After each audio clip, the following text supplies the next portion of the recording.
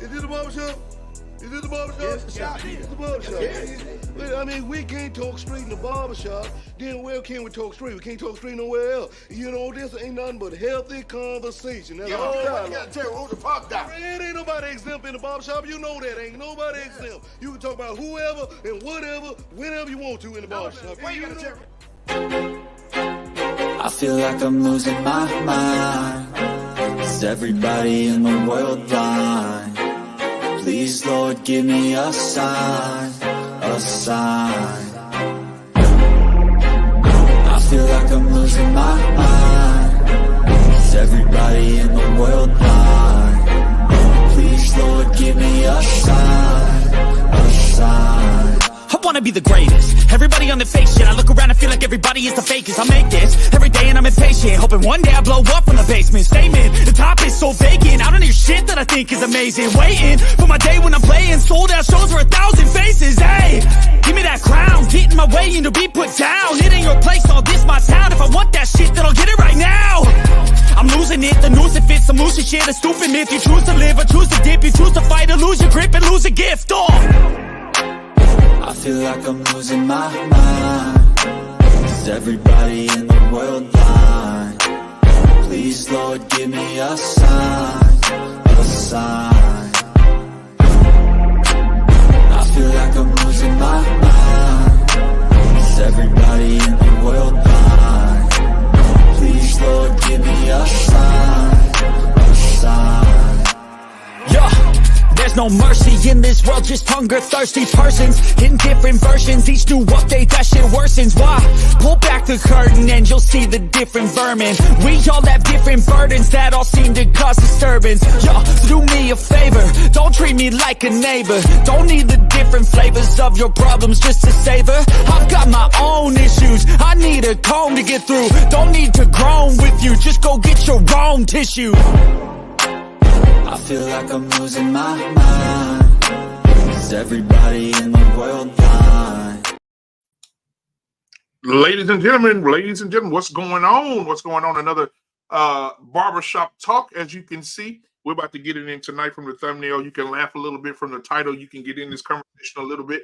Get in the chat. Let us know you here. Got my co-host here tonight with me on the barbershop talk.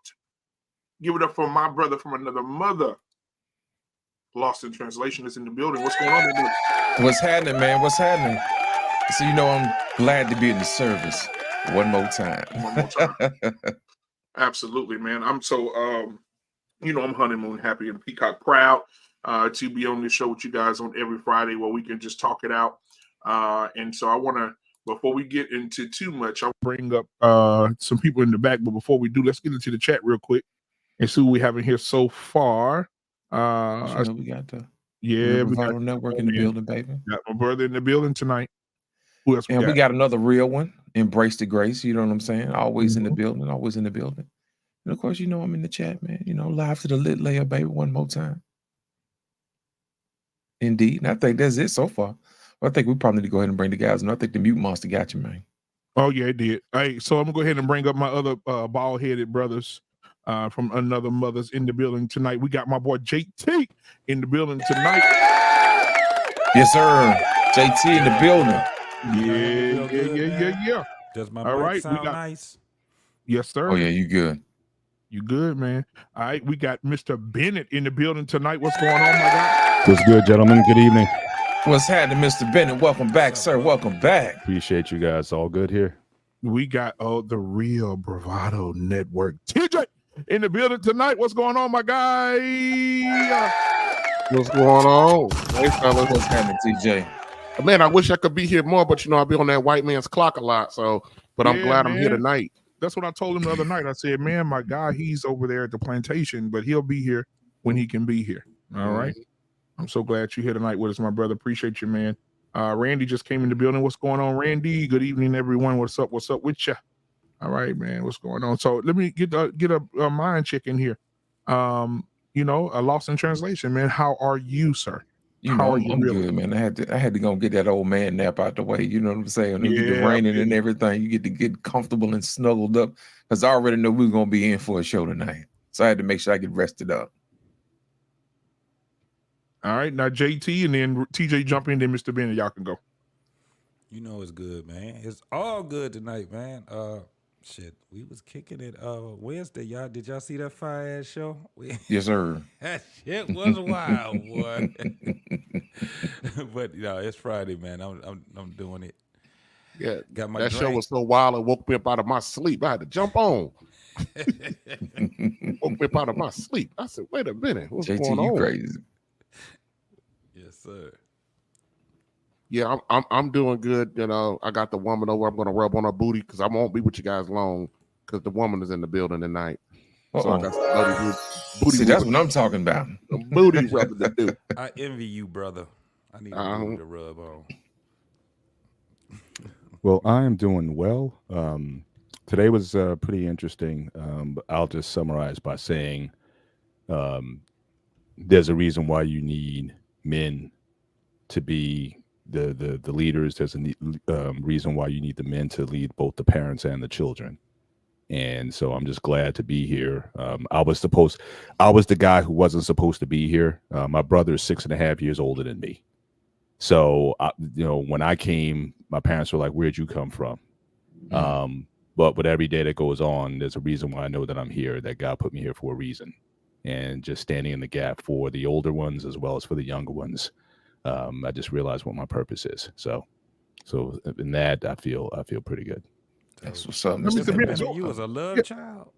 Yeah. Now I was an accident. They weren't trying to have it anymore. All my siblings about 3 years apart, and then my parents were like, "Well, we done." And then 6.5 years later, then I came along, and my parents actually split shortly thereafter. So but it seems like what they say, "Lost the last shall be first." That's right. So it's like I've been, yeah. So I'm sort of the leader, at this point. So I think God knew what He was doing when He allowed me to come into this world. You here? Can you, Mr. Bennett, go into that a little bit though? When you were saying that why men are chosen to be leaders, what do you go into that a little bit for us? Well, I think I guess I'm have this perspective because again I deal with a lot of women. I mean, there's in my family there were five siblings, three boys and 2 girls, and in my family obviously I got all women in the house except for my dog.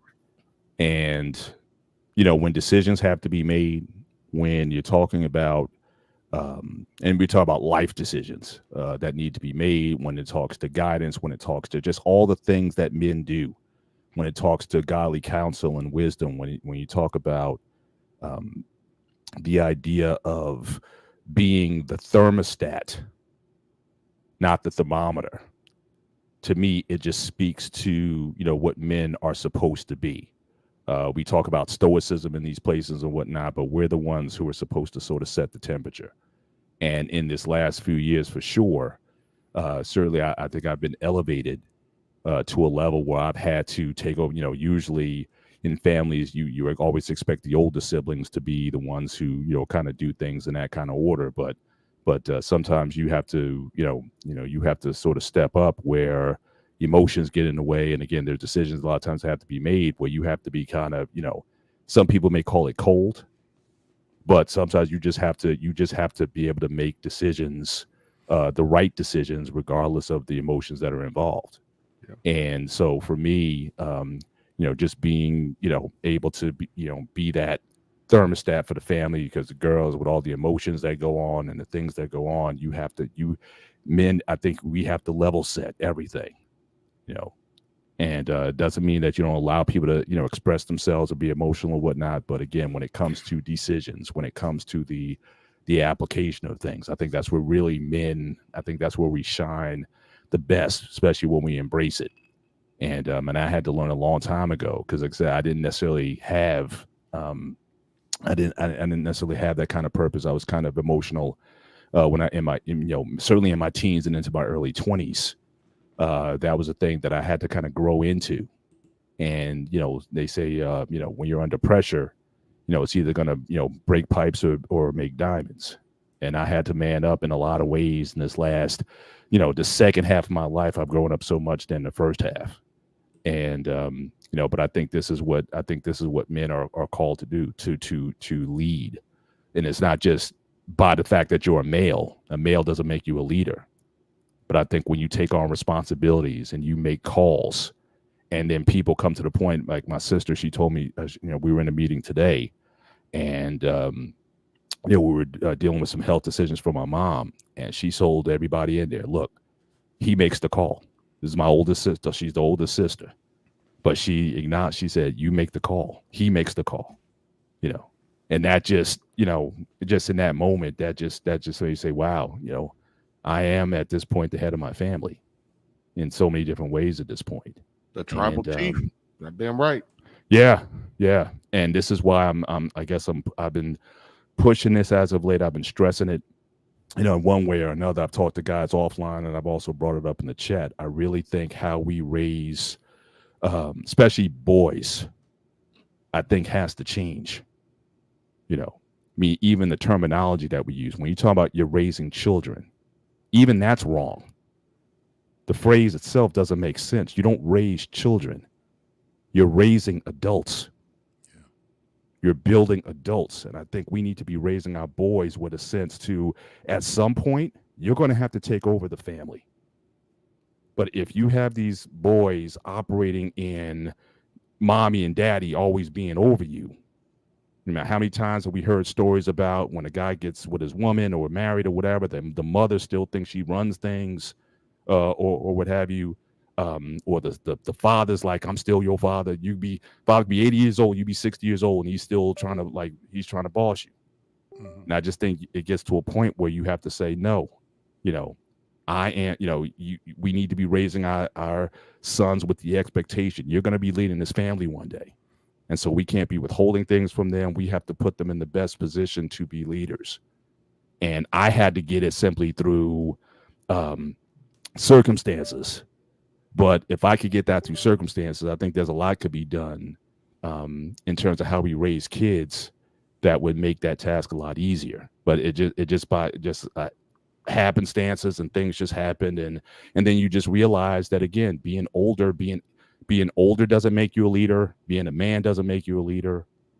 It's just, again, when you take action, that's what really ultimately makes you a leader.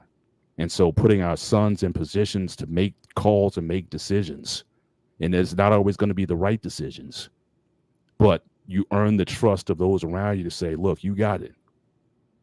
I talked to my youngest sister tonight, and she was like, again, when we're going over these decisions, like, I trust you.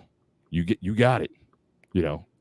And that just let me know that, again, going back to what I said earlier, it just further confirms why I'm here and why God said, nah, y'all ain't done yet. I need. It's like when God came to Joseph's father's house, he looked at all of them sons like, nah, there's got to be another one here. And, it's like, look, y'all ain't done. I got to give you another one if this thing's going to work. And so, so the more, it's humbling to a large extent, but, it is what it is at this point. So when you just have to set the temperature in your siblings, with your parents, with your kids, with your wife, just all of that, all the things that, men that we should shoulder. I'm just becoming more and more convicted that, we need to be raising our boys with purpose to be leaders of families. Here, son, here are the keys, you take over. I sit back, and I want to be, like I said, if I had sons now, I want to be in a position where I want to be on a beach somewhere, sipping a tea somewhere on the beach, and be like, look, they got it. You know what I mean? And not thinking that I have to be lord over everything. No, there's a time and a place for stuff. But if you raise your kids the right way, you should be able to step off and enjoy your golden years. And so that's something that's just been in my spirit as of late, that I think we need to encourage more and more men to really think about, especially when you have sons, think about that. And JT, I was actually thinking about you a couple shows ago when you were talking about your grandson. And I'm thinking you might have to be that, your grandson may not get it. And again, just take this in the spirit. I only mean this in the best of intentions, but you might be the one who may have to raise that grandson to be the leader, in terms of your lineage. It may have to go through you may have to give that to him. If the fathers won't give it to him, you may have to be the one to do that. And just take that, hope that settles in your spirit. But I was really thinking about you when you were sharing about your grandson the other night. I know he's only 4, but your influence in his life and what he can be in the future, you're going to have a lot to do with that. And I just pray that, that bond, that relationship that you have with him is such where you're going to be able to have that influence where, again, you're going to be raising the one who's going to be possibly taking care of you and your daughters and everybody else. So I'm just encouraging you, raise him to be that dude.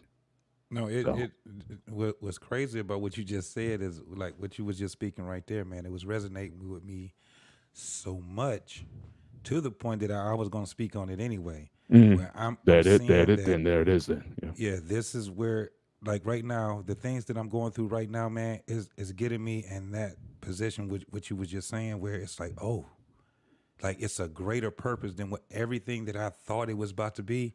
Yeah. And it's crazy because my youngest daughter is getting ready to graduate from college. And this is about to be, it's just getting bigger and bigger and bigger because she's in Louisiana and most of her family is here in Michigan.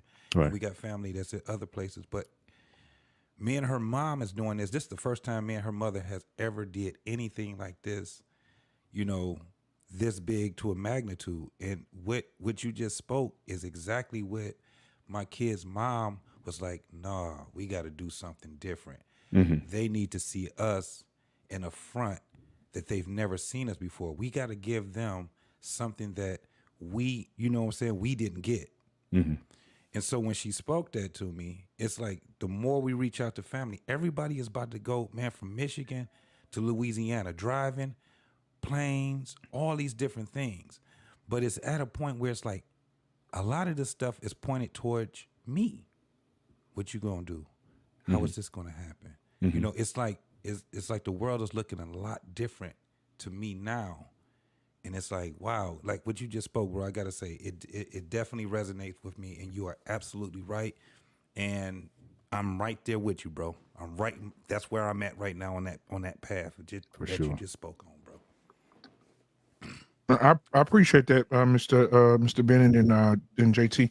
I want to play our first video of the night, our icebreaker of tonight, and see what you guys think about what Brother Sam is saying here. Let me close to see here. Where is it at? Oh, here it is. I'm scared of your mind, black man. I'm really scared of what the fuck is about to happen right now.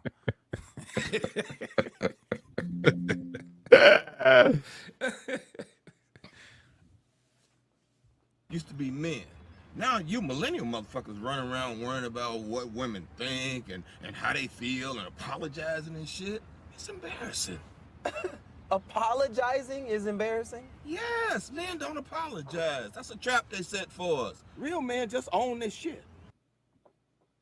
All right, play it one more time. Men used to be men. Now you millennial motherfuckers running around worrying about what women think and how they feel and apologizing and shit. It's embarrassing.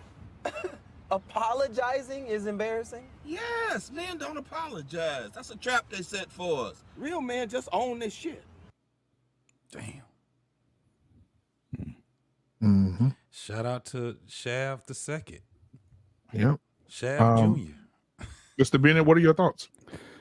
Man, I'm a little conflicted on this one. I definitely believe in the second part. You definitely own your stuff, right? 100%. But I think part of owning is acknowledging when you did wrong. I tell people all the time that there's three word sentences that I think men and women need to get better at, especially women, but men, definitely. I was wrong. You were right. I am sorry. Please forgive me. I think if more people just exercise that, I think a lot of the beefs, the arguments, the conflicts or whatnot, it would cease. And if you follow that up with the actions, not just saying it to be saying it, I think I'm thinking that maybe where the man was going with that is, don't be just apologizing just to end the peace or just to end the argument or just to look, I want to talk. I'm sorry, fine, and just walk away from it. No, that owning piece. And if an apology is part of that owning, then you do it without hesitation. If I wronged a brother, if I wronged any of you, I'm going to go up to you and say, look, I apologize. I mischaracterized what you said, and I was wrong, and I apologize for that. So I think, apologizing, is not something when it's done sincerely. I think is a powerful tool of reconciliation. And there's so many of us, we get so stubborn and hard with that we don't want to, acknowledge it. So I can't go all the way to say that, a proper apology is not warranted. But again, what happens a lot of times is that people apologize, but they don't own their stuff. So I think these two things were meant to go together. It's like two sides of the same coin. If one is missing, then the apology on one side, the apology is not authentic. And if you just own stuff without, again, especially depending on who you're dealing with, some people simply need to hear that. And I think we can't be so proud not to be able to offer a sincere apology again, but when it's warranted. But if it's given simply just to end a conflict or to reduce a conflict, then I think that's where it can become overly used, and I think make you look weak, because you're not taking the thing head on. You're just trying to do avoidance. So it's like, okay, my bad, and just when you really didn't mean it. Okay. Yeah, that was the thing I did. That was the thing that I did when I was married, Mr. Bennett, is because I was so, brainwashed by this happy wife, happy life crap. So whenever she was upset, it didn't matter to me that she may have caused her being upset might have been self-inflicted. I just wanted it to end because she happy, I'm happy, kind of a bullshit. But that set up a very bad dynamic in my marriage. Yeah, it set up a dynamic where I could not hold her accountable for anything, no matter how bad she did, because she got accustomed to me apologizing for shit that I didn't do, just to keep the peace. Yeah. Now, look, the lady I'm dealing with, man, should tell you I'm a whole fucking monster. I don't deal with that shit. I don't do that no more. You fucked up. You done fucked up. And if that means we got to have it out, we got to have it out. If that means that you going to cry, you going to cry. That's how that's going to go. That means if you want to walk out, that means you're going to walk out. But at the end of the day, we're going to deal with the fact that you fucked up.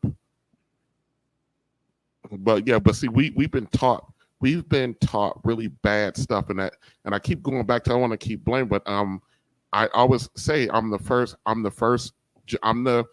the latchkey kid. I'm the crack baby generation. I'm the first full generation of a single mother-led household. I'm the first full generation of it. And, and with that being said, the way we looked at or thought about our relationships with our women and our wives, man, we got it wrong, bad. And a lot of us in the last 5 years are just now coming to that realization and trying to correct that shit. And that's hard. And then we're dealing with the women of our generation who are accustomed to us pandering, not holding them accountable and stuff like that. And now we're out here trying to do it. It's a fucking war because they've never, 40 years of their life, they've never had to do it. 40 years of my life, I've never had to do it. But here we are. Hey, man, have you guys ever seen or been in contact with like college-age white women? Like they apologize for bullshit. You could just be talking to them. They say, and their whole thing is a part of their speech. Sorry. But I was just wondering. Sorry. They're always saying sorry. That's a subconscious type of a thing of someone just saying sorry. And with my crazy ass mind, I'm thinking like, is they actually subconsciously saying that they are sorry for slavery for their ancestors? Is it what? Because that's like it's a national thing. Like I don't care where you go, if you have even with young white men, it's a part of their dialect. It's a part of what they speak. They'll say sorry, and it's not anything to be sorry about. And you just be like, everything that they say, it starts out with a sorry. Oh, especially from the women, I never took. Actually, I kind of took it almost the other way. It's almost like a passive aggressive sort of thing. It's you know what I mean? It's not because I'm trying to mind it definitely out. not apologizing for slavery, but Right. it's almost like it's like a backhanded kind of like, ooh, sorry, I don't want to, sorry, but again, it's just they're like sticking little daggers in you, but it's definitely not coming from a humble place. Absolutely. And so I'm just trying to mind it out because it's just funny because I'm like, am I the only one that sees this shit? I don't care where I'm at in America. I hear that as a part of their speech, right? But I get what you're saying also, Mr. Bennett, because there's a attitude type of thing that they say. It's kind of like a backhanded type of thing. That it's like, but it's always there in their speech. Mm-hmm. What I'm saying is that like with us, it's kind of like we're the opposite. It's kind of like we think that we are owed an apology, and when we get the apology, we'll say, "See, yeah, I know you was wrong. Yeah, see, you should have listened to me before." It's like, so it's a fear between, and going back to women and men, it's a fear between us two. You see that we can see how messed up it is between us. It's very hard for men and women to apologize for each other, or when you know what you're doing is not 100% right, and you should second think it. But because someone pointed it out to you, you would sit back and you, I know what I'm doing, or whatever it is. And then when it turns out to be wrong, now you don't want to say nothing. What they say, you got pie on your face when it happens or something like that. So it's kind of like we don't want to give each other grace because of the fear of that thing happening. But when you live long enough, and that is a true saying, every time I've heard a person older than me say, just keep living, you will get it. Because I remember when I didn't get it, when the older folks were saying to me, being apologetic does not mean that you concede to another person's fuck up. Mm-hmm. We need to get to a point where we can sit back and say, yes, I apologize. How did you say it, Mr. Bennett? I apologize. I was wrong. I was wrong. You were right. I'm sorry. Please forgive me. Please forgive me. It's four sentences, 3 words each. That needs to be sincerely, on the ready to be used when it's appropriate to use. Yep. And they should never look at that as my bad. I said sorry. They should never look at it like that. Because people would take it like that, but we should not have fear of owning, and going back to what he was just saying, you own your shit. You should never, when you fuck up, I fucked up. Mm-hmm. Not only did I fuck up, but I'm going to try my best never to go that route again. And sometimes you may have to talk it out. Yeah. Especially if that other person was scathed in it. Mm-hmm. You know what? And we, let's go back. Let's think about what happened. Yeah. Well, what do most people say? Okay, I was wrong. Yeah. I don't want to, you ain't got to keep hashing it. Right. No, we do. Yeah. Because this is how we can sit back and say, okay, we're both mindful that this did happen. They apologize sincerely. And there we go. Right. I never wanted to be the type of person to sit back and say, until you apologize to me, then no. Man, look, you did something to me. You don't apologize to me. You may not ever hear from me again, right? Because I'm not about to give you that. Mm-hmm. But when you come to me and you sit back and say, hey, I was wrong. Yeah. I apologize. Please forgive me. And the thing about it, a lot of times JT, it's going to be in that order. Yeah. Because guess what you'll get from me? Okay, let's move forward now. Right. Okay, let's go. They'll never hear it from me again. And to tell you the truth, Mr. Bennett, this is what I'm going through right now. It's like these things are happening in my life right now, where people that have done me wrong, and I forgot that they've done me wrong. They still remembered it, and I didn't. But I can still be, because I'm that type of person also. I was wrong. I thought it was going to be like this, because I like to talk it out. Right. You know what I'm saying? I like to, nope, this is what happened. This is how this got to this point right here. This is what I was feeling at the time. Absolutely. This is my thoughts at the time. And when you can talk it out sometimes, man, that shit is, it's Right. like the world to the person. You dig what I'm Exactly. saying? And I think men, I think just my observation, I think men in general are better at that. Like, to call the receipts, like to say I'm sorry is one thing, but again, to itemize, like what was the offense? I'm sorry for this and how it got out of hand and how this led to that.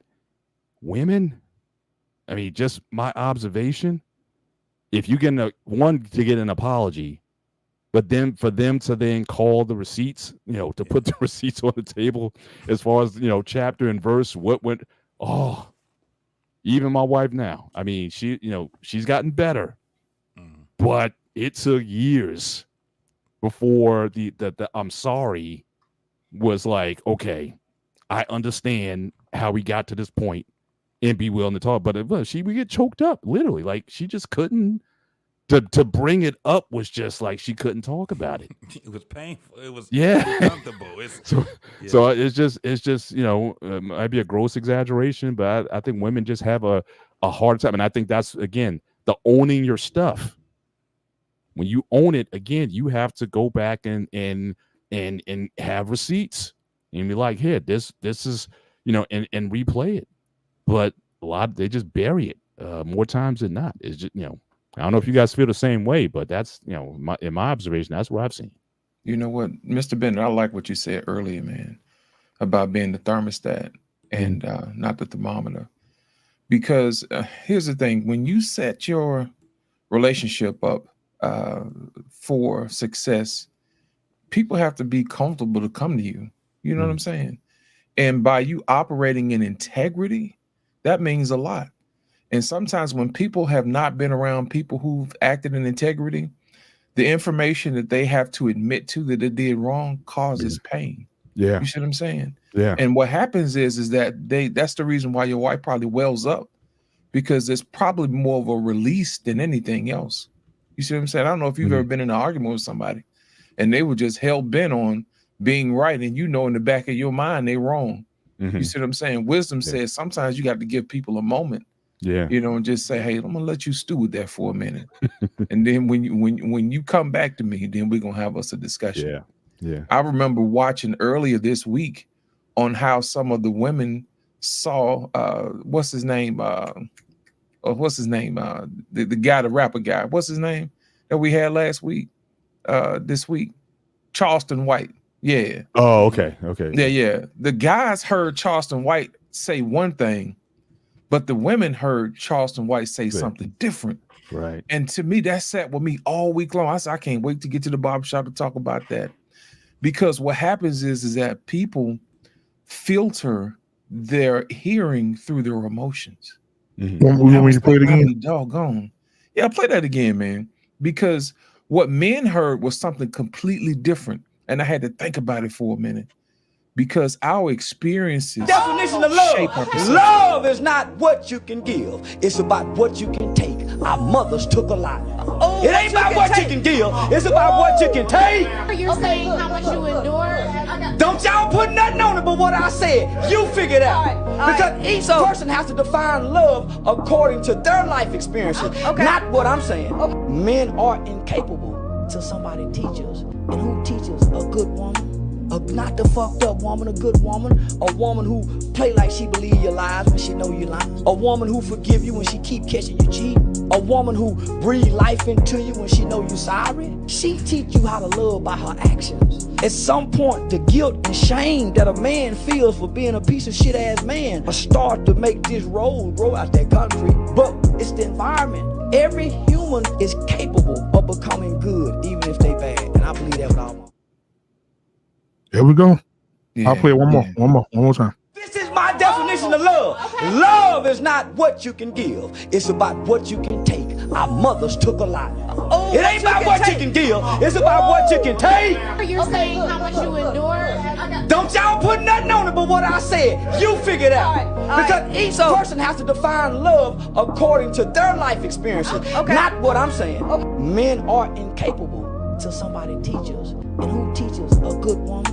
Not the fucked up woman, a good woman, a woman who play like she believe your lies when she know you lying, a woman who forgive you when she keep catching you cheating, a woman who breathe life into you when she know you sorry. She teach you how to love by her actions. At some point, the guilt and shame that a man feels for being a piece of shit ass man will start to make this road grow out that concrete. But it's the environment. Every human is capable of becoming good, even if they bad, and I believe that with all my heart. Exactly. See, that very conversation that he had is a microcosm to what we have going on when we have conversations. If you notice, when he got to cooking, then women wanted to take control over what he was saying instead of just listening. You see what I'm saying? Yeah. And then once he took control, as you can see, he kind of got soft as what he was saying, and then he explained to what he was saying. And in the beginning, he was like, our mothers took a lot. So to me, what he was saying is that he saw his mother go through a lot. Not the fact that he's going to put a woman through something purposely. You see what I'm saying? And that's the real reason why he had a situation like that, you know? So my whole thing is this: when people say certain things, I have to realize they're listening through their own experiences, through their own rose-colored glasses. And I may need to shift the hue of how I say things so they can paint the picture that I intended it to come through as. You see what I'm saying? You ever seen one of them commercials where they demonstrate where they had to do teeth whitening and they got purple on one side and yellow on the other side, and you put them together and it's white? Well, I'm trying to make sure we get to that clear. I want to make sure what I'm telling them is clear. You see what I'm saying? So whenever we have to apologize for something, I want to make sure that first I was applying wisdom to begin with, so I don't have to apologize. You see what I'm saying? And at the same time, I want people to understand, just because I saw a certain thing with the information that I have, I really shouldn't have to. But in the event that I do mess up, I'm gonna own it. And when you own your stuff, people will trust you more. You see what I'm saying? For real. So that is the reason why Mr. Bennett said earlier that when it comes to leadership and it's on him, you know, people will trust you more when they can trust you that you'll do the right thing.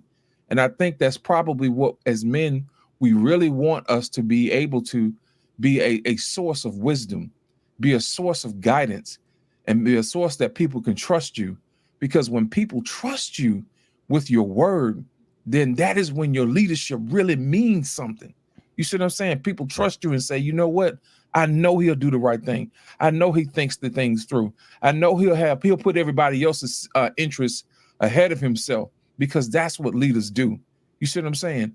And at the end of the day, that's all women really want, is they want somebody to take up control and make sure that they lead with wisdom, kindness, and transparency. And trust is a big thing and a big formula. It's the mortar in any relationship when you put those bricks on you, because we already know when there's a lot on us to do, our support is everything that we need. And that's it. And people will support you if they know you're going to move in integrity. You know what? I'm going to add to that. I think that on the other side of that too, brother Lost, is that you have to be willing to have an open heart or forgiving heart as well.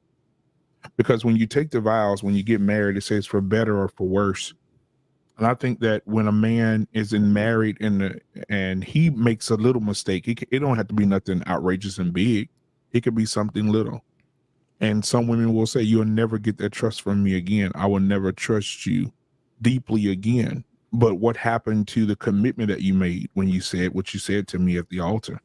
See, most people don't understand what the altar is. An altar is where you go somewhere to sacrifice something. So when you're standing there to be married, you're sacrificing yourself to become one with another person. And when you become one with that person, then I think there should be a level of forgiveness. I think there should be a level of grace and empathy. And I think what we're running into today, especially in our community with the divorce rate being at 70%, is that no one has that. When they get married, everybody saw me in my white dress. Everybody saw me walk down the aisle. But now I don't want to be married anymore. I don't want to be with my husband anymore. I don't want to have the relationship. I want to be free from any type of leadership. I'm never going to apologize. Like Mr. Bennett said, it took years. Most women, it'll take a lifetime. Most women will be in their casket and you have to tap them while they dead, trying to see if they'll apologize for some shit they did 20 years ago. Right? Some people just not going to apologize. They're not. That's why we have to be the example. Right. And my mom is one of them. Listen. I said, Mom, if I, and like Mr. Bennett said, I said, Mom, if I wronged anything, I know when I was a kid, it was terrible. It was hard to raise me. Mm-hmm. Right. But I apologize, Mom, when I got older, if I said something when I was getting older, becoming a man, or I said something that made me disrespectful, I apologize. Mm-hmm. And I said, Mom, is there something you want to apologize for? You know what my mama said? There's nothing I need to apologize for. Wow. Yeah. Yeah. It's. Do you think that this is the reason why funerals people act a goddamn fool? Right. Yeah. And thank you so much, JT, for bringing it up, because a lot of people are living for their resume and not their obituary. You better say it. Wow.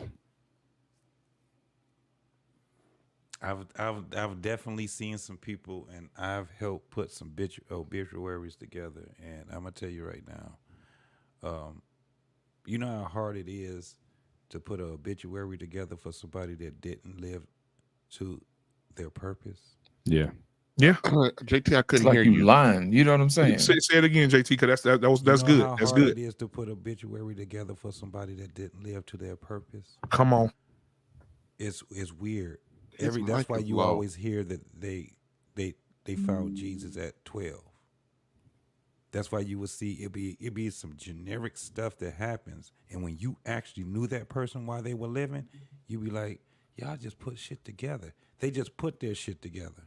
Like with my father, when he died, it didn't take long for us to put his obituary together, and it was people that spoke to him because he lived. JT, turn your mic up a little bit. Oh, I'm sorry.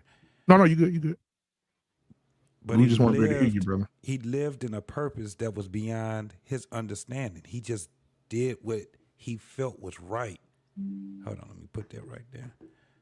Can you hear me better now? Can you guys hear me better? Hey, trucker in the back. Good, You can't move from your truck.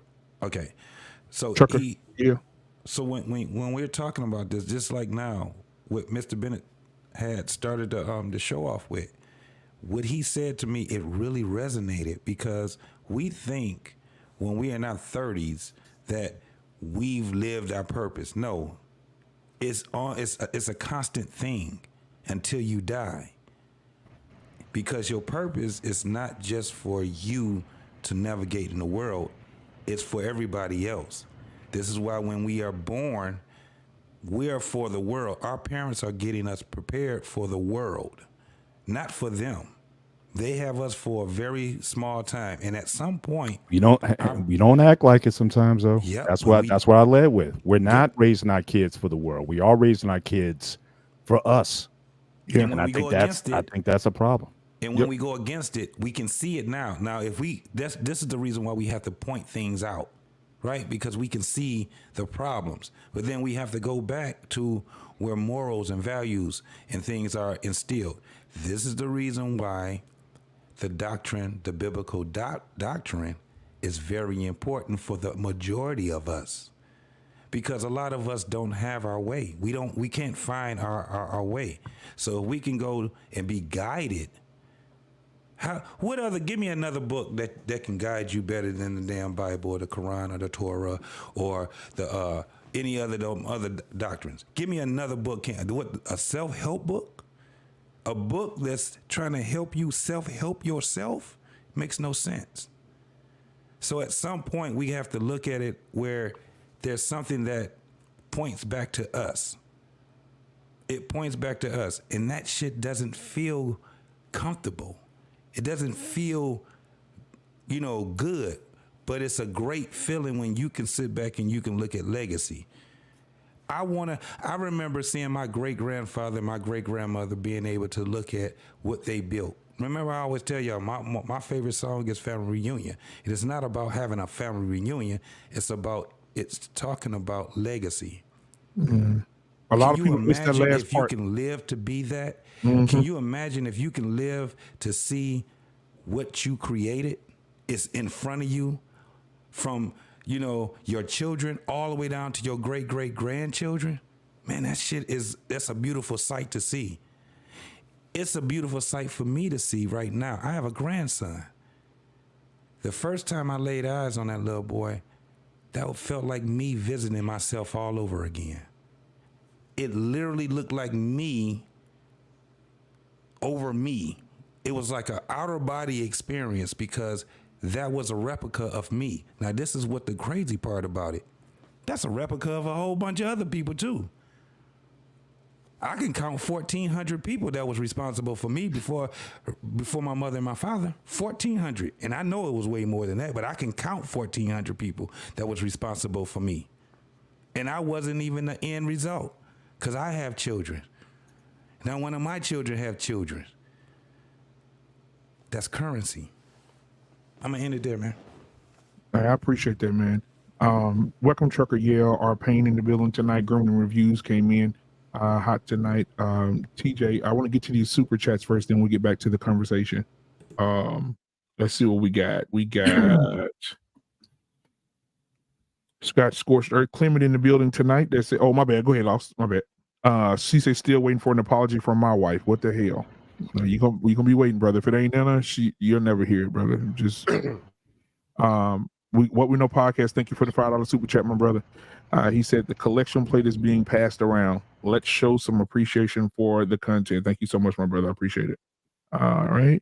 My sexy is strong $4.99. This is for RBN. For the Real Barada Network. Thank you so much for that, for supporting the RBN network as well, and being here in this joint live with him as well. Scorched Earth, again, with $2 super chat, said there's still a remnant holding on to the vows. Mm-hmm. All right, so I'm going to give y'all a little something for the super chats. Enjoy. Oh, happy day. Oh, happy day. Oh, happy day. Oh, happy day. Oh, happy day. Oh, happy day. Oh, happy day. When Jesus walked. When Jesus walked. When he walked. When Jesus walked. When Jesus walked. When Jesus walked. He washed my sins. Oh, happy day. Oh, happy day. Oh, happy day. Oh, happy day. You know what? I would have liked it better if he said, I am Groot. Yeah. I am Like, Groot. man, let me tell you something, man. People don't realize they be thinking we be planning this stuff out, man. But we don't even talk like that, but we be having stuff queued up. Let me tell you something. When I saw Vin Diesel singing, I was doing this.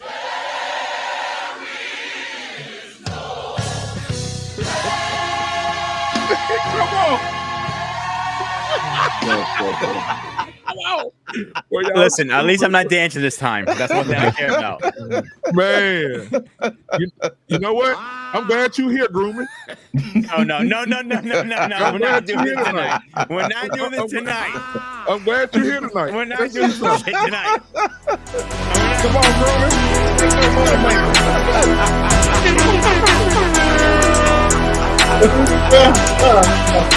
What the hell am I watching right now?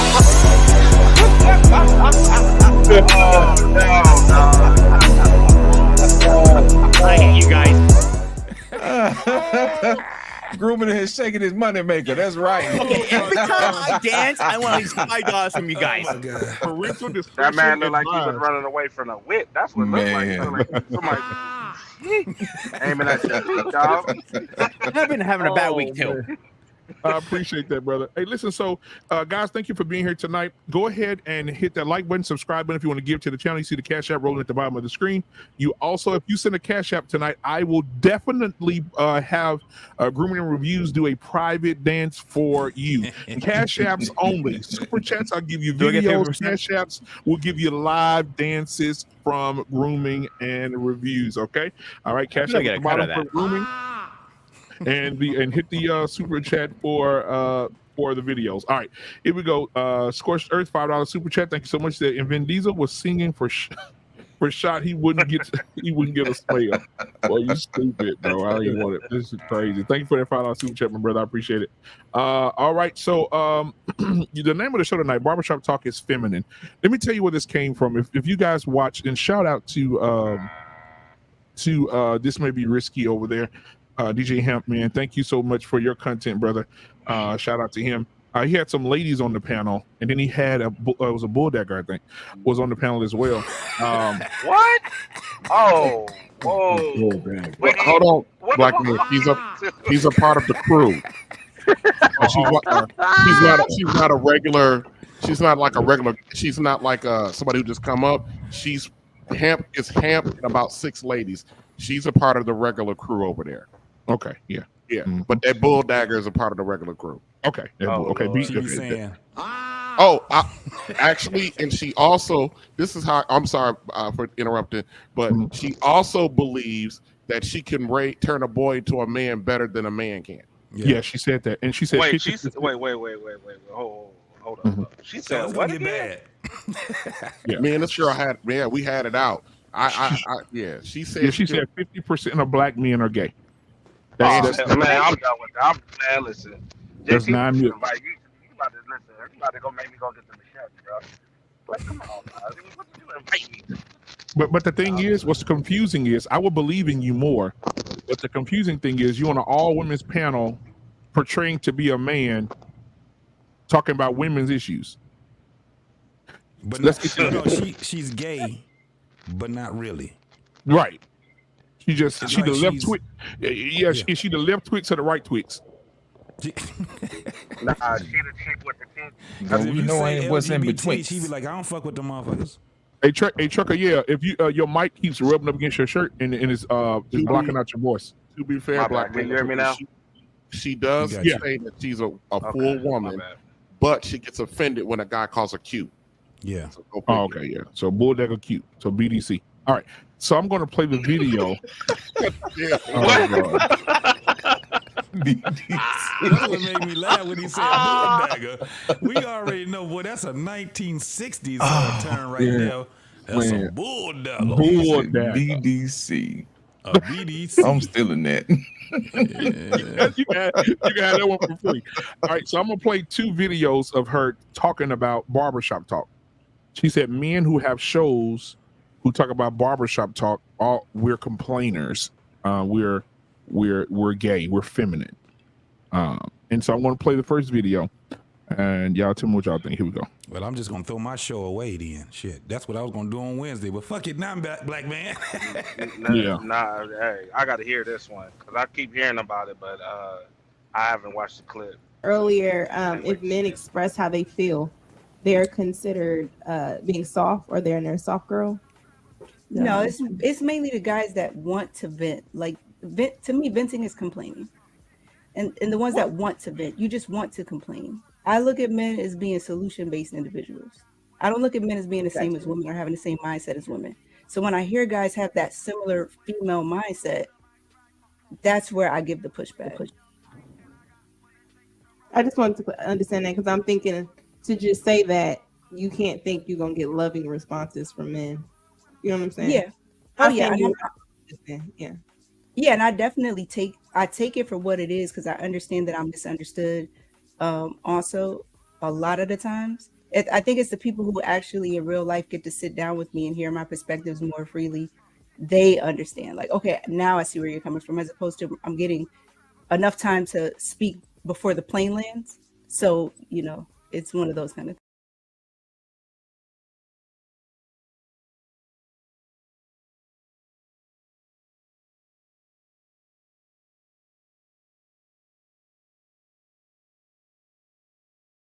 Based off of observation, what I see in these spaces is that the men are complaining at this point. I would like to believe that the grievances are more valid in an actual barbershop, but because people can hide behind a keyboard or a computer screen on YouTube, there is a level of disrespect coming from the men, and they're not. A lot of times they don't seem to be solution based or wanting to get to the bottom of these things. so it becomes a space to vent. And I like to, used to refer to it as the men being in their soft girl era, but that's just my observation. Yeah. So if you guys haven't heard it, is when men air their grievances and vent, Q deems that feminine. Go ahead, Shrek. Damn. Okay. So I would say the grievance. All right, that's the end of those two videos. If we need to go back and play them, we'll play them. But as of now, that's that's where we are. Co-host, what are your thoughts after seeing this? First of all, I just want to say we do not care.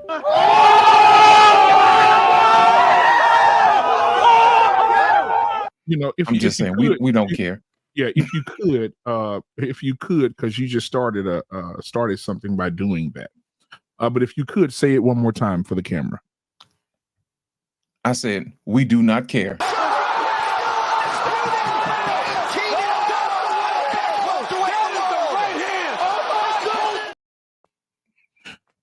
All right, go ahead, proceed.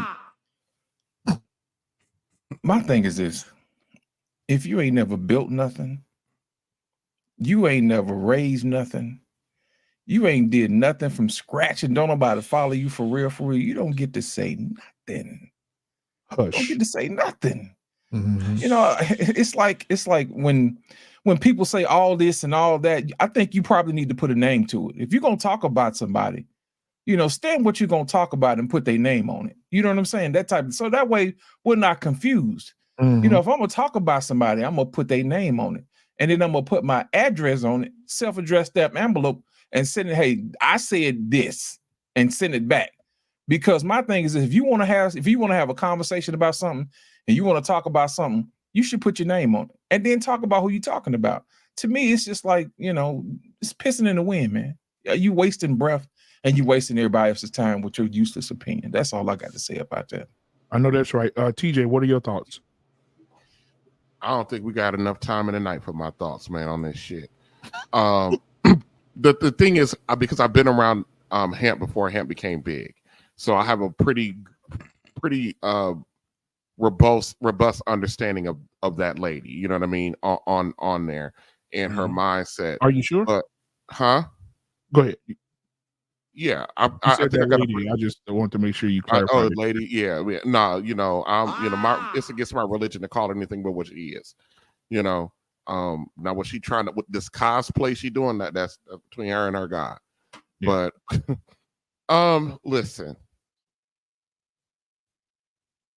The fact of the matter is, for 60 years, we always swing between 50 to 60 years. The last 60 years, our ladies have been out here swinging dirt and mud, and on us, our name, our image, and all this, that, and the third, for a lifetime, and for the last 5 to 8 years, men are now starting to publicly air their grievances, and the ladies do not like the fact that for once in their lifetime they're hearing that they're not that fucking special, and that they're full of shit, and that they've contributed hugely to the destruction of Black culture, whatever that means. You know what I mean?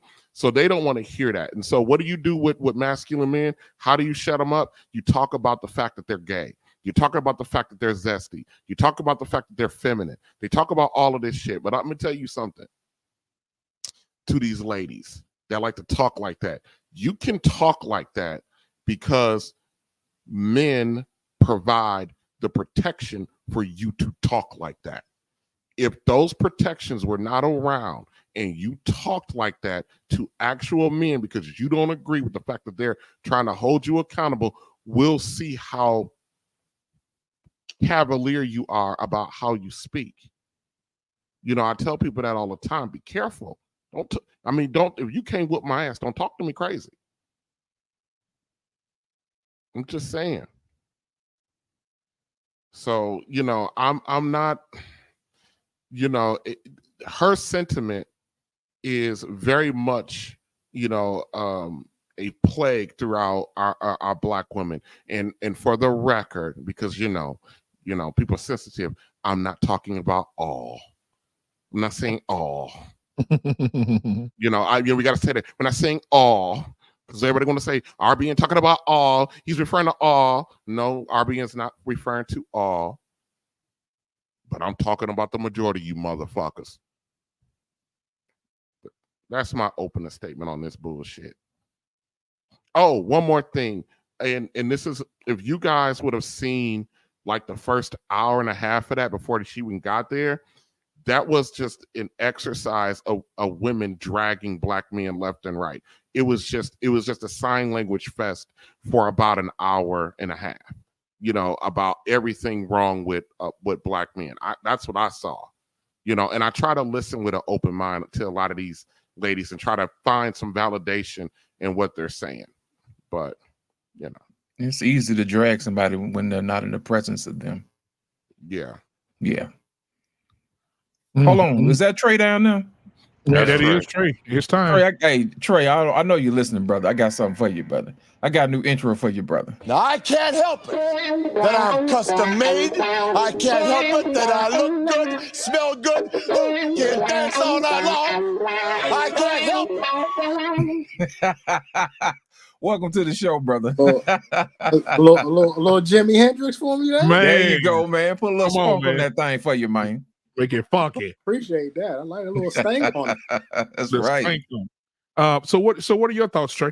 Coming in and seeing that video of the I'm not a fan of Q Turner, but unfortunately she has a point, and I'm not a fan.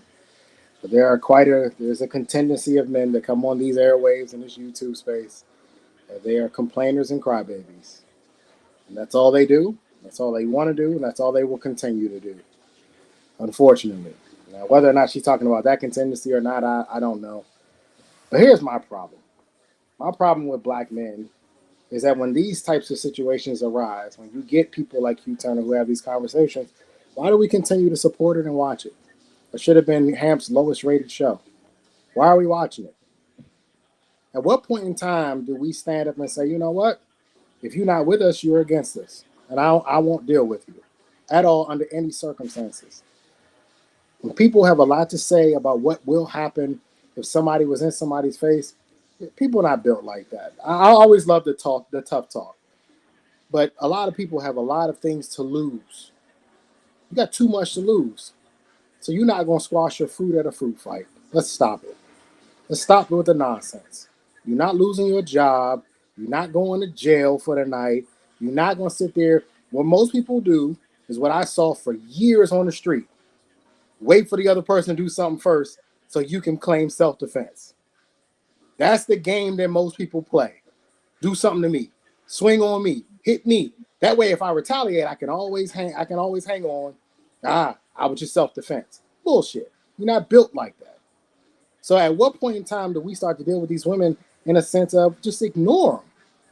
I see Love is also on that panel. She's a clown as well. Just ignore them. I don't watch that show because I know that the women are going to say a bunch of BS. And I got respect for Lady Di. I like Lady Di. But unfortunately, she's on a panel where I know that they're going to have a tendency to say things that speak ill of black men. Why waste my time? That should be his lowest rated show, but it won't be because for some reason we're like masochistic. We like pain for some reason. Why are we watching it? It doesn't make any sense. But unfortunately, she has a point. She has a point. There are men who come on these airwaves and they cry and complain. It is what it is. Breaking news, everybody. Trey's right. Can you believe I said that? He's right, except for the stuff about, that she has a point. But he is right about the fact that that should have been Hamp's lowest rated show. But the thing is, a lot of people are there for Hamp, unfortunately. But then you got to ask the question, and which I'm going to bring up tomorrow on my live stream. But I'll drop it here.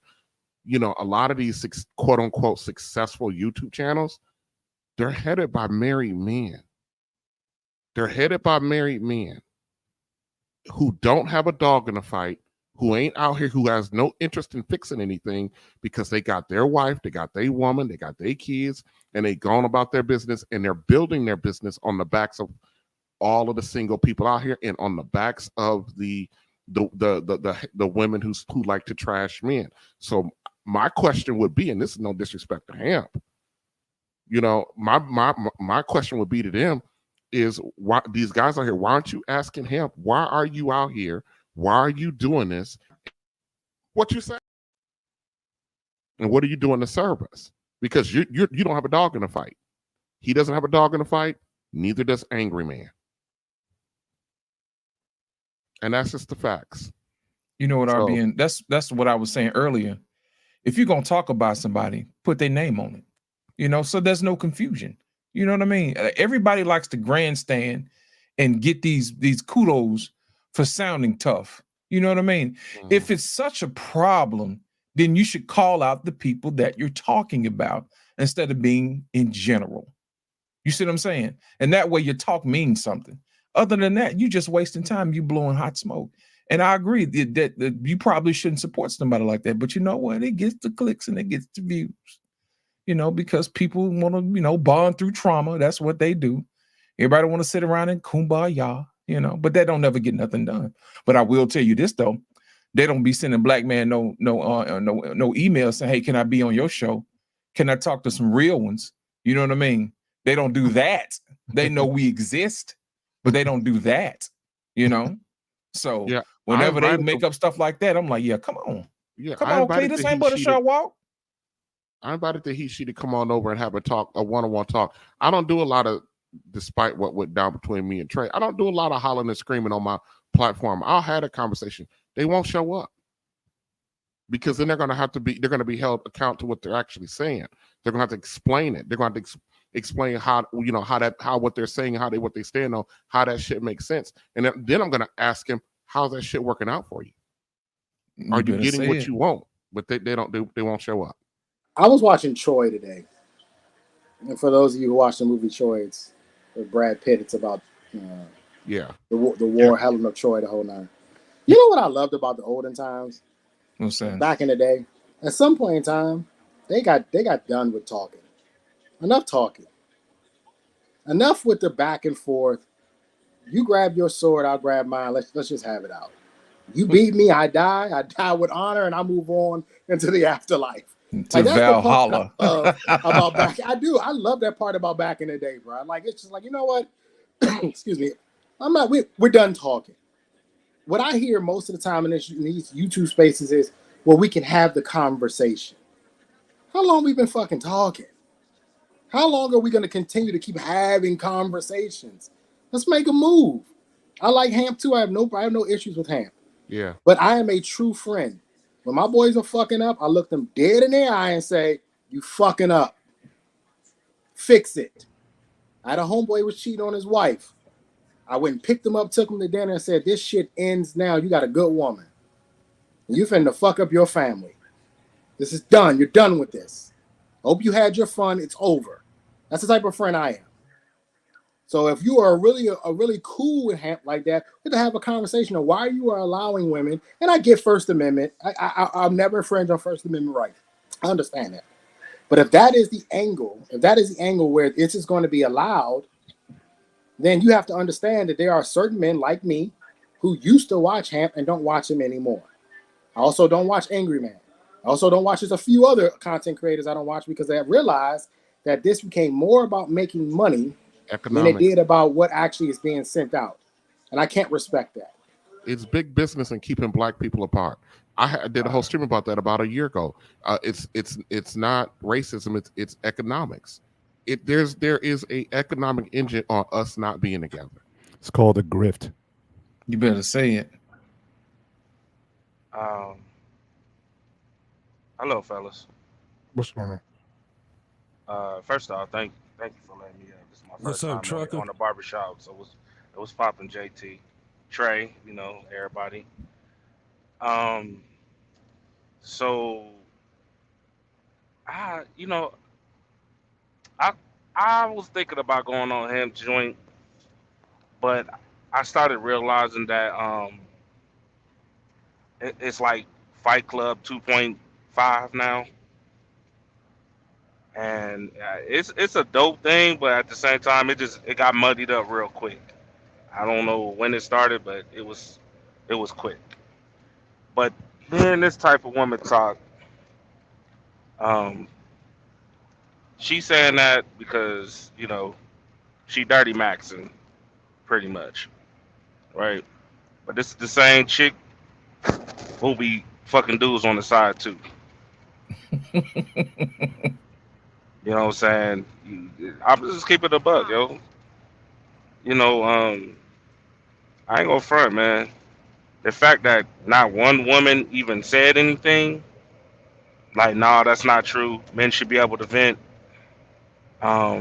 Is pretty much proof that women really don't give a fuck about us deep down inside. And these are the same women that sit here and say we want good men, we want men to respect us. Well, how are we supposed to respect y'all when you can't even appreciate and respect your man's mindset or the things that he bring home or the things he got to do to protect his family? It's the same type of women who, if you put you'll take a bullet for her, and she'll say she never asked you to do it in the first fucking place. So I don't pay no attention to it, bro. It's just stupid, man. It's just sad, very disturbing. There's a lot more that goes on that episode. I think I heard a woman say, she has a problem with uh, a female if she actually come and get like good advice. And I was kind of shocked, like, wait, You know what, that's a Trucker? bad Yeah. thing now? Here's my thing, Trucker. Yeah. There in this particular space, I've seen on several cases where iron sharpens iron. And at the end of the day, by the time you get through with this particular show, you will have learned something and you'll be a better man for it. You see what I'm saying? When they have shows like that, I can't imagine that another woman would look another woman in the eye and say, you know what, sister, I'm better for what you said, because the results are not showing up. It's not. That's because I'm gonna get they our like pain to in look. here, man. That's because, again, everything All right. they gonna feel like that because they always protect it with everything, bro. Right. Like, yo, like, think about it, like, it's amazing just how messed up people are, dog. But then be hollering and screaming, they son should be messing with this type of woman, but just 2 weeks ago you was just sitting there cussing out a dude for actually doing the right thing. But like, this shit is ass backwards right now, bro. No, well, I You know what appreciate I'm that, saying? man. Now let's get our pain. Our pain is in the building tonight. Oh, hey, gentlemen. Hey, how you guys doing? Hey, listen, How you doing, Mr. Payne? yeah, all right. Hey, listen, women, if you really look at it, they're mistresses of projection. Every time they talk, I'm still in that. every time they we talk, gonna call them mop mistresses of projection. So, even though there's a modicum of truth that there's red pill share that with rage you, guys on Lost. certain panels, that's true. But everything she said is really a projection of how women are on these panels. Exactly. And they've been doing it for years. I mean, it's not like it's a couple of years and stuff. But yeah, is it true that some men get on these things and get caught in red pill rage? I mean, we saw Obsidian lose his whole channel because of that. So it does exist. But is that all panels? Is that most men? Is any legitimate conversation about how we set things straight, is that off limits? I also disagree a little bit with RBN about men who are married don't have a dog in the fight. If they don't have any children, maybe. But if they have children who are going to have to go into this universe and this atmosphere, they goddamn sure they will have a dog in the fight. So they at least need to know what's going on. Right, so they could at least somehow learn from their kids on what's going on there and mentor them in some wisdom, because some wisdom is timeless, whether the young people really believe that or not. So anyhow, and everybody's up here to make money, right? Hemp is trying to make some money just like everybody else, so I don't begrudge them that. And so the women give you clicks and views and all that kind of shit. I don't listen to all women panels. I avoid them like the plague. I hear them a couple of times and I know what they're about, and then I just click off. It's just But not. There's no Arpain, sense in listening and be self-inflicted. but Arpain, I'm gonna land it on this one. No, Listen, I don't want you to land it. I wanted to speak to that point right there. Go ahead. All I wanted to ask you was, I mean, even if you wasn't even trying not to click on that, how can you? Is it even something that resonate with you on those panels though with women? It's kind of it's different with us and women and us. You do agree with that? For instance, when you try to, because I try to do it, I can't. My attention span does not be there because there's a bunch of women sitting back lying. It's like they're just all lying to each other. That's it. Okay, so why listen to them? No, that's why I was asking you. Can you? Maybe you misunderstood me. I said I don't listen to those women on those panels. I don't listen to them. I protect what I learned this long ago. You have to protect what you let into your mind, especially if there's no way for you to dissipate that energy. That's why I don't listen to certain newscasters and certain news shit. If you can't find a way to dissipate some of the information you hear and get your point across, all you do is go to bed frustrated. That shit ain't good, man. So I've seen some. It's not like I haven't seen some panels, but I very rarely stick around for more than a few seconds to see what's going on, and that's it. Just like the clips you just showed BMU and landed here. It was excruciating pain to hear this chick just drone on for just the 2 minutes she was doing it. Just for the 2 minutes she was doing it was even more than I wanted to hear, because I got the point where she was coming from. And that's why I never go to see like Priscilla. None of this bullshit. I just don't do it. Now, when women are in the panels with us and we can go back and forth, you get a chance to say what you say against some of the bullshit they say, or vice versa. That makes for debate. That's better. But all women panels, nah, man, not me. You know what I saw, RBN? If you go back and watch the video, when Lucky asked her to repeat herself, Lucky almost cringed. She was like, I can't believe you said that. Lucky cringed because she knew she was full of it. But I think sometimes when you're in the midst of other women, you know what I mean? It's kind of one of those things where you have to acquiesce because you want to keep the show moving. You know what I mean? But I can tell that her body language says you full of it. You know what I'm saying? No, and that's the stuff that people miss. If you continue to watch it, she said, I'm telling you, she said 50% of American men are gay. Yeah. That's totally nine crazy. million. She been checked on it. Let me ask you a question, she JT. Has been checked on it from women and men. Now, JT, let me ask you a question, man. Yes, when sir. she say 50% of men are gay, but every time we bring up something about women, it's not all women. Ain't that some shit? But this is the thing. You know about what I'm her. saying? This is the thing about Ain't her. that some This shit? is where I seen her, because just like RBN, I fuck with him, right? But this is what I seen about her. She doesn't have a place. Understand this. She doesn't have a place, because when on that panel, if you watch that shit, she didn't have a place with the women either. They disagree with a lot of the shit that she was saying, because at the end of the day, what she's doing is saying that it's all free. There's no boundaries, right? For someone to be gay and to sit back and say that men are gay and use it in a negative term, think about that shit, man. That shit makes no motherfucking sense. That's because this chick is lying, bro. Listen, I'm gonna say it. I'm gonna repeat this one more time. This is the same chicks that be saying this, and behind closed door, they catching dicks. Full time. But even if that's the case, Trucker, this is what I'm saying. Because when you're on that panel, you're supposed to be on the panel for the conversation. It is what it is. We're there for the conversation, just like we're here for the conversation. And we're speaking to people's mindset and their points, whatever they project out, right? My whole thing is this. When I hear her or any woman that is gay try to speak on heterosexual issues, they're always gonna, I don't give a fuck who you talking to. You could be talking to a panel of women or a panel of men. You're gonna get the same fucking results, and they're not going to agree with you.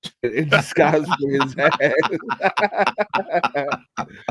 But still, that shit is a lot, bro. over That shit here. is a lot. Second, man, look, I just don't get it, man. In marriage, for a woman, it's your reasonable duty to have children. That is your reasonable responsibility. And to sit here and just talk about some new age shit about evolving, man, I don't get it, man. Maybe somebody else can explain that shit to me, but marriage I thought was for family, and to have children, that is a reasonable request. And I'll pass the mic on that. Well, this is a bad example. These two are athletes. He's a former football player, a national football player, and she's an Olympic athlete. What she's really saying is, I needed more time because I wanted to have a longer Olympic career. That's what she's trying to say. They just won't be honest about it and just say it forthright. Whereas his NFL career was dwindling down. So he's ready to have a family and have kids. She still had an Olympic career. She wasn't ready to have kids yet. That's really what she's saying. And if you're going to date a woman, if you want to date a woman who's an Olympic athlete, that kids is not their number one priority. That's just not how it works with them. Yeah, he did. She wants. They're going to wait until their Olympic career is over because that window for the Olympics is very short. It's very small for them. So I don't know why. I don't know why she didn't just say that. I don't know why she didn't just say, "Oh, I wanted to, have an Olympic. I wanted to finish my Olympic career." I believe she's a track athlete, but they should have just said that. It would have cleared the confusion. Instead, it makes it look like she just chose herself over the family. You know what I mean? Over the family. Yeah. And I don't think that's particularly the case. Context matters. Trey's absolutely Context correct. really matters, bro. But hang on though. She's old as shit now. I mean, she hasn't been in the Olympics for a good 10 years though, right? So if they're, I don't know if he's talking about like having kids now, because if he's talking about now, then I mean she hasn't been in the Olympics at least a good 8 years. How long have they been married though? I don't know. That's where the context is the time frame what they were talking about. What they're talking about like now 5 years ago, but she hasn't been running for a good 10 years. She is old as shit for Olympics. Yeah. Yeah. So what are your thoughts, Mr. Bennett? I was all about family. I kind of agree with Trey a little bit on this one. I mean, bottom line is he didn't require it. For the record, Mr. Bennett, they just had a second baby. Okay. But he didn't require at the beginning. He said as he was evolving, and I think as Trey said, as his career was winding down. But that wasn't something if they're both professional. And I think certainly at the Olympic level, you're essentially a professional athlete. At that point, it wasn't a requirement. So again, that's one of the things that happens, especially if you've been married to someone for a while. Things will change. Your values will change, as you simply just live through life. So again, how do you deal with that? Now, again, the idea of he allowed me to evolve, again, that's a 50-50 thing at best. So again, if that's something that you seriously want, that needs to be, again, one of the major conversations that you have. Yes, I know we're both athletes. We got until maybe about 35 years old before we need to close shop. What are we going to do at that point in time? Are you all in on, okay, let's get this family thing started? Are you going to try to extend your career and play in a few more years or run for a few more years? That's where it gets difficult because, again, those influences, the money, because back in the day, there used to be no money in track. Now, with the endorsement deals and whatnot, now these guys are getting some serious money now, whereas before you just ran. Usually, once you won the Olympic gold, your career was essentially over, and then you went on to speaking tours and whatnot. You got your Wheaties endorsement and whatnot. You just went speaking to high schools and all that kind of stuff. Now it's like, look, I can really build a brand now. I can have an apparel line. I can have all this stuff that's associated with it. And those could have been things that could have evolved, in the time since they first got together. So again, that's not a full approved thing. The only thing you can really do is, again, address that up front. We're going to be in this thing for a minute, and when we get out, this is what we're going to do. Are you in lockstep with that? And if that changes, then that's something where you're going to have to grow through, get counseling through, have the patience to allow her to mature or him to mature or whatever it is. But when expectations change, that is probably one of the things that's hardest for married people to deal with. And so, that situation, I don't think is a recipe that you just let people grow through stuff. No, state what you want, and you go into the arrangement, you go into the marriage with that expectation, and then you hold people accountable to that expectation. So, but he didn't require that on the outset, and that's why it took as long as it did. That's what happened with Tom Brady and Giselle Bundchen. He kept extending that career, trying to be the GOAT, and it cost him his family, man. It cost him his marriage. Grooming, you next, man. And she was sucking dick way before that. You know what? And she says she a witch. Go ahead, Grum. I think she did him a favor then, if that's the case. So my question here is, we always have to involve around our women. Why can't the women involve around us? We have to bend in their needs and make them happy and all this stuff. But when it comes to us be happy, we get a big fuck you at the end of the day. So when this stops, I'll give you a good example with a friend of mine. A friend of mine got deployed, and unfortunately he got killed in action. In his funeral, she said, "I am happy he's dead." His ex-wife said that to me. It took 4 men to hold me back. I didn't almost strangle the bitch. I blacked out, to be honest with you guys. I was like 22, 23. I was a little younger. I was a little... These hoes ain't loyal. Your ponytail was a little bit longer, huh? Oh, a lot longer back then. And I was a hothead, dude. I'm not gonna lie. I was a real hothead. I didn't give a shit about what happened. I was just reacted on emotion. You gonna beat up a widow? Oh, no, I was gonna kill her. Fuck that shit. I was gonna kill her. I don't give a shit about that. She was that good widow maker. The widow and not just any widow, but a veteran widow. Oh, I had all the better. Don't worry. They told me they were gonna kill her too. We can Stupid. He was gonna beat up a widow. God damn. You gotta understand, I was a lot younger too. So keep that in mind. No, man, I'm young and That's dumb. exactly all the what the time, women man. say when they have kids at 22. They say, "I was young." That's young what women and say. dumb. I was young. You don't give a fuck. If Yeah, just like a woman. If you I ain't was 3 young. years, you weren't young. You was old enough to be tried and convicted. That's no doubt about it. He's gonna beat up a widow. That's just funny as hell, man. God, Hey, bro, ain't that what he said? Ain't that what he said? He said it took 4 men to hold him back. Hold you back for what? What were you gonna do to a widow? Like I said, I At was the gonna frank funeral, her. no less. Oh man, Jesus. Hey, listen, real quick. I didn't see anything wrong with what she said. He was wrong for marrying her without getting that shit straight from the beginning. That's it. Other than that, I didn't know that they had kids. I mean, his legacy is fulfilled, quote unquote, maybe. And if he married her without that understanding, then it's his fault.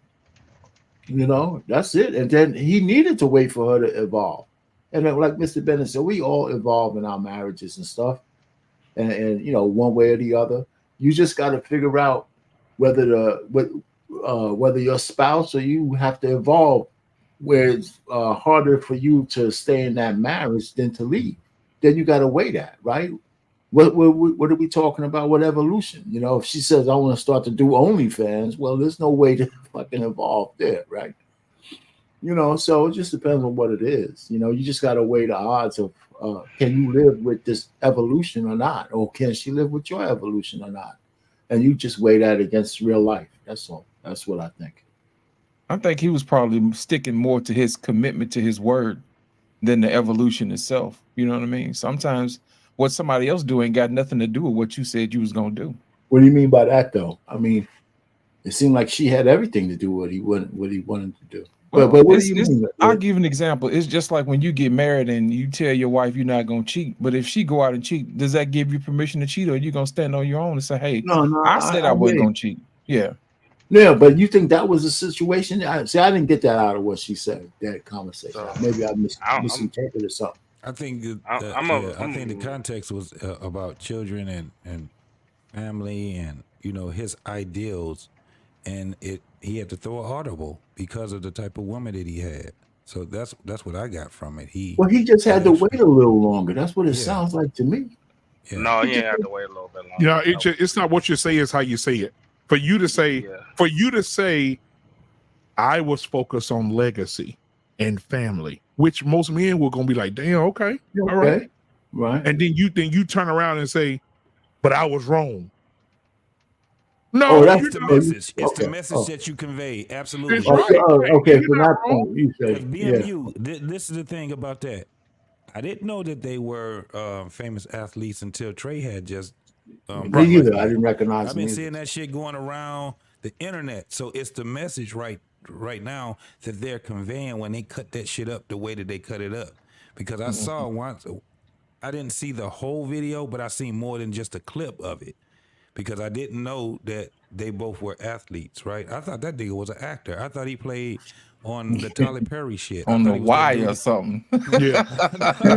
You still have to put the context of when he was I wrong. thought Tell he was me, the young nigga on the Pains. Y'all Right. seen it? He looked just like that guy. Man, And listen, you still have to JT, could you imagine? Check this out, JT. So- Could you imagine if she was pregnant and he allowed her to get into the Olympics and run up and down the doggone track?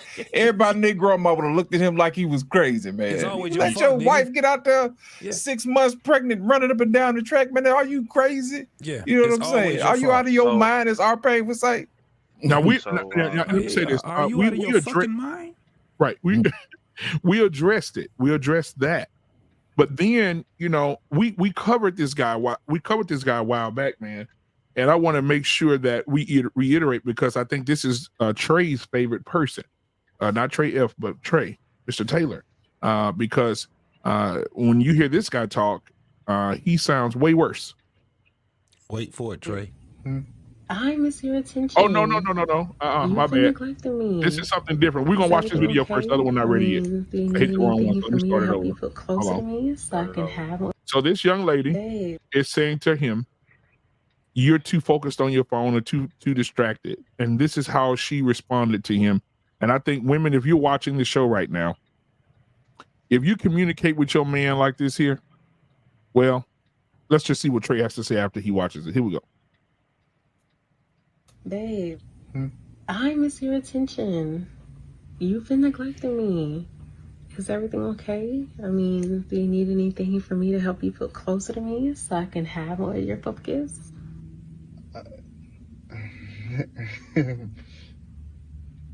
Bro, and then she said, do I need anything from her so I can feel closer to her and she could have more of my focus? Nothing. I was just sitting there looking stupid, giggling like Peppa Pig. Like Peppa Pig. Great observation, young man. Yo. Whoever he is, that was a great observation, bro. Yo. Trey, what are your He thoughts, thought he man? was set up.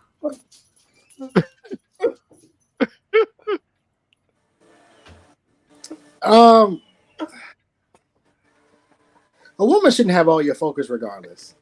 This is I don't. She said, "Is anything I could do And- to and make the- you focus more on me?" And the answer should have been no. No, there's nothing more you can do. My focus is getting to this money. My focus is on my purpose. My focus is on creating stability and security. That's my focus. That is my That's right. priority.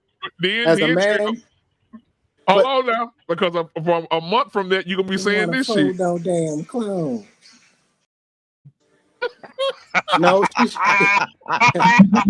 Trey said keep him busy folding clothes. She should have plenty of time to fold the clothes because I'm not there. Listen, I literally just was having this conversation. I talked to my little cousin. He's about 22, 23. I talk to him often. I told you guys about him. He works for NASA and he's really starting to sort of date and all that and whatnot. And I was telling him about how much time a woman should dominate out of your life, how much time you should be giving her. And he was under this belief because he's raised by women. We all pretty much were raised by women in my family. Women dominate my family.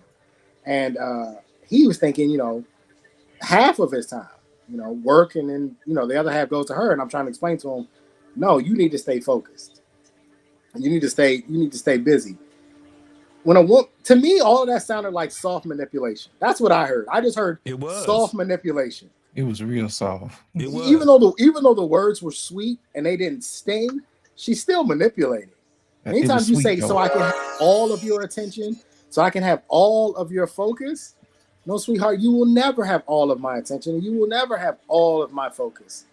Now, I will make you a priority when I have that sort of time, but outside of that, there's not really much you can do. I have a job to do, especially these younger guys. And the idea of calling your homeboy, I've never called my homeboy. And that's the new age.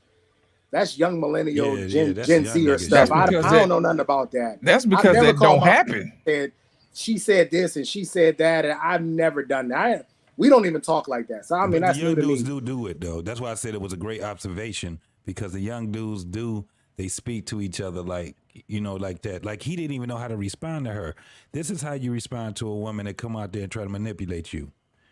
No, I'm good. Yep. That's it. That's it. Damn, JT.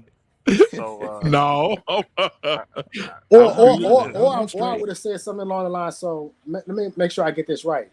The time that we're sharing now, you want to talk about us spending more time, because we're together right now. We're having a conversation right now. Instead of enjoying the time that we have together right now, you want to talk about more time in the future. That's what you want to waste time on right now. That comes later, though, Trey. Hold on, Black man. I got the alternative to this. I'll be right back. I'm finna bring it back. I'm finna get this. It's because it's the exact opposite of this and what it looks like. Hold on a second. But the thing is, no, I'm good, right? That's how you start out. See, I'm a talker, right? And women, once you get me to talking, then I won't stop talking, right? So I would go your route, Trey. Once she get to the point where she want to complain to me about me, then that's when we start going to the logic of it. Yeah. But you better take the no, I'm good first. You know what you need? You need that video. There's a couple sitting in the car, and she's complaining about not spending time together, him not focusing, and then it switches over to him being broke and them like struggling, like not eating at fancy restaurants, like not being in a luxury car. Like she snaps into this like world of not having all these luxury items. And then when it's done, it snaps her back into her life. And he looks over her and he's like, and she's like, you good. You're good. Like, go ahead and keep making your money. Like, that's the problem, right? Like, she wants to dominate his time. But dominating a man's time, especially men who are actually out here getting to the work, you dominate his time, that hurts your lifestyle. So here's the thing, Trey. And we just had a discussion that I'm noticing a lot of dudes tend to do, which I'm very, very, very, very disappointed with. Like the married man, he bases decisions on his woman's feelings. You know what comes with that? Lack of focus, not getting to the money, cuckolding, this ultimate disrespect, belittling, like that. Yo, it's so much stuff that dude just let slide. It's crazy because instead of saying no to the coochie, they let the coochie rule their world, and that's what you're seeing, like straight up. But Tricker Like Yale, Tricker Yale, hold on now, because Trey Homeboy, I got Trey Homeboy here. He got something different to say about what you're saying. Okay, and so let me let him tell you what he got to say. Trusting these men, that's why they sleeping with them. A woman's not gonna sleep with you, she don't trust you. Yeah. And you know it's men. We smooth with these words. Baby, you know I love you. Girl, Lord. come here. Baby, here's a little bit of doubt. This girl fell in love because women deal in emotions. Women are emotional. Men are emotional. But women deal in their emotions. So now she's emotionally tied. You're not a man to degrade a woman because she has children. How does she lose value? How? Where's daddy? Oh, it's the woman's fault. Daddy done talked them panties off of her, gave her all types of promises he could not deliver, but now it's her fault because she got pregnant. But the man's the lead.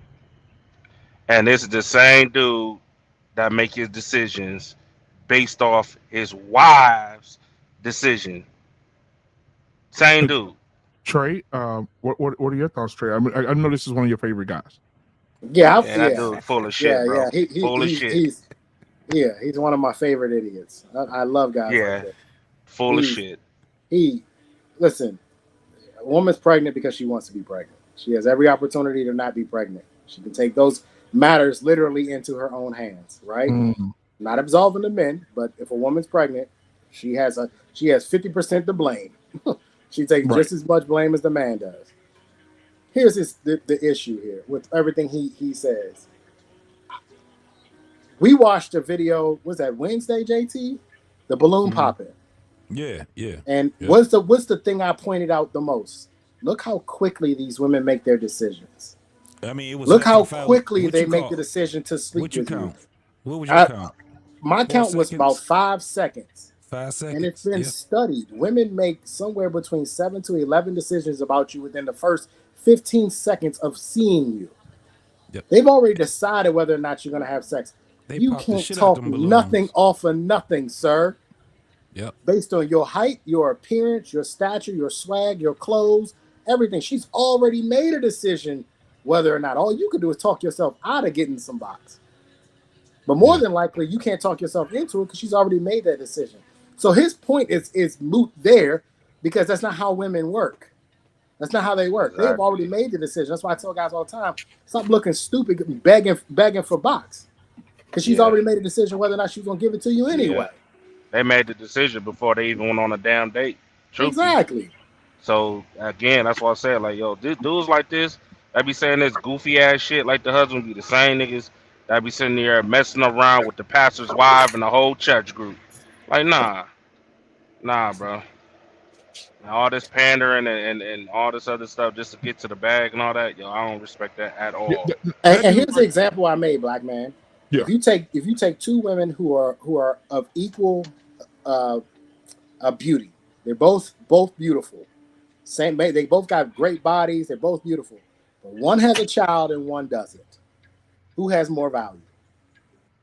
So this idea that a children doesn't bring down your value is ridiculous.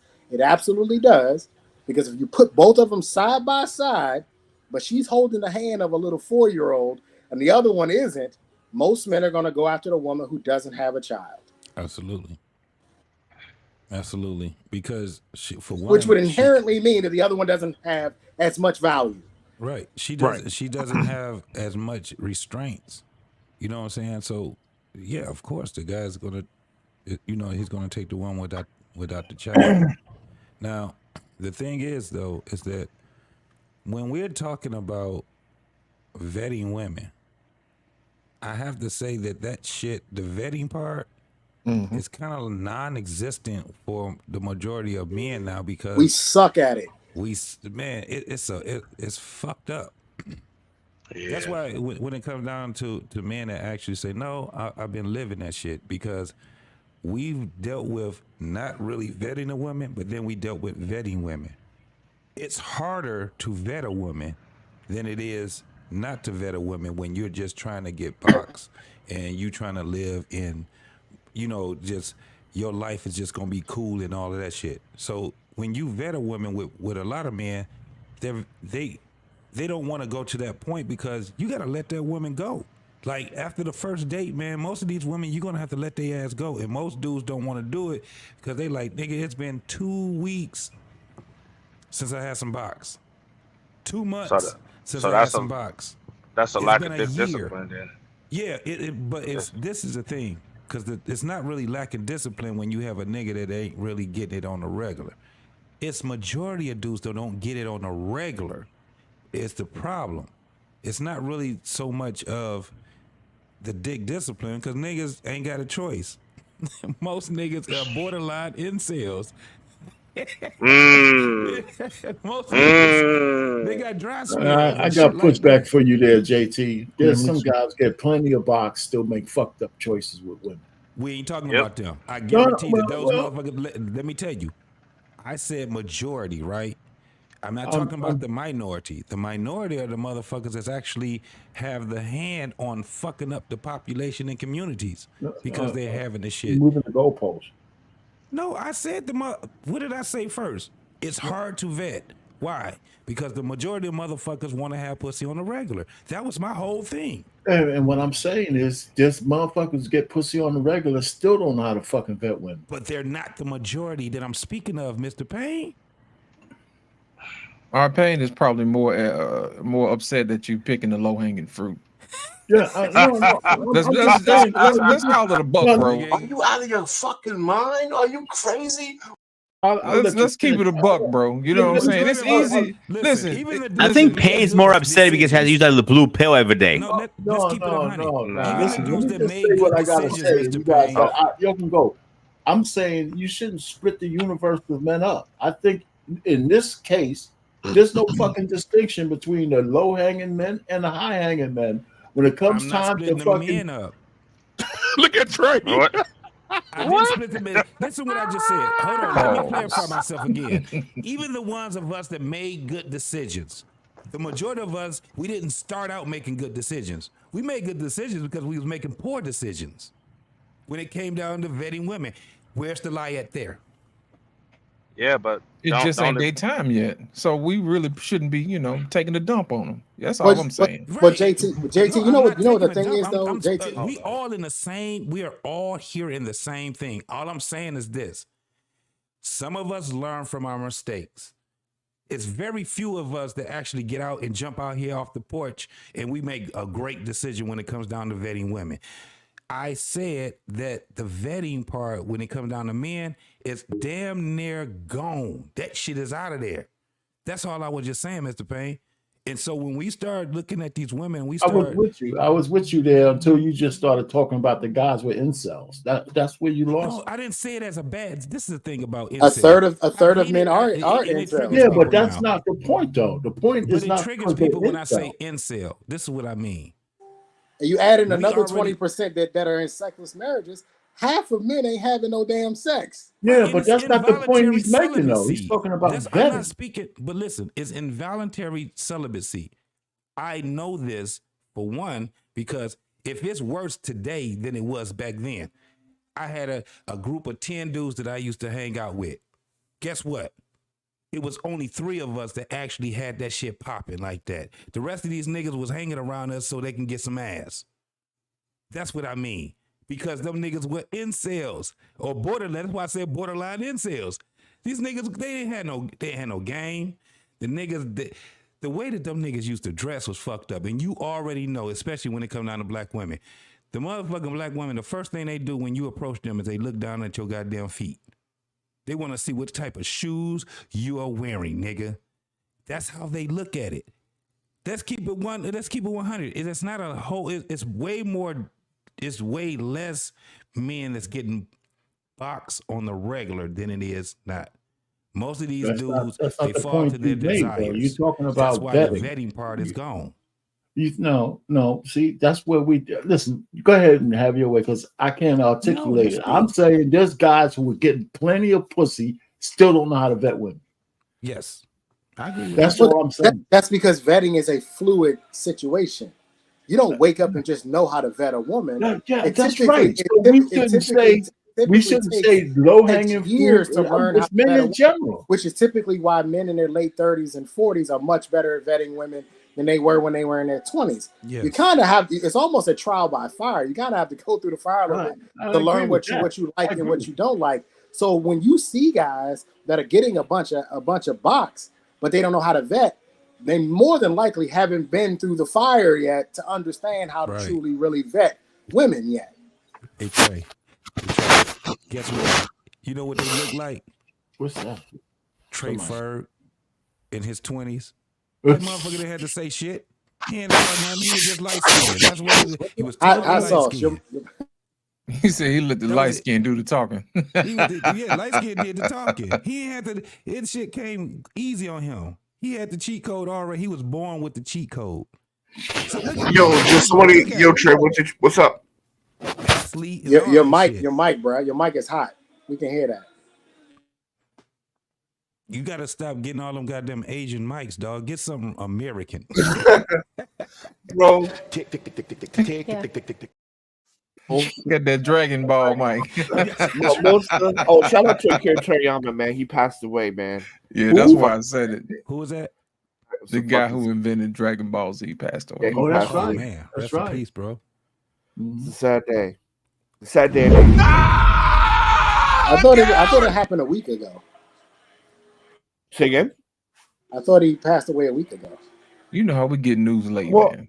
look, man, he passed away like what, a couple days ago. Yeah, I think Not a I week think ago, I a think I couple watched days. it earlier. He passed away on the 1st of March. Yeah.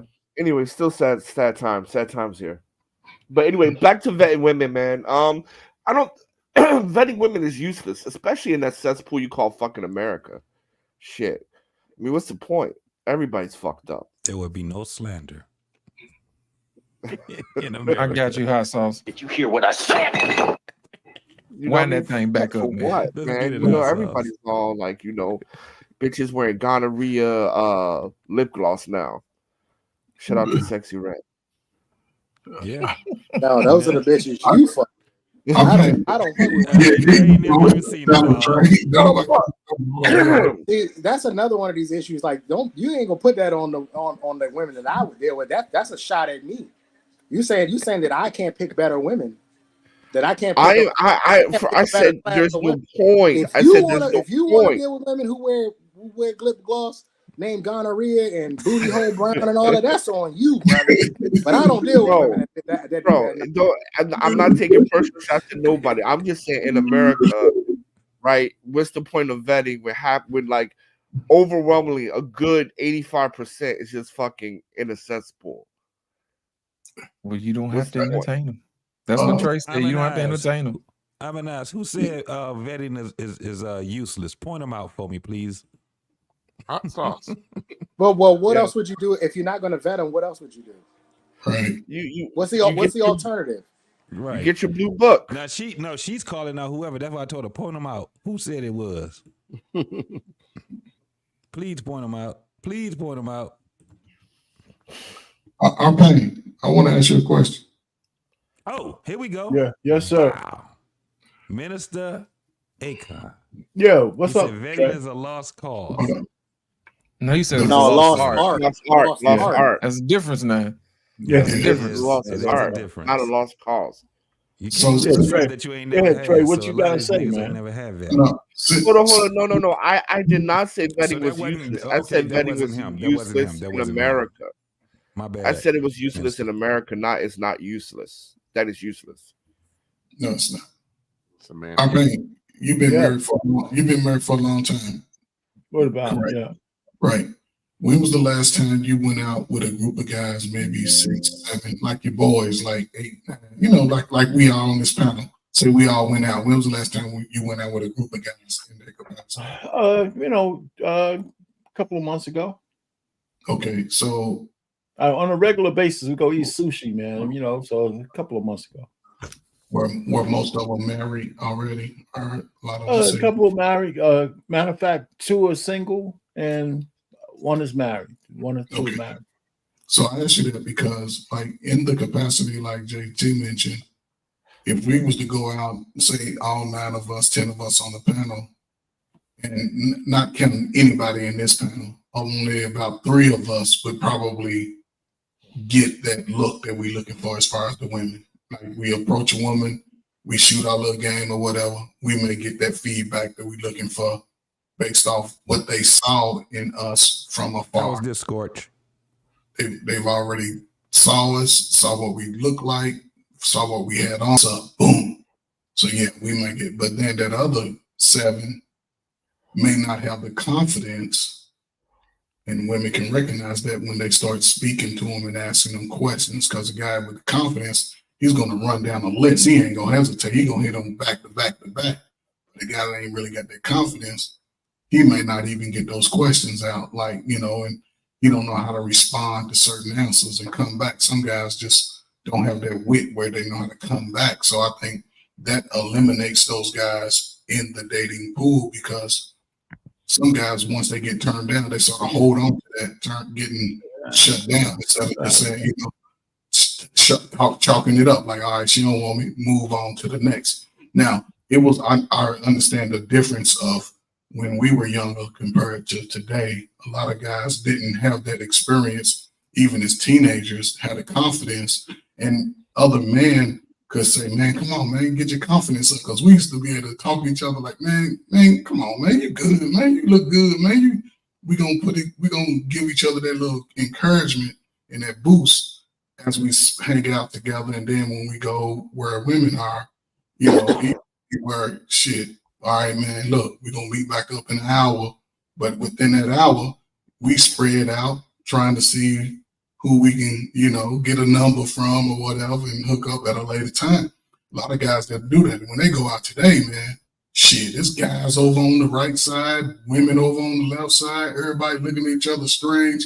And there's guys that really want to talk to a girl, but they just don't have the confidence to just go up into a group of girls. All right. They So hear. you're correct, man. If we're talking about confidence, yeah, but we were talking about vetting. Even So, vetting, they don't even know what to look for. you know, listen, that you know what? This is where Trey is right. I should just shut the fuck up because I really did this because I thought we were talking about vetting, and there's a whole lot of I'm hearing a whole lot of Trey is right tonight. I like that.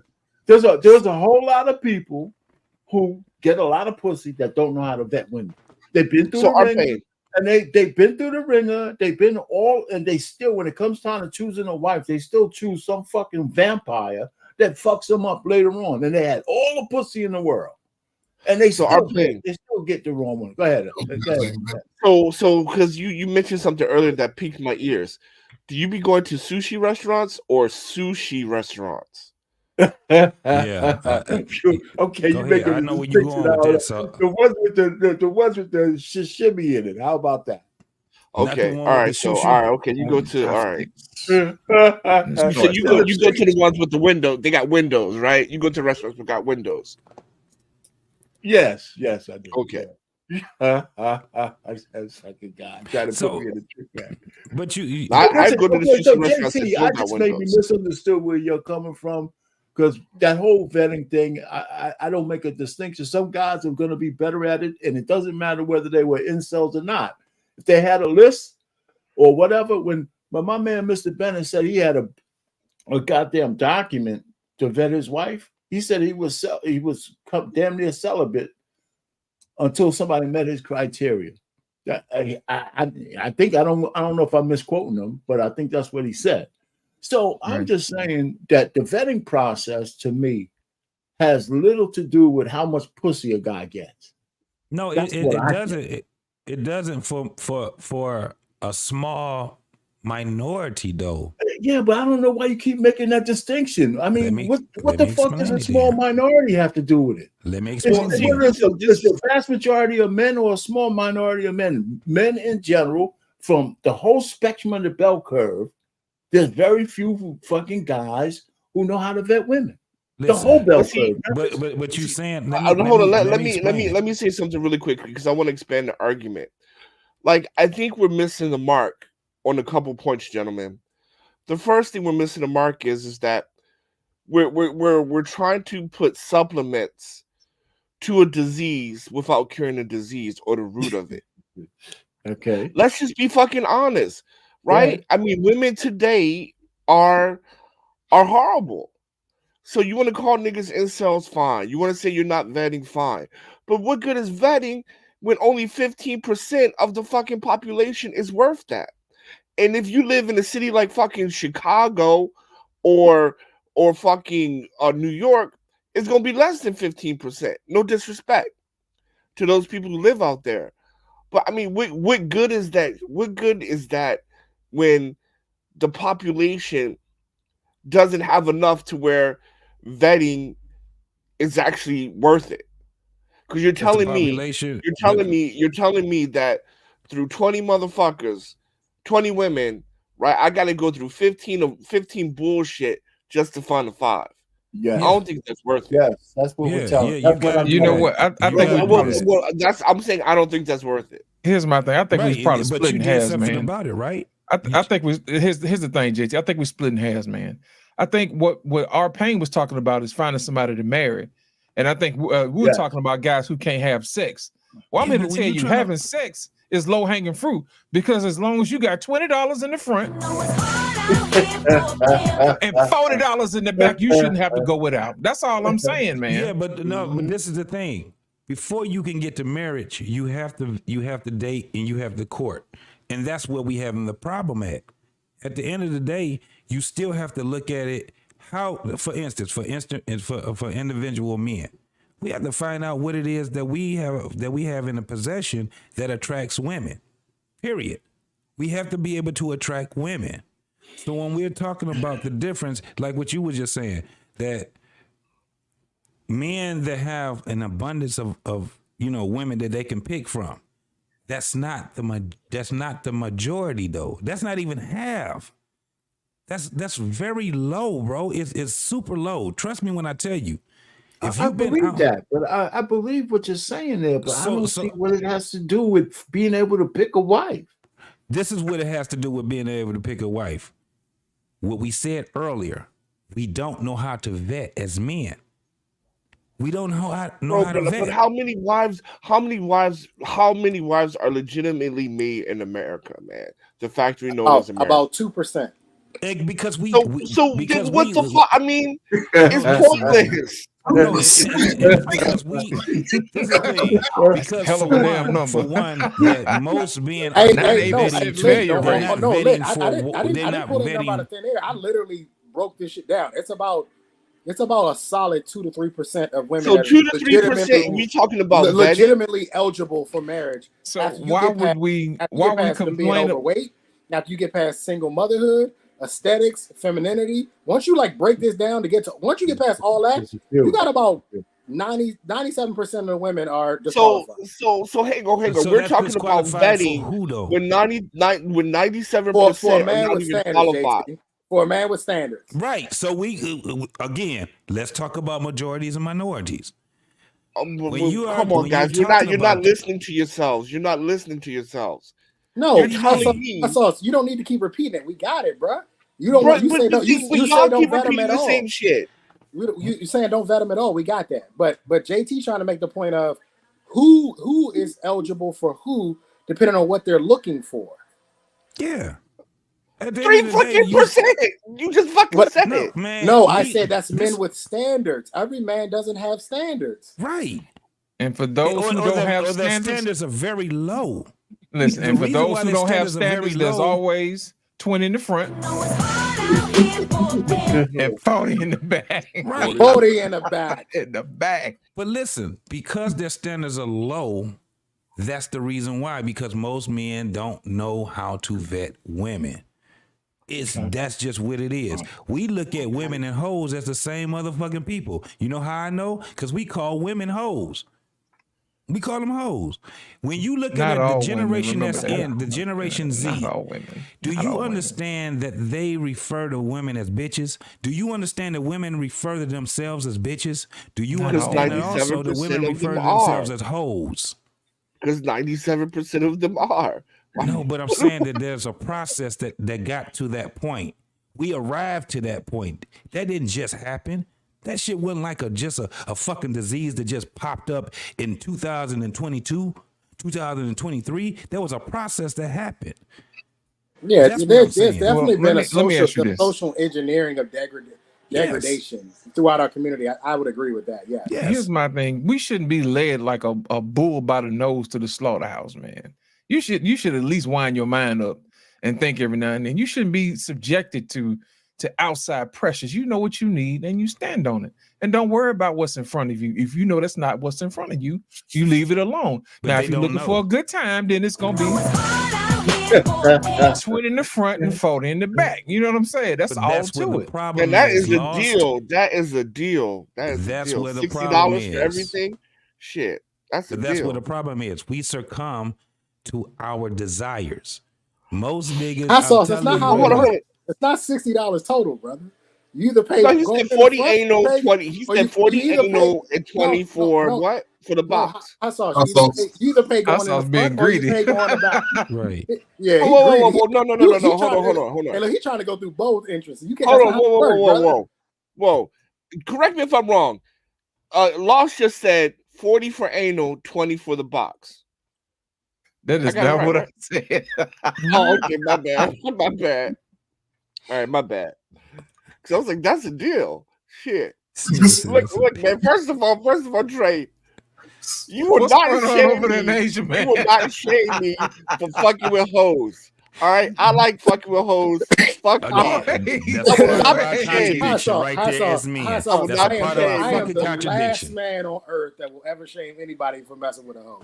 Trust me on Okay, this. so shit. Right, My and that's bad. I and- misunderstood. He was so like, that's the thing that we have to also we also have to come to a consensus with, that we can't we have not gotten to a point where we can sit back and say these are the hoes and these are the women.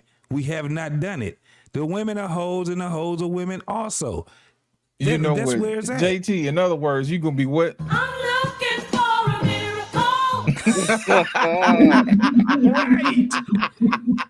We're succumbing to our own I got the clip loaded tonight, y'all. contradictions. We're succumbing to our own contradictions. Somebody went to when the you really ammo look at store this before shit. they came You on. doggone right. You want a hoe and a wife and a house, and then they be trying to do this shit with their goofy ass. I'm gonna be whatever woman that you want me to be. I'm gonna be a hoe in a bedroom in a house. What they say? No, A that don't wife work. in the That streets don't or work. some crazy ass dumb ass shit that they came up with. They follow all our shit, repackage it, and give it back to us. That's basically what this shit is right now. JT, let me tell you the question. We talking about vetting. Let me tell you the question that's been tripping up a lot of women for me lately, and it's been, who taught you how to be a wife? That question has been killing them. Yeah. When I say getting them up out of here, like immediately getting them disqualified. Because and then the question that I follow that one up is who was the male authority in your life? Damn. So between those two questions, most of these women, they have immediately moved into the sex only category. Yes. Nobody taught you how to be a wife. You never saw it. Your mama wasn't married, or your mama didn't teach you how to be a wife, and there was no male figure, no male authority in your life. So you don't understand anything about male authority at all. So most of these women are literally getting disqualified just between those two questions. I have legitimately thought about starting my own YouTube channel, specifically talking about vetting techniques, just vetting techniques only, and what questions you should be asking a woman. Majority of these women can be disqualified with 5 simple questions. 5 simple questions. You can start with one of the first questions is career or family. Just start there. Career or family. You can only choose one. Let you know where their head is from the jump. Well, you raised If she says career, she says career, you ain't got to worry. She's not family oriented. There's no need to move on. Trey, like, put them biscuits down. Again, Trey knocking biscuits out their hands. We have to hold our counterparts, our dudes, accountable though, because these niggas, you give them all that information, and these motherfuckers is still gonna say, but she fine in the motherfucker, or she's convenient. It's always about being convenient. That's what it is with a lot of dudes. If that motherfucker show you some attention, bro, and she already give you the indication that she's about to give you some pussy, most of these niggas are gonna take it. They don't give a fuck what she talking about. She could sit there and say, I hate me. Hold on, pause. Men fuck hoes. It has been always since the beginning of time. Men fuck hoes. How you gonna blame niggas for doing things they've been always doing since forever? Like men this. fuck hoes. I'm gonna blame them just like this. You goofy ass niggas that keep out here trying to get married, you fucking hoes, and you think that that's gonna work for. That's how you do it. You do it like that. But people aren't getting married, bro. Right? Marriage is at an all-time low. Yeah, but what do you do? So what do? You just gonna keep following suit, or are you gonna sit back and point the fucking problem out, and then you're gonna try to deal with it? You fuck in America, you fly what somewhere you gonna do? What you gonna do? 20 in the front and 40 in the back. How the fuck is that not referring to prostitution? No, anyway, that's what he's telling you. He don't get it. He don't get it. Yeah, I know, because if you pimp, come back home. You've been over there too anyway. long. No, I ain't coming back home. I ain't coming back home. Come back, brother. No, you need to come on back to the States for a little while. You need to come back to the States. Nah, I'm good right where I'm at. I'm good right where I'm at, brother. I'll tell you that shit. Hey, Lost, every time you play, you're like, how is that not prostitution? I don't get it. Why do you all I'm doing is agreeing with it, man. Lit, you keep doing this shit. I don't get it. It don't make sense, Lit. That is don't. hilarious. It He don't. was he Hold was on, hot thinking sauce. he I was got thinking something for you. two in the pink, one in the stink the whole time at first. Yeah. And now he really Yeah. confused. He like, wait, I what? was waiting, bro. I was waiting for the blowjob number. Shit. I was Listen, like, hot what, sauce. you? I got something for you, man. I know how you Shit. feel. This is how you feel. You say, "Come to the States and find a wife."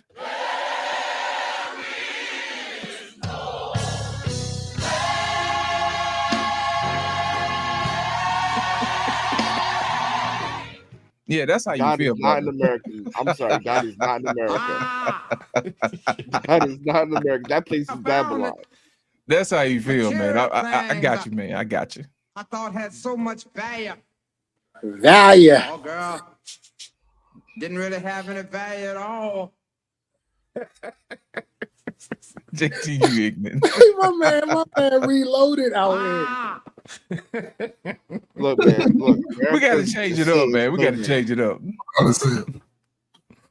America's Yes, Satan's sir. playground. And I'm respectfully, I'm not making excuses, man. Look, if there's 3%, just get a passport and go somewhere else and get your wife.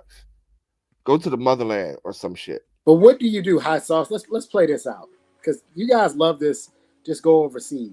I'm not against passport bros, but I don't think you guys think long term. So what's the answer? I've been here 19 years, brother. I got that, but that's How not many of you that's was not there? everybody. That's not everybody's story. Right. A person gets their passport. They go Mhm. overseas. Mhm. Let's say Argentina. We'll just use Argentina. They go to Argentina. They meet a woman. He likes her. Then what? Because Yeah. people will say, "Do you bring her back?" Well, no, you don't bring her back to the toxic. No, wasteland. you can bring her back, right? According to the data, green card divorces are roughly 25%. You said say that again? Green card divorces are roughly 25%. Still pretty high. That's a 75% success rate. Is that what you're telling us? Fuck So that. you have a 75% success rate marrying a woman and bringing them back, right? They did a study where green card marriages after 10 years, right, have a 24 point something percentage of divorce. So 70 Let me 75 let me ask you this, hot sauce. Would you bring your wife back to America? Yeah, why not? Absolutely. Good family. Says the She comes man from who's a been good family. gone for 19 years. If I was, yeah, why not? She comes from a very good family. You don't even want to be here. Right. But if I had to bring her back, I would have no reservations about it. No, I That's didn't what you ask asked. if you had to. I asked you, would you? If I had to, yeah, I would have. You, I would. you I just wouldn't be repeated sad what I about it. just. You just repeated it. I didn't say if you had to. I asked you if you would you. You aren't even here. Well, I don't have plans to live in America. No, so no. So why would you bring your wife back? But my point is, I don't have any reservations to do so. But I just want to move to another country. I don't want to live in America. Okay. Am I confused? No. here? I know what you asked. I'm just highlighting the point that I don't have a problem bringing her Yeah, to you America. got the point, but would you bring her? Okay. You don't. So you won't bring her back here. That's what you're saying because you don't want to be back here. Thank you, Yeah, Mr. I don't Payne. want to be back here. Yeah. All right, then. Sounds like So you got the won't problem with bring her back. America. Yeah, You I'm yourself not a have an fan of issue with America. American dating culture. Yeah, I don't. No. I did not leave because of American dating culture. I have a problem. I have an issue with America about other shit. Okay. I can rock with that. Right, but Well- I'm just saying that if for any unforeseen, so no, I'm not coming back to America because I'm trying to move to Singapore. So, but if I had to, just to satisfy the straight question, no, because But that's I'm not moving my to Singapore. question. You're not satisfying my question because this isn't a if you had to situation. No, but I just said no. I'm not bringing her back because I'm not coming back to America. Okay. Right? Satisfied, right? So then why would we tell other men to do the same if you wouldn't do it? Because and that's to my second point. I don't have any reservations bringing her back because again, 75% of green card marriages. But clearly black. you do have a reservation because you yourself would not do it. But Trey, I don't, because whether I was married or single, I'm still going to Singapore. Last time I checked, Singapore isn't in America. Yeah, but it's not that I'm scared to bring my wife to America to live, because that's the point. That's the point of this conversation, is it not? What are you saying is that she hadn't been baptized in this foolishness called America. You know what So I'm saying? my point is that, and he's not even going to allow it to happen because he's never even coming. He's going to Singapore. So, but see, bro, you're basically the only spot that he can sit up there and consider himself to be called hot sauce is out the country, U.S. He knows if he comes back home, they're going to turn him into mild sauce. That's all. No, I think it's more situational. Say mild sauce. I think it's more situational than anything else. I think what he's saying is that, because you're missing the point. If, for example, if I had a financial opportunity that I couldn't pass up in America, would I go? Absolutely. Would I bring my wife there? Absolutely. But there's another financial. Why you put a caveat on it? So now you're adding things. I didn't say anything about money. Now you're adding things. The point I'm trying to drive home. The point I'm trying to drive home is that I don't have any reservations. The point you're trying to drive home is that if you had an incentive, you would do it. The point I'm trying to drive home. The example I gave was not about an incentive. The point I'm trying to drive home is exactly what I said. You're adding That's things. a heavy incentive. I asked you a simple question. Would you bring your wife to America? Yes. But it's not. It's not. Yes, your actions say otherwise. Yes. You yourself don't even want to live. God, it's hard talking to niggas, man. God damn. So especially when you don't make any sense. Let me help you out. No, when you don't make any sense, yes, it can be quite I think difficult it's not to driven. talk to a man who can actually put 2 + 2 together. You don't make any sense. No, because the way you frame you the try question, to turn into it's about way you're framing the question. If it was an incentive, I had money. You try to turn this. I asked you a very simple question. Would you bring your wife back to America? You said yes. I challenged that by saying, well, how is that the case when you yourself don't live here for 19 years? And that's where the nuances came from. Bro, you don't make sense. You sound just as confused as these women out here. Listen to yourself. You asked me, would I bring my wife home? I said yes, and then I gave you data saying 75% of them last. I'm not talking about that. I'm talking about you. And I said yes, you. motherfucker. Goddamn. Then you extended it by asking additional questions, and then I can extend by answering. I didn't extend it. I challenged your thought process in the sense of you yourself don't live here. Tolerate this. Trey, here's the thing. Don't fucking tolerate it, motherfucker. Who you think you are? Tolerate ignorance. You silly motherfucker. You're the dumbass who said this dumb shit. I cannot and you can't tolerate back up your fucking words with your own fucking logical explanation. You're a fucking idiot. According to your own Mayday, will you please read this you yourself don't motherfucker? live here. How could you bring your wife back to a country that your own dumbass don't want to live in? You're fucking retard. You're a fucking retard. Shut the fuck up. You're a retard. Bro, calm yourself. Calm your emotional because you can't say anything because you yourself don't live bro. here. You are Come on, let's take the conversation a different route, bro. The only stupid person is you because you are so dumb that you can't even listen. You should turn your shit into stupid sauce and not hot. Stupid sauce is what you are. What Trey? Bro, don't trade me, motherfucker. So you yourself wouldn't live in this country. You cannot even listen to. You wouldn't live in this country, but you'll bring your wife back. Why is my mic keep getting muted? Why don't you mute his? Because he's getting cooked. Fucking moron. You're the dumbass who said you wouldn't live in a country, but you bring your wife back to a country that you wouldn't live in. Bro, you asked me a very simple question. What I bring my wife back? I said yes. Then you challenged the question and you expanded, right? So the retard is you because you don't understand questioning. Stupid. You're a stupid man. So can we get to that? All right, that was enough. This is how you listen. This is how you answer this is how you ask the question. Hot sauce. A real bravado network. Motherfucker, you always got some shit to say in a fucking back chat, you fat motherfucker. Say it right now. I mean, look at this. Look at this. Run your fucking mouth right now. Say it right now, motherfucker. Bro, I can read it. Simple motherfucker. Say it right now, bravado. Are you quiet now? Bitch assness. Listen. Say what you want to say. Bro, man, Shut what the the fuck fuck up, is Hot wrong? Sauce. I'm not talking to you. No, I'm talking to you, real bitch bottom ass nigga. You always got some shit to write in the fucking chat. Let's take this a different way, Say man. what you Let's gotta have the say, real conversation. Bro, you Please know, have the you conversation. you have Please, fucking please, mental please, issues. please. Let's have the Fucking No, you're a conversation. dumbass, schizophrenic. Hot Sauce. All right. And you're a You're a schizophrenic dumbass. prick. And you're a Stupid schizophrenic sauce. prick. Mayday! Stupid sauce is Mayday, what will you you are. please learn this motherfucker? You know, just bro, man, you just fucking dumb and schizophrenic. Listen, Get this nigga gentlemen, some medicine. Motherfucker, I'm not Gentlemen. schizophrenic. Bro, You're the get one this who nigga- started. somebody, is there a doctor in you're this the motherfucker one to that get started this this nigga with some I medicine? can't talk to niggas. Bro, You're the one who said I can't talk to niggas. That's the comment you made. The comment you made because I challenged you. Bro, get the medicine. You talk about wanting to bring a wife back, and you yourself don't want to be on. Make it make sense. Make it make sense. Make it make sense. Feels like I'm inside my Y'all motherfuckers always got shit to say about the women until y'all get challenged. And when y'all get challenged, it's not gonna work, Lost. I'm just gonna keep. You can stop. Simple ass motherfucker, man.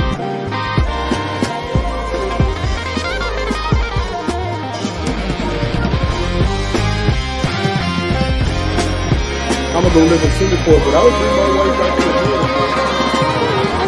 I wouldn't even. I have problems with America, but I'd take her to America. What the fuck? What are you saying?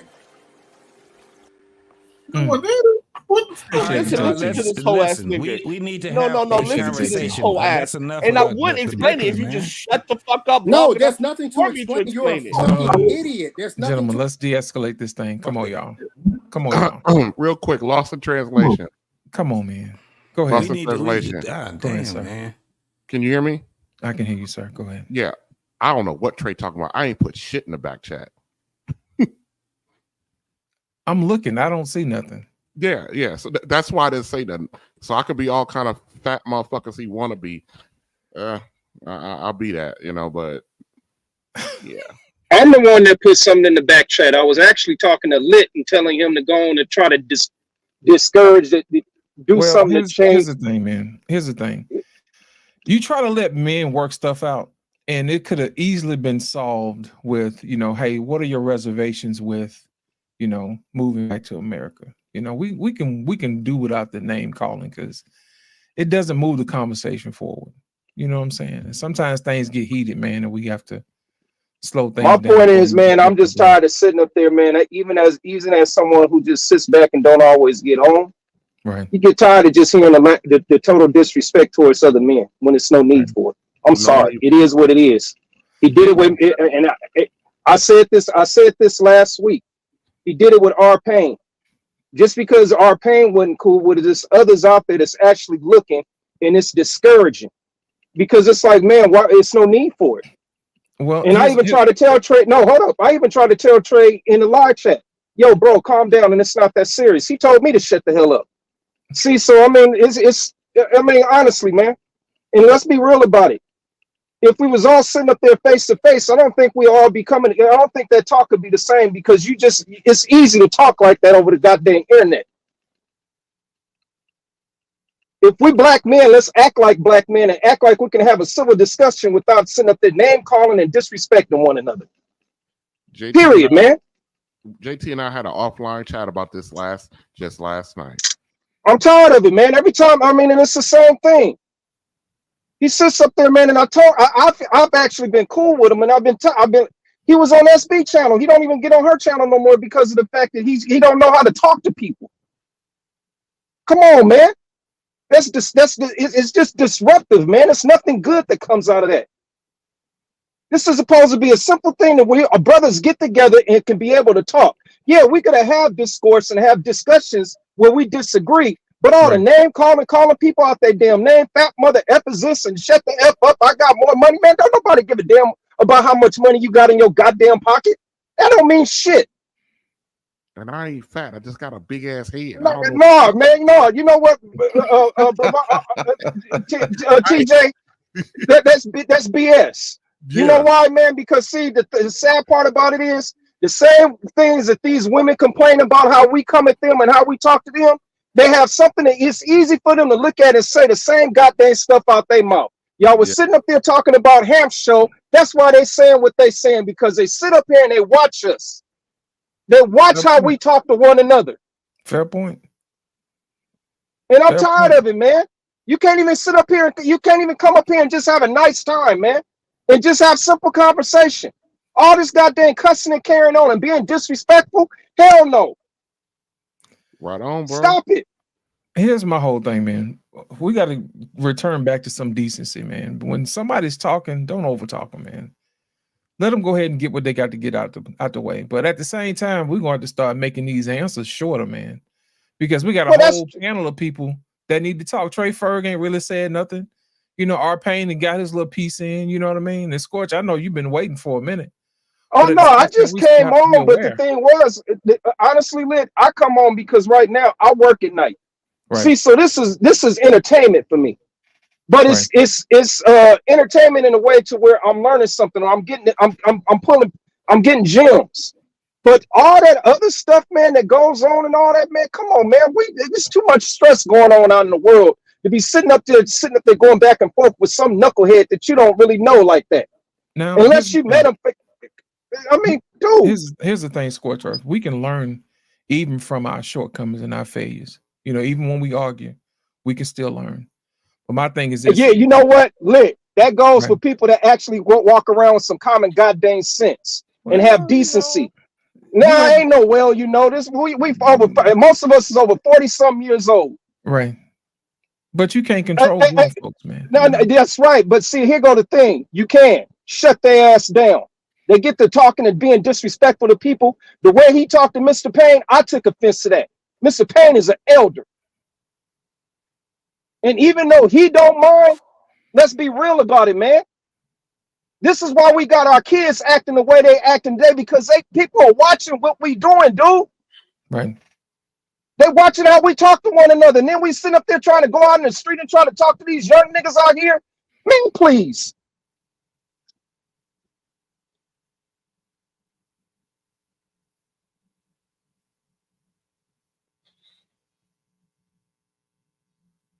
Squirt, you finish? Let's go ahead and bring Trey back up. So hold on before we Nah, I'm gonna say this and then I'm gonna leave. Y'all ain't gonna have to worry about me ever again. I find it very convenient that Clement missed the part where Hot Sauce said I can't talk to niggas. I find that very convenient how y'all skipped that whole part, because that's what sparked this. Y'all left that part out. They already completely forgot that part. Because I didn't come at him that way. I was asking a question because he's contradicting himself. He's saying one thing, but he's doing another. Real Bravado Network said he didn't put it. He said that I said he put it in the back chat. I didn't say you put it in the back chat. I said you put it in the chat. You said Trey is doing Trey things again. Did you not? Did you not type that? Yes. Okay, so I'm not lying, man. But I didn't take a shot at you. You are doing Trey things. Sir, you've done this on multiple occasions. You did this the other day when I was talking. This is a little passive-aggressive bullshit that you like to do. But here's the thing. This shit ain't changing no lives, and motherfuckers is not making big waves with this type of shit.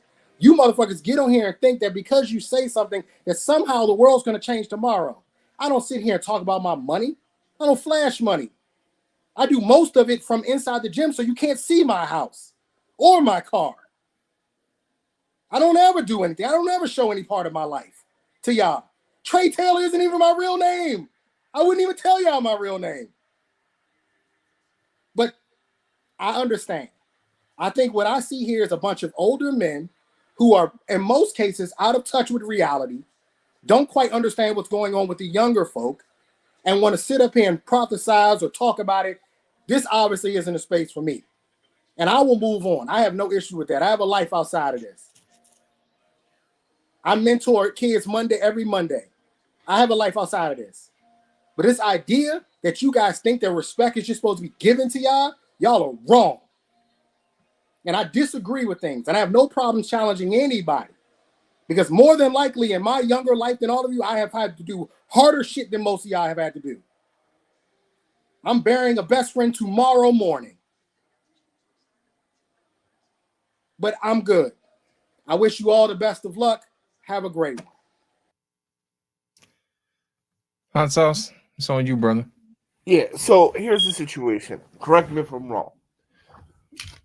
He asked me would I bring my wife to America. I said I had no reservations, and I said yes, gave stats.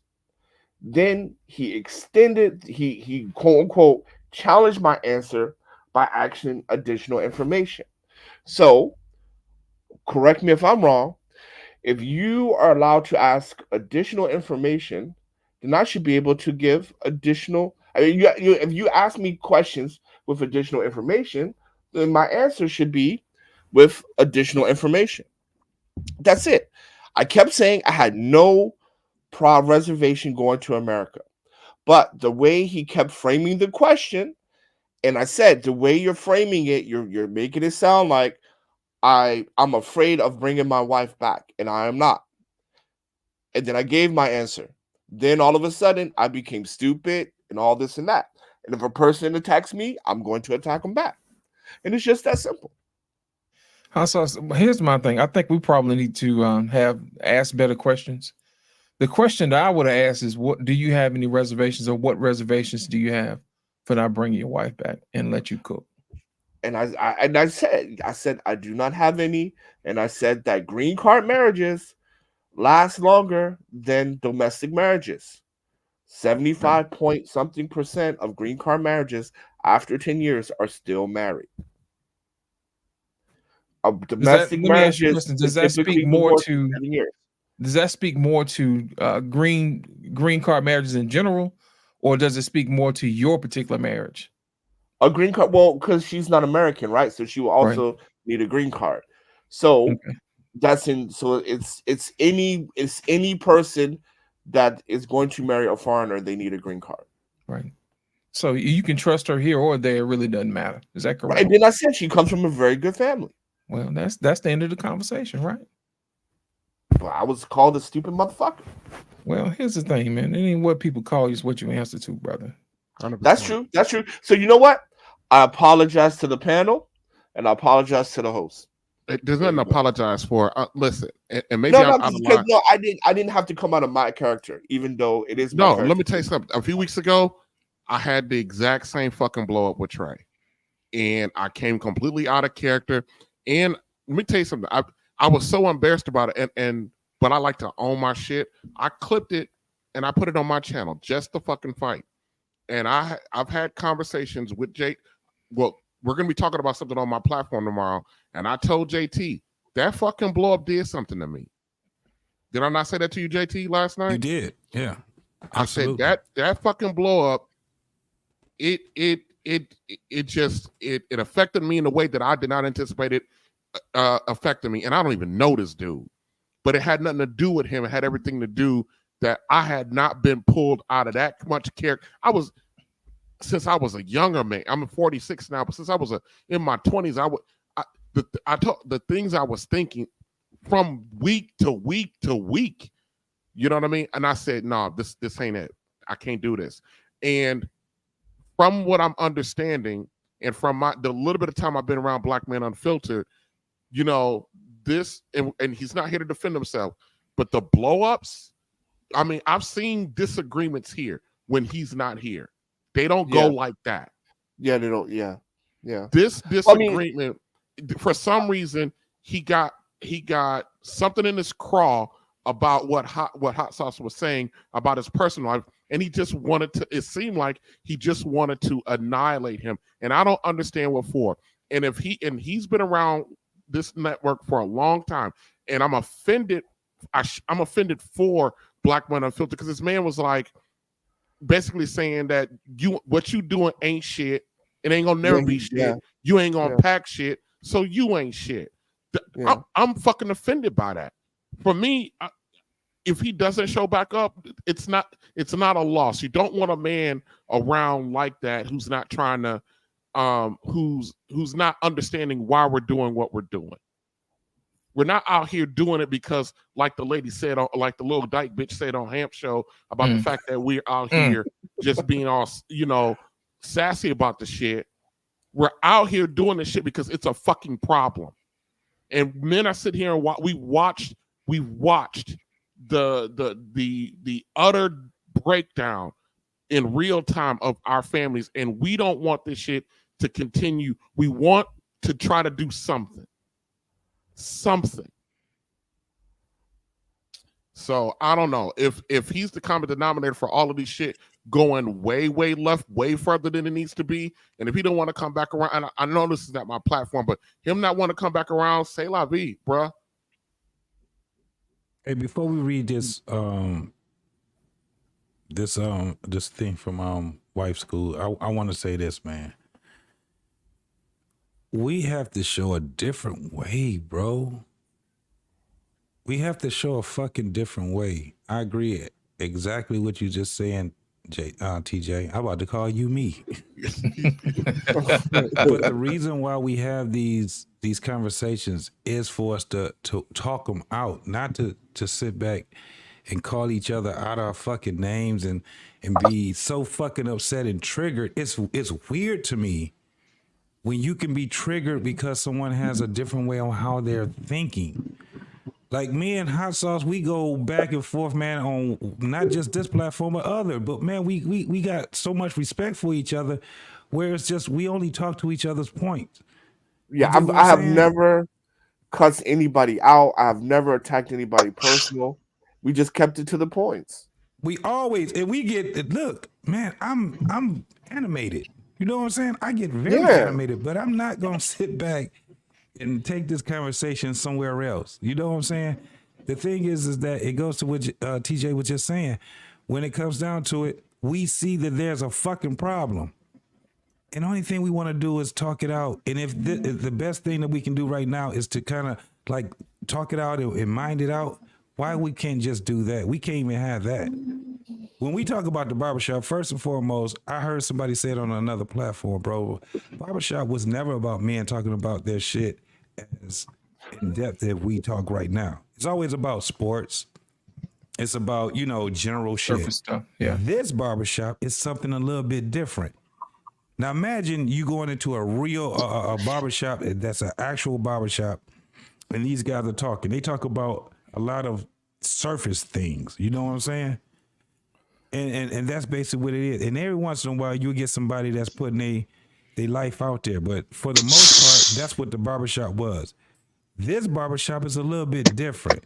And because we can talk to each other, man, I don't think nobody over here is in the same Providence, state, county, city, or nothing. This shit is national right now. We're all in different places. We got what? New Jersey, Detroit. We got this shit is this is global. Shit, hell, I'm in Cali across the grid. Then you got Cali. Shit, that might as well be another damn country. Then we should be able to talk to each other about our differences and be able to talk these things out with each other without us being so fucked up where we gotta go back and forth with each other. And it takes down the quality, first and foremost, of the platform. It takes the quality of what we're talking about. So if somebody doesn't, and I gotta say this, if you don't value this platform as hey Clement, go ahead and mute your mic, sir. We can hear everything that's going on over there, man. If you don't value this platform as of something that is valuable to you, then of course you would come here and you put shit on it. But at the end of the day, man, we not about to come here and then for 15 fucking minutes, we got a fucking audience and they hearing us call each other out our fucking names and arguing about motherfucking bullshit. Well, we keep missing the ball a lot of fucking times when it comes down to that. I'm gonna end it with this right here, man. I have respect for every brother that's on this panel. I have respect for people that's in the chat. We don't know each other like that for us to be that fucking triggered about bullshit, right? Right. Everybody on here, man, has respect for me. And we should have that same type of outlook on each other, period. And then we go on. We have our arguments. We laugh about shit, serious situations, and then we leave it here on the show. And if things that we have that we learn from, we take it and we apply it to our real life. If not, then man, we had a good fucking show. At least at that, we could say it was a good show. I'm gonna come there next week. That's it, man. This is some bullshit. Hey, JT. I'm JT. too fucking old for the argument type shit. I'm not gonna threaten that nigga. I hope you don't never come and try to see me because we both gonna be in some trouble. Both of us. Hey, JT. Hey, hot sauce. Don't this kind of remind you of the show that you used to be on with Roger? When they would get heated and all like that, and that we'll spend a whole hour, 2 hours on there arguing back and forth over some nonsensical BS. Now, let me explain something to y'all, man. In case y'all don't realize what's going on, it's easy for people to say what you should do after the fact. Sometimes as men, we have to learn how to deal with things in real time. And for other people who are watching, it's like you got two brothers in the backyard going at it. You know what I'm saying? We was like, fellas, stop. Okay, y'all go ahead and duke it out. And at the end of the day, you're going to go back and you're going to drink another beer and keep it pushing. People need to see how you resolve conflicts real time, because that's something that you can't buy. That's something you can't manufacture. In life, there will be times when you will be tested. You know what I mean? And there's certain things where you know you got your hands tied behind your back. And you have to learn consequences to everything that you do. You know what I mean? And sometimes you can't do that. It's the same what we talk about, what we were talking about earlier about incels. Well, it's kind of hard to tell them, hey, you ain't getting no girls if you ain't around no girls. The best thing to do is to go ahead and take them in the field and show them what's real. And say, hey, look, let me explain to you how you do this. First of all, you need to ask yourself, what is it that you want? Because there ain't no sense in us going out here fooling around trying to get chicks if you don't know exactly what you want. Are you looking for a wife? Or are you looking for a good time? You know what I'm saying? Sometimes you got to aim, brothers, in the right direction. And anytime you have conflict or whatever, that's just part of being a man. That's why Trey and Hot Sauce getting into it don't rile me up.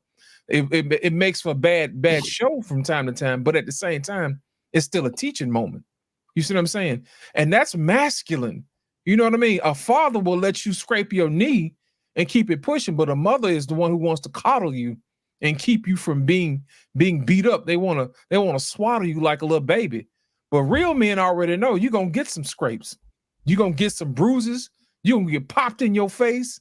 You know what I'm saying? Sometimes you win and sometimes you lose. That's all about being a man. But at the end of the day, listen, at the end of the day, that's still your brother.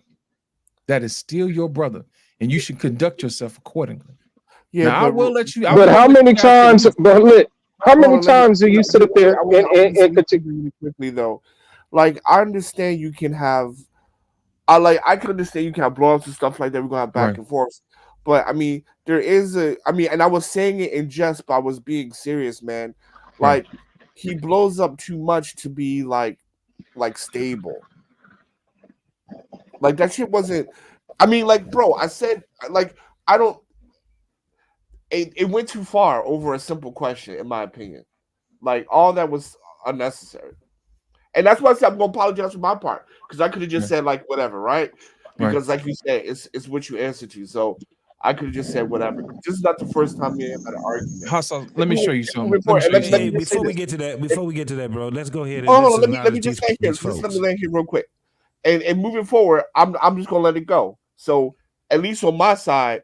Whenever he says that, I'm just gonna be like, whatever. You won't ever have a problem with me on this platform like that again, and I apologize, and I'll just conduct myself accordingly. Because and then you gonna get into it with me, man. Because you, with you, absolutely. But with we him, gonna no. get into it. Yeah, but with him, no. Like I made a decision. You know what? At this point, I'm just gonna be like, whatever. Right.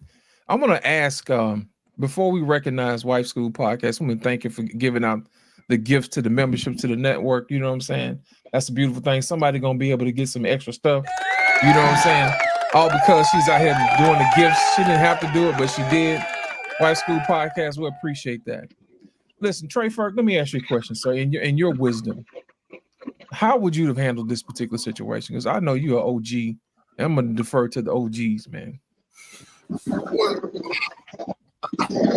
look at this space, beyond this gathering right here that's how I sort of always approach it.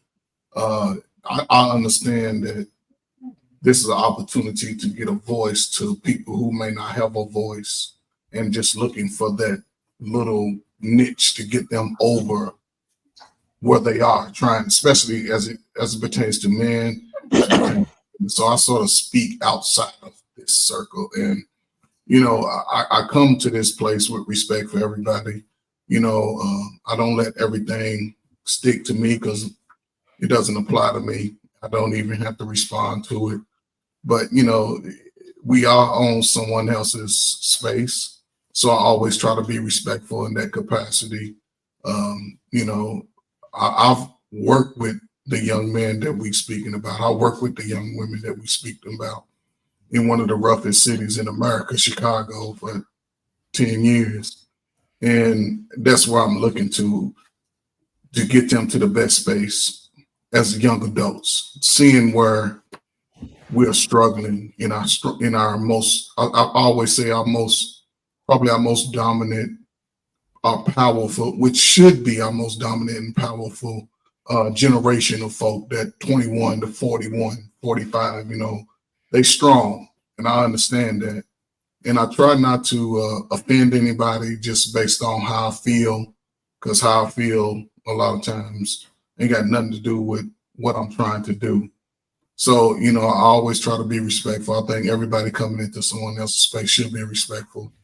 I understood respect my elders. I understand that I'm in that space now, and I know, but I do know this. I'm a fighter, and I roll with the trends. I stopped fighting with my fists a long time ago. People can say a lot, but listen, you come over my house, you're going to get the cat and the 2 dogs on your ass first. So I just think that, I don't know, I speak past this, and I got things going on in my life. Some stuff I share, some stuff I don't, but I don't think it's ever going to affect me in what my mission is and what I'm trying to do. Because if I'm looking to speak to a larger audience, I can't put myself in compromising positions in a sense. You know what I'm saying? I have to show that I have some type of wisdom. I have to show that I have some type of knowledge in any capacity. And like I said, I don't know how much I got, but I know I got something that I can share to the world. And I look at it like that, it's nothing nobody can say to really get me wound up to where I'm just gonna go off and say all kinds of shit. I'm a nigga with a big nose, big lips, light skin, and a bald head. That's me. You say that about me? Yeah, put Mr. on that shit though. But that's how I look at it. So, I think we all should just always be mindful that this is someone else's space, and he's allowing us to come and share our voice, regardless of our difference of opinions. Because we didn't grow up with each other. We don't know what our background is. It doesn't really matter when we're trying to convey a message. I always learn. It's my last thing. It ain't where you're from. It's where you at. That's where I look at it. It's where I'm at. And I'm amongst men. I'm gonna respect it as men. That's just the way I look at it. So I don't know if that answers your question, but that's just how. No, you was. I'm gonna tell you right now, man, and this is sincerely from my heart, Trey. You was about 2 seconds from. Mayday! Mayday! Will you please learn this motherfucker? All right, JT, I'm gonna remember that when you go over 2 minutes. I'm gonna be like, oh yeah, he do the clock too, man. That's no doubt about Listen, I'm gonna give a big shout out to Big Ann 11, man, for the $10 super chat. Right. The most famous words in American history. Can we all just get along? Get along. All right. Yep, Big And Ant, we had going another on, super man. chat too from Marcus too, man. Thanks for not blaming supremacy hot sauce. Let's give him a video before we get it. Let's give him a video, bro. We need to take him We appreciate y'all, man, donating. We want to make sure we take care of you. Yeah. Well, fuck it. I give me and Dr. Nakumbe's and Black Man's debut, and then we'll just go from there. Go ahead. You know where it's at? Yeah. What the fuck? It ain't on there, man. It's on his computer. He know what he doing. Cause y'all get a hold of stuff and want to abuse it. He took the bitch off. It's on his computer, man. I told you that. All right, so let me Oh, here you explain go. that. Here you Right, go. We got it. Going to Dingaling museums. Yes. What's that? It's dingling. Oh shit. Yeah. You think they going on them girls' trips to have a second meet with Jesus? Nah, diggling museums. All these bitches going to the diggling museums. All these hoes going to diggling museums. They get on the plane and you think they flying, but when they land, they looking for some dick, they lying. Diggling museums. Yep, your wife at a diggling. She got a dick in her hand and she's taking pictures, and she with your sister-in-law and they getting picture. They taking pictures, FaceTiming you and telling you that they eating food like they at the fucking zoo. But they not. They can't. They ain't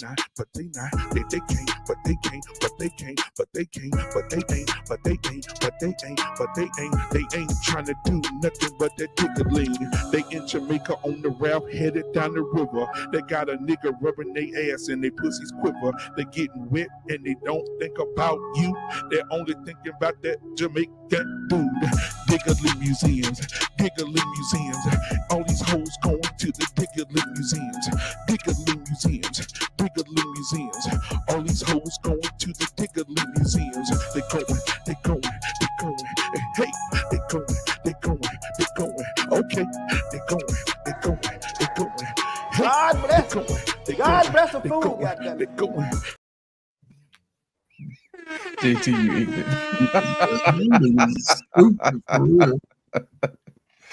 Appreciate it. Shout out to Black. Yeah, I'm gonna go slide on down to R-Pain, man. He been awfully quiet. R-Pain, I'm gonna you ring in because nobody has gotten into it more with Trey than you, so I'm pretty sure you probably more familiar with him than anybody else, man. You know, listen, man, it's you know, RBN said it. You know, after that last argument I had with him, man, I didn't even sleep well that night, man, because that's not how I like to roll either, man. So.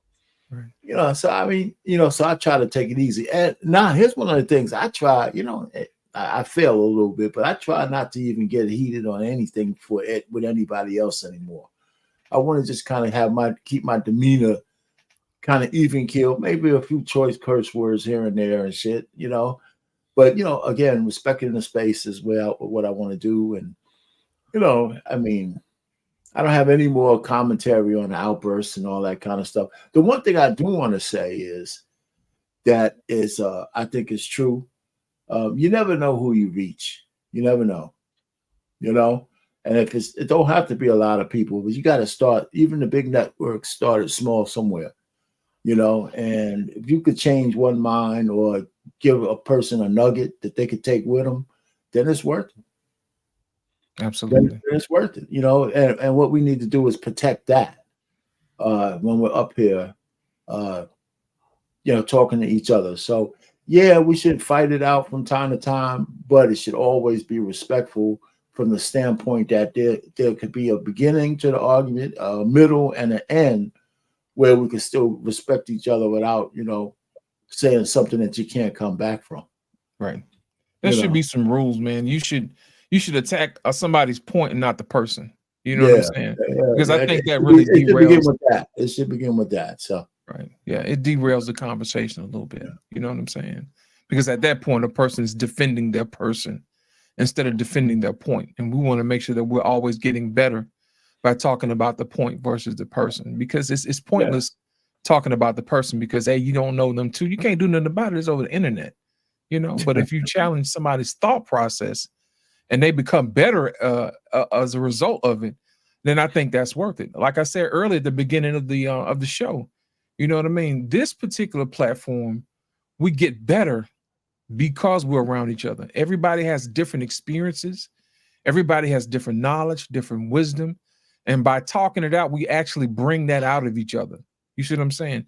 You don't understand somebody else's brilliance until you shine your light on them. It's like, hey, I didn't even know you had that. Hey, so let me say this to you. I'm sorry, but go ahead. I'm sorry. But let me just say this one thing to you. If the chick who was in the beginning video saw us tonight, we couldn't even defend ourselves. I agree. But at the same time, I would speak to this though. We still know how to conduct ourselves at the end of the day. You know, sometimes we may need to cool off, but we'll come back.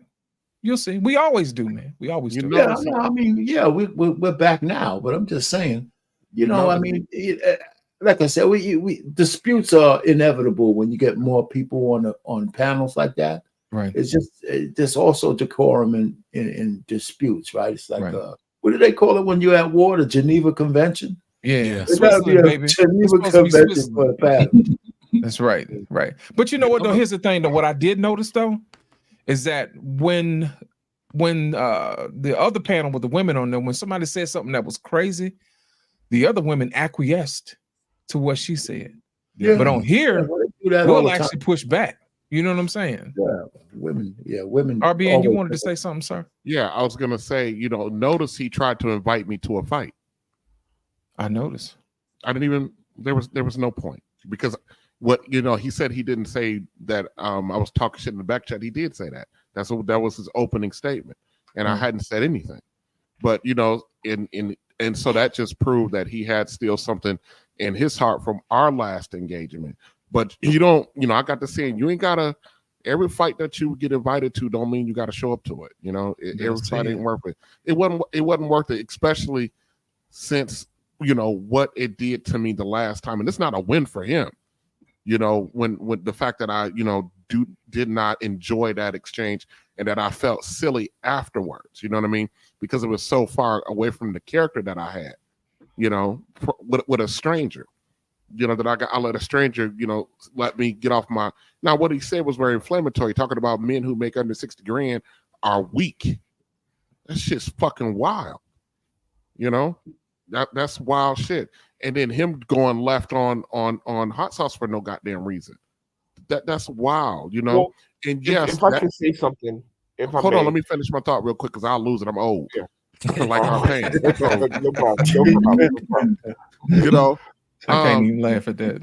Yeah, but to your I'm point, old as shit, and you older than me, Transit. to your point, Ferg older than he, and then goddamn, our we ladies gets are old. always looking for a reason or an excuse or ammunition to continue with their fuckery and their behavior. Right. And when stuff like this devolves like it did, it makes it hard to combat against that. You know what I mean? Even though, because we like to say, and I'll land it here. We like to say a lot of time, Black folk are not a monolith. Black folk are not a monolith. There are some shit we need to be a monolith about. And the way we conduct ourselves as fellas is one of those things that we need to have. If you go to any other community, they might disagree with a lot of stuff with each other, but there are things say something bad about about the Jews and see what happened to you. See what happened to you. There are certain things that they move with as a monolith. Yeah. We're so hell bent on Black folk ain't a monolith. Well, that's why we're so fractured, because there should be certain things that is just not tolerable from inside or outside. And I'll leave it there. Yeah, I just wanted to say again, I don't really mind being ignorant, but I don't really mind being ignorant. So, but you do got a point. Like, sometimes you just gotta let shit lie. And I would just say this: that moving forward, I'm just gonna let shit lie, because at the end of the day, there's more important things to be talking about. Like, how the fuck weren't you not talking about prostitution? Like, yeah, that's, you know what I mean? That was yeah. So anyway, I'm just gonna say this. At the end of the day, man, it's just that you just gotta let shit lie. And again, you guys made strong points about not being, just because you get invited to a fight don't mean you have to go. And you're moving forward. Again, like I said, I apologize, and moving forward, yeah, I'm just gonna let it be as much as I can. You know how, so I'm gonna clear this up, man, for you. When you hear this, yeah, we need to clear this. When you hear that, man, what I'm trying to say is that people treat relationships like it's a transaction. You know what I'm saying? Right. Like a pimp hoe relationship. And when I do it to make light of it, as in fun. You see what I'm saying? I'm not encouraging people to go out here and risk their lives and throw their junk on the crap tables of life. You know what I'm saying? I'm just saying that's how people treat relationships these days. They don't build relationships from the inside out. They build them from the outside in. You see what I'm saying? Okay, So I hear you because yeah. I was like, man, that's a good deal. Blowy, you know, shit.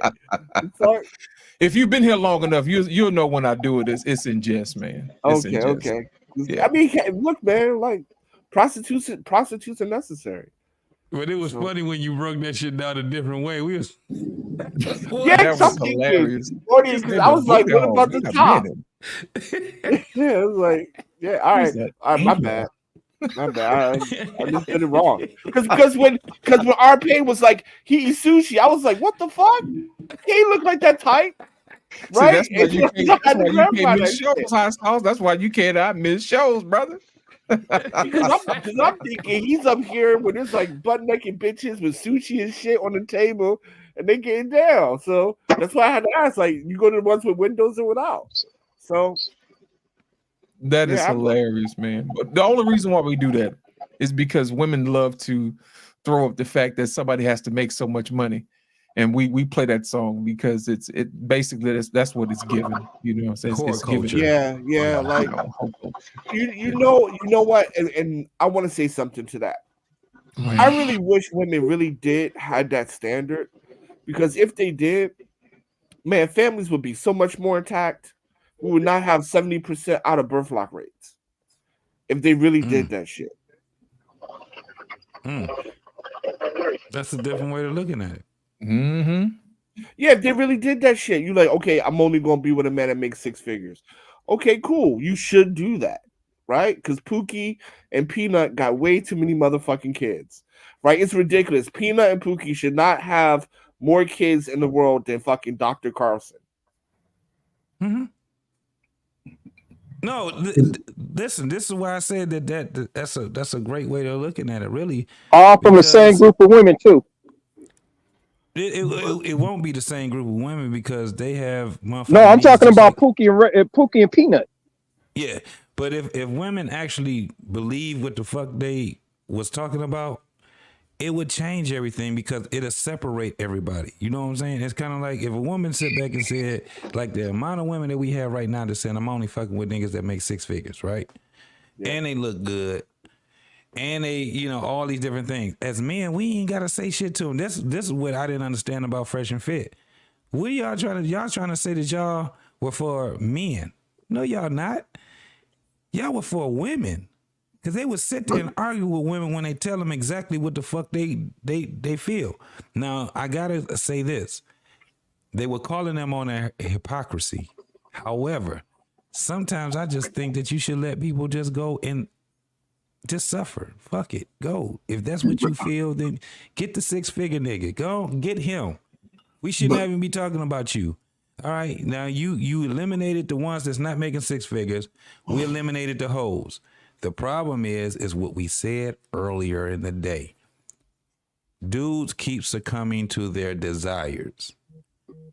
We keep worrying about what the fuck these goddamn women that we don't even want or we don't even so-called qualify for.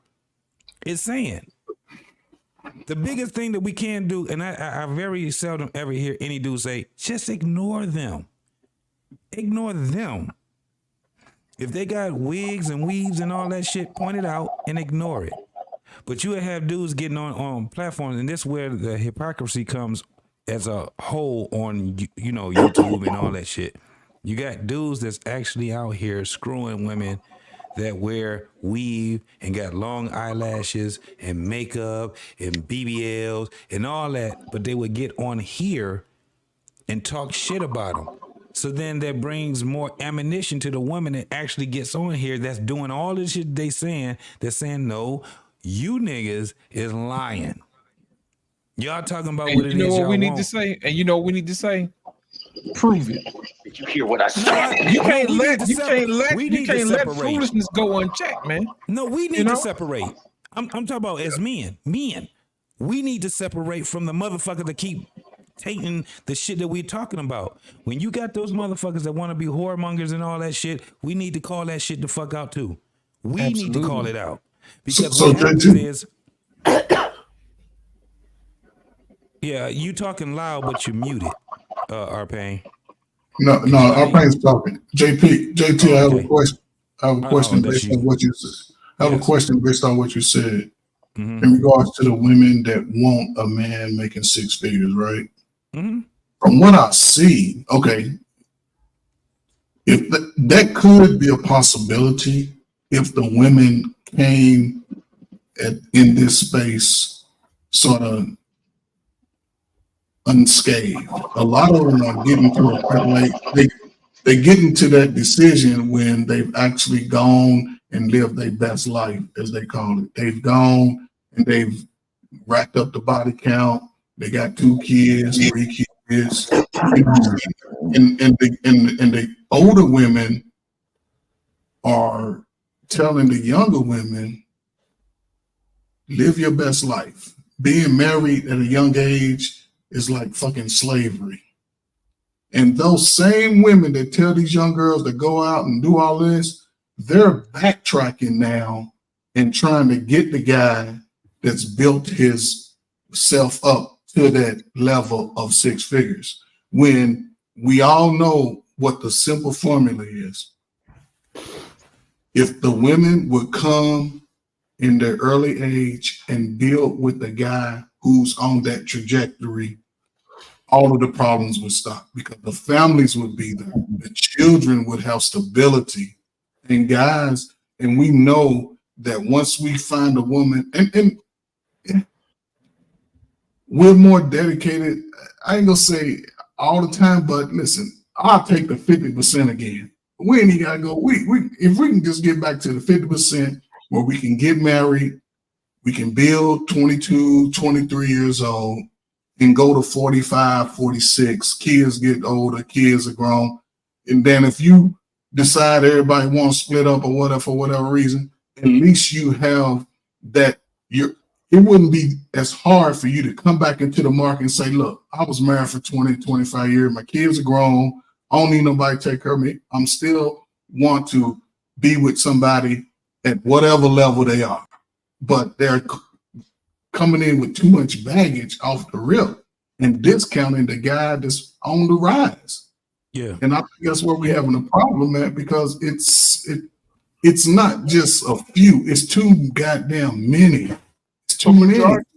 But majority of women, and I'm going to tie this to the original video. Just give me a second.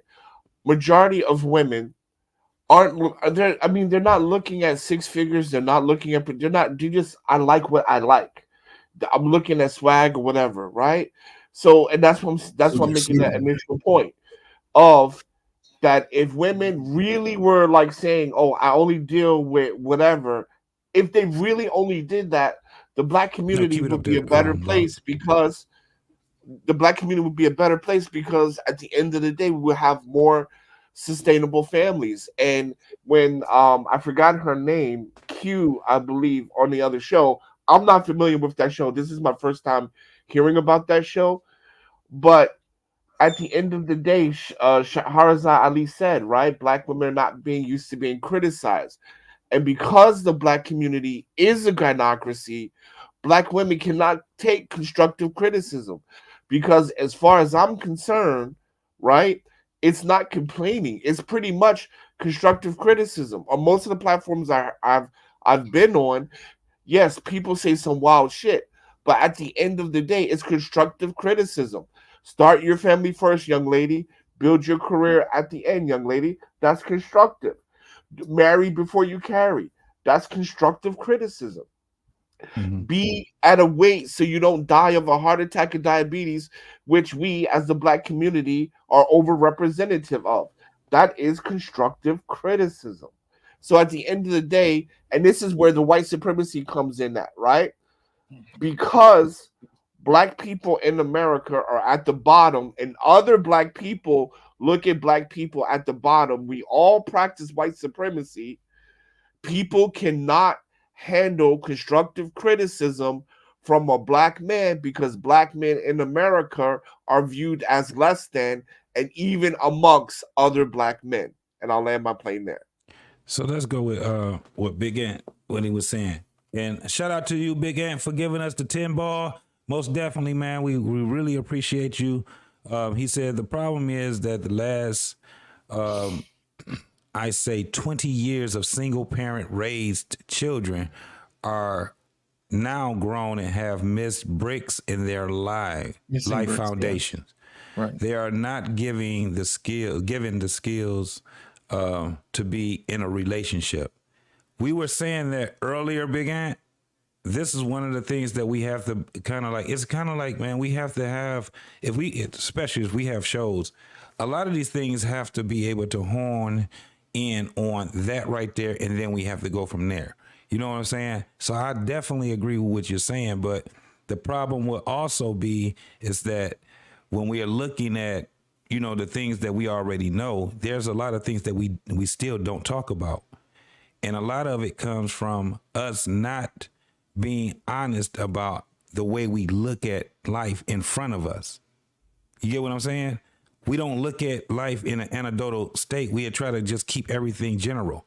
It's just as bad as doing things and looking at it from an anecdotal way and then try to speak on it in an anecdotal way. We have to mix it all together. But that takes for us to get out here and talk the way we talk and argue and all these different things. In order for us to have these type of arguments, man, and for those arguments to be great, we have to be able to still have a lower sense of respect. Even when we're passionate, at some point, you just can't tell motherfuckers, y'all ain't doing shit. Fuck all y'all. I'm just saying that shit.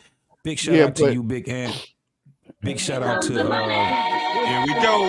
Money talk. Let me say something on this one. We got RBN got next after you, R-Pain, okay? So let me just get this out. One of the things I think we have trouble with is telling men that, you know, they have to have dick discipline, they have to do this, don't hit that like button on the BBLs and shit. We can't fight. we can't fight what our nature is. We just can't. We've been this fucking way since the beginning of time. What we need to do is focus on the consequences of doing the things that we do. Because I think it's just like it's like saying, say no to drugs. that shit didn't work. You gotta say, well, listen, if you're 18 years old and you out there shooting up the club, you'll be 36 years old before you get free of the financial bind the chick is going to be in. It puts you under. And, you know, but that's the emphasis. But to tell a guy at 18, you don't have no sex, it's like, and the other thing is we're not truthful, right? Well, a lot of times we're not truthful with these guys. And here's my thing. Mm-hmm. If we had sex when we were 18, 19, 20, we shot up the club, if we don't sit down there and tell them those sleepless nights that we had waiting for that phone call that the chick got a period, then we're not being honest. Fact. You know what I'm saying? That we did some war dog shit. We don't want, I'm telling you this so you don't do what I did. Yeah. But if you do and you get caught out there, here's the consequence. And we don't talk about the consequence all the time. Every time I hear somebody say to men, first of all, when we tell the men, don't try to get sex, get your fucking your grind and all that shit, man. You know, listen, between 18 and 30, all you're thinking about is fucking, man. You know, so you got to be able to get on your grind. You know, you're going to want to have sex, but understand the consequences of making a mistake. And that's and you know, let me just finish. You know, so because everybody's been going on these goddamn plane rides, I want to go on the plane ride too for a second. Shit. Take your time, R-Pain. Take your time, man. You know, I mean, so all I'm just trying to say is, I'll land it. Listen, we got to give them the whole message. Yeah, you got to be disciplined, but we got to understand we got a basic primal nature. And if we want to keep trying to fight that shit, we're going to keep saying the same shit all the time. And we've been doing this shit since the beginning of time. Yeah. You know, if women own the fucking marketplace, if they want to give a man some pussy, most of the men are going to take it. Any way they give it. Any goddamn way they give it, men are taking the goddamn box. Right? We're predictable, and they know we're predictable, and they could manipulate us. And you got to get to a level of discernment where you can fight the manipulation. Well, the other problem we have is the social programming we're all under. And for all the women to get back to their virtue, they need other women to tell them the truth. And that's a whole nother segue. So I want to continue the conversation with you, though. Let me just say this really quickly because Arpain said something really profound. We got RBN. He got to go next, man, because he been pacing away. But what I wanted to do, because I didn't want to run from it, I wanted to say this. Arpain, so don't you think that it is important for us to sit back and to have the conversations that we do have? This is the reason why I say it. It shouldn't be our mission to have a conclusion on these panels. It should be the mission of the audience. Listen what I'm saying first. It should it should be the mission of the individual that's in the audience to hear all sides and they can make their own conclusion. They should be able to hear what you say, what I say. If we on different parts, we can have our arguments or whatever. Whether we got it together or not, whether we came to a conclusion, a middle point or not. Wouldn't it be more important for them to hear both sides and then they can come up with their own conclusion? I don't think I'm on a different side than you. I don't think we have both sides. I'm just telling you. I'm telling you that in this situation, I'm right. You can't just tell men not to fuck. You can't. No, I'm not saying that. I'm not talking to that specific point. What I'm saying is that as an overall, like you I was think just RBN saying, is next, guys. I think RBN is next. You can't tell somebody listen because I've been on the fence. Go ahead, JT. I agree with what you're saying. I've been on the fence with it. If you hear one show after the next show, man, I'm one way I'm for it. The other way I'll be like, look, it's dick discipline. The next way it is what it is. So what I'm saying is that when we're having these conversations, it don't have to be that specific one. The individual that's listening to it should be able to draw their own conclusion also by hearing us go where we go. Would you agree with that? Yeah, I agree with you. Yeah, that's all I was just saying. So when we get too invested into making, and the point is, when we get too invested in making points to discredit another person, or we get to the point where because I can't, argue your point down because you ain't listening to me, now you a bitch ass nigga, now you ain't shit. Now you get what I'm saying now? So we can argue, and if somebody sit back and they think they won, oh well. You know what I'm saying? Because it's always about the audience. All you got to do is put a poll up and niggas will tell you. Or you just look at what they're saying. Sometimes somebody be thinking they cooking and the whole audience be like, that nigga is on some bullshit. Right? Because they're drawing their own conclusion up. Regardless of what we saying. Can I just say one real quick point? 2 sentences. Arpain, you made a very good point, and I think people should not let this go over people's head. Make sure you stay with a woman until she has her fucking period, so you do not get those sleepless nights. I'll pass the mic. TJ, save us. Come on, man. Come on, TJ. Come on. I mean, he said it first. We just emphasizing. Come on, he said that shit first. I'm blocking for you, TJ. Come on, too, man. You keep talking, man, and you shut the fuck up. Right. I wanted to piggyback on what Trey Ferg said about. That was a long time ago. I know. That's why I was like, I needed to go. My bad. But when old people get to talking, man, look, we had this deacon in the church named Deacon Charlie Robinson. We hated when he was praying because not only was he old and long-winded, he stuttered. So goddamn. So devotion was supposed to be about 15, 20 minutes, would be an hour and a goddamn half because of Deacon Robinson with his long stuttering goddamn prayers. I'm not saying, our pain is that way, but I'm just saying. No, that's for JT. Shit. But Trey Ferg was talking about, we need to encourage, that our group, our Black folk won't get together early. We won't encourage them to do that. Yesterday on my live stream, I talked specifically about the fact that when we get into these conversations and when we start comparing what black folk do versus what white folk do, we never bring up the receipts to show what white folk actually do to see if we actually right about that. So yesterday on my platform, I pulled an hour-long video of a young white couple going to a financial advisor, working out their shit. And in that fucking video was the complete dynamics of a relationship. The man was in their they were in their 20s. The man made less than 60 grand. The wife was a stay-at-home mother with 2 children. The man, they're sitting in front of a financial advisor because he fucked up the money. You know what I mean? The woman, the woman during that session found out several things that he was doing behind her back with the fucking money. You know what I mean?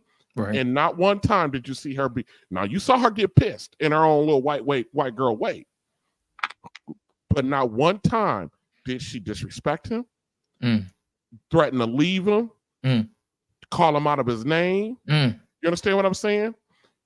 Oftentimes throughout the discussion, the guy that was delivering the financial advisor, he was dog walking the husband, and the wife would be like, hey, you can't put that all on him. She jumping in front of the goddamn bullet for a man. Our women won't do that shit. They won't do that shit. And then also the financial advisor was 10 to 12 years older than the white boy that fucked up the money. Remember, we had a stream with over on Hamp's thing where we had the young man and the older man, and the young man were telling the older man, we don't want to hear what the fuck you got to say. So I'm sitting here reviewing this white couple with a lot of different dynamics going on. First of all, you can you can have a wife and 2 fucking children on less than 60 grand a year. The white boy proved it. And they were in Dallas. So the white boy proved it. You can have an older man beat up the younger man for making a mistake, and the younger man listen, accept it, and sit down for the direction because he knows screwed it up. It can happen. We just choose. We do everything in our power to come up with every fucking excuse to stay apart. All this shit's a fucking excuse because it can happen. So yeah, I brought that up, that stream up is because I've never seen anybody do that. Pull a white couple out at in the white couple that represents everything our black women say that they don't want.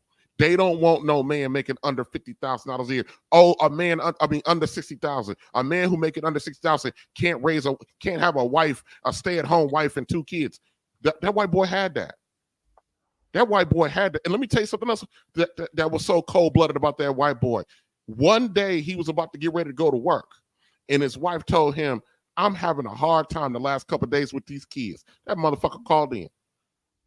He said, fuck the money. My wife is having problems. Let me sit down and help her today with these kids, and we'll figure out the fucking money that I'm losing today another day.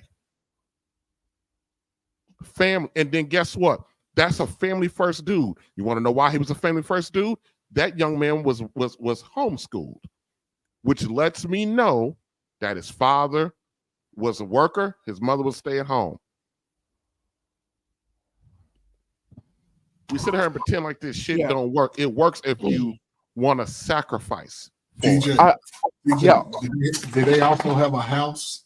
Yes. See what I'm saying? Come on, man. RB, and I'm gonna touch on that, man. I think the real reason why our women do stuff like that is because they want you to make a certain amount of money, so their spending and their habits can go unchecked, and they use that as a hurdle to alleviate them from doing what they have to do. That's basic home economics. It's cheaper for you to stay at home and cook. That's the reason why he was able to save the amount of money to have the things they would have, because they were living within that framework, which speaks to what you're saying. But since our women rarely want to cook and they look at cooking and cleaning and stuff like that as slavery, that's the reason why they put up the barrier where it says you have to make 6 figures. So now you can hire, a maid, and all these other people and a chef to come in and do all the things that they don't want to do anymore. You see what I'm saying? So that speaks to what you were saying earlier. It can be done. If And the everybody wife, does their role. the wife trusted him even after he screwed up. She said, "Oh, he'll fix it." Yeah, Oh, but he'll you gotta, fix it. but we gotta understand this. Like I agree. First, I want to say I agree with RBN on the fact that financially 60K is enough to live, depending on where you live, 60K is enough to live that type of lifestyle. But I want to also say is that a couple things. Number one, our community is not trained and in tune to listen to black men, right? So you're finding generations upon generations of our community not being tuned and listen to black men as other races of men, right? We're just not in tune to listen to older black men as Asian boys are tuned to listen to older Asian men. Second, we also have to deal with the psychology of being black in America in 2024. I'm not even going to talk about slavery. The psychology of being black in America in 2024, right? So, at the end of the day, women are taught in general that masculinity is bad, patriarchy is bad. Black women specifically are taught that for the most part, you can't trust that black man. I don't care what he got, what his accomplishments are, how competent he is, right? Now, not all, but the mass majority are. So when it comes to getting that lifestyle for a black man, it's a bit more complicated because there's other circumstances or other situations that we have to deal with on top of that. Because at the end of the day, white women typically trust white men. We don't have trust amongst one another in the black community. Because we spoke about that before with the whole Monique and Tyler Perry situation. Yes. Right? So we just don't have those, staples. In my opinion. But I'm just saying it can be done if we decided to focus on it. It No, can. I agree with you on that part. Like financial part, I agree 100%. Right? But doing it with a black woman in America, that's a large Well, order. I will say this: you don't have to do it with that person. You should only work with those who are willing. Yeah. That's it. Yeah, that's why I agree Even with if the like basic. Mr. Bennett said, he had to go through what 99 to find the one he's willing to do that. Sometimes that's a part of the game, baby. And at the end of the day, once you think about it, it's actually worth it because you get what you need and you don't focus on what you don't. It doesn't serve you. 100%, brother. You listen, it amazes me because when you look at that example TJ gave, they put, once those two unionized, they put the family first. Everything is surrounded by the family. You don't see white women now. They do what they gotta do when needed, but they're not spending $500 to $1,000 a month on their body. They getting those kids insurance policies for $3 a month when they're 1 and 2 years old, and they'll ride that $3 until they fucking go to college, and they'll use that to help pay for college. Then after those 18 years, you see it. Once they become empty nesters, they ass get a van, they ass start traveling, they start doing all the things that you should be doing at that age. They, you know what I'm saying? It's just that we want all of our stuff now. We're not trying to wait. We ain't getting insurance policies on our kids. We ain't doing it. We ain't investing. And it ain't even got to be a whole lot of money that you invest. Shit, it can be $40 a month. But no, we going out to drink and we drinking $60, $70, $80 a week. We got to go over here and go over there. And we gotta go out to eat and drop $70, $80, $100 on the tab so we can look good like we're doing something, which is all backwards. So we spend 10, 15 years of that. And then, like I said, we fucking out there in them streets. Oh, we getting it in, regardless of we trying to get a family. So we just dog agreeing. Yeah, we just doing it backwards. And I think for most men, we come to an age early that, like, you know what? It ain't worth doing all this. Let me cut back a little bit, and there ain't nothing wrong with cutting back, just having a good time for a while, and you see the difference. And women, they'll just go through 20 years. I was young till they're 35. Now they all of a sudden they grow up and they're looking for stuff that they really don't qualify for because they've been already played this shit. Lost of translation to Trey Frederick's point. I put the video and I've got it paused to like not spend the money on her body. I couldn't find the picture, but I just put the video up in the back. I want you to see what this woman looked like.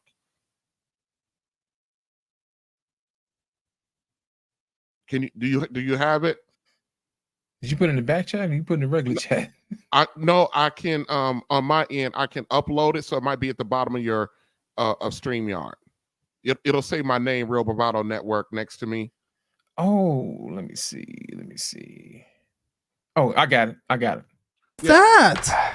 You guys are young, but you've taken on a lot now. It's time that we're growing up. I just want you to pause it on Yeah. her. I guess it was just like we had to go to. Look at that. Do you see thousands of dollars or $500-$600 worth of makeup and stuff like that? Absolutely. Eyelashes, nails. She just got on a hair scarf and her hair pulled back. A basic Look like she shirt. made it herself too. Look like it. Look, don't it? She's fucking Amish. But they're not. Yeah. I know they're not. I'm just saying. I'm not saying that all of our women got to do this, but I'm talking about the mindset to be willing to do this. Right. They're gonna be, and he's a young man. He makes about 60 right now. This brother gonna make some good bread because he's still in his 20s and making 60. Yeah, I just wanted to point that out to hammer home Trey Ferg's point about spending unnecessarily gobs of money. I wanted to hear it. on your physical. Yeah, I wanted to hear the I think video, RBN though. was That's just why playing I it. brought it back a little bit. I wanted to hear the video. Hear what they Well, talking thanks for about. coming over, guys. So, what do you currently do for a living? I'm a stay-at-home mom.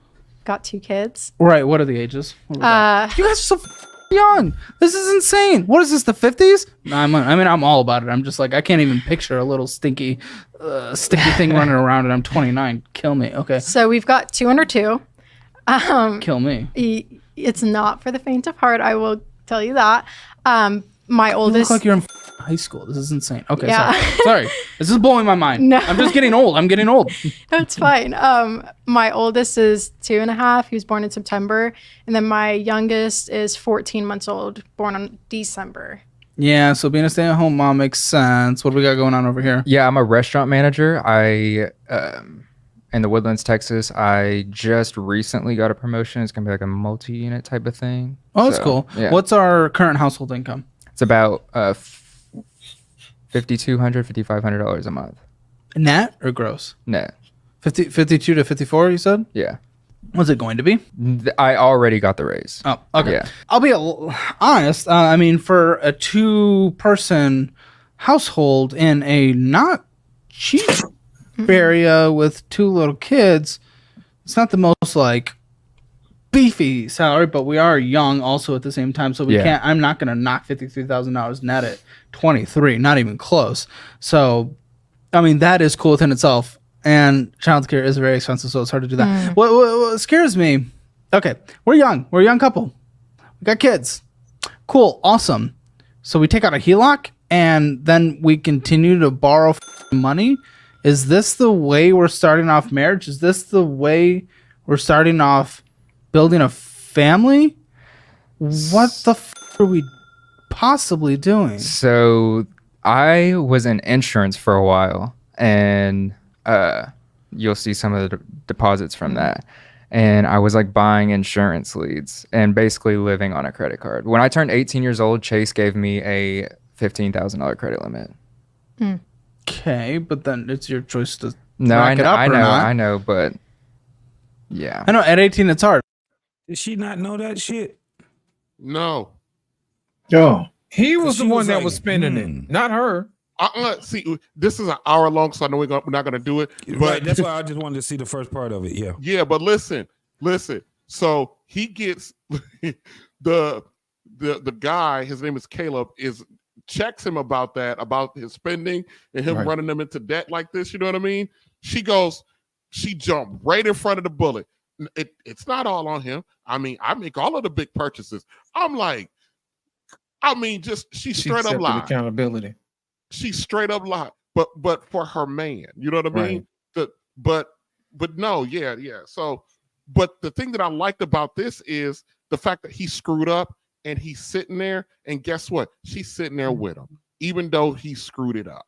and he went there, he says, look, I got these 2 kids, I just screwed up this money. I need to figure this out. You know what I mean?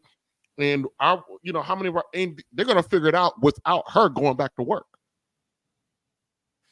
So RBN, right? So you got this video. We're talking about the money and the fact that they're young, and it's not just that our sisters don't want to get married that young, or the dudes for that matter. It's the programming that tells them not to.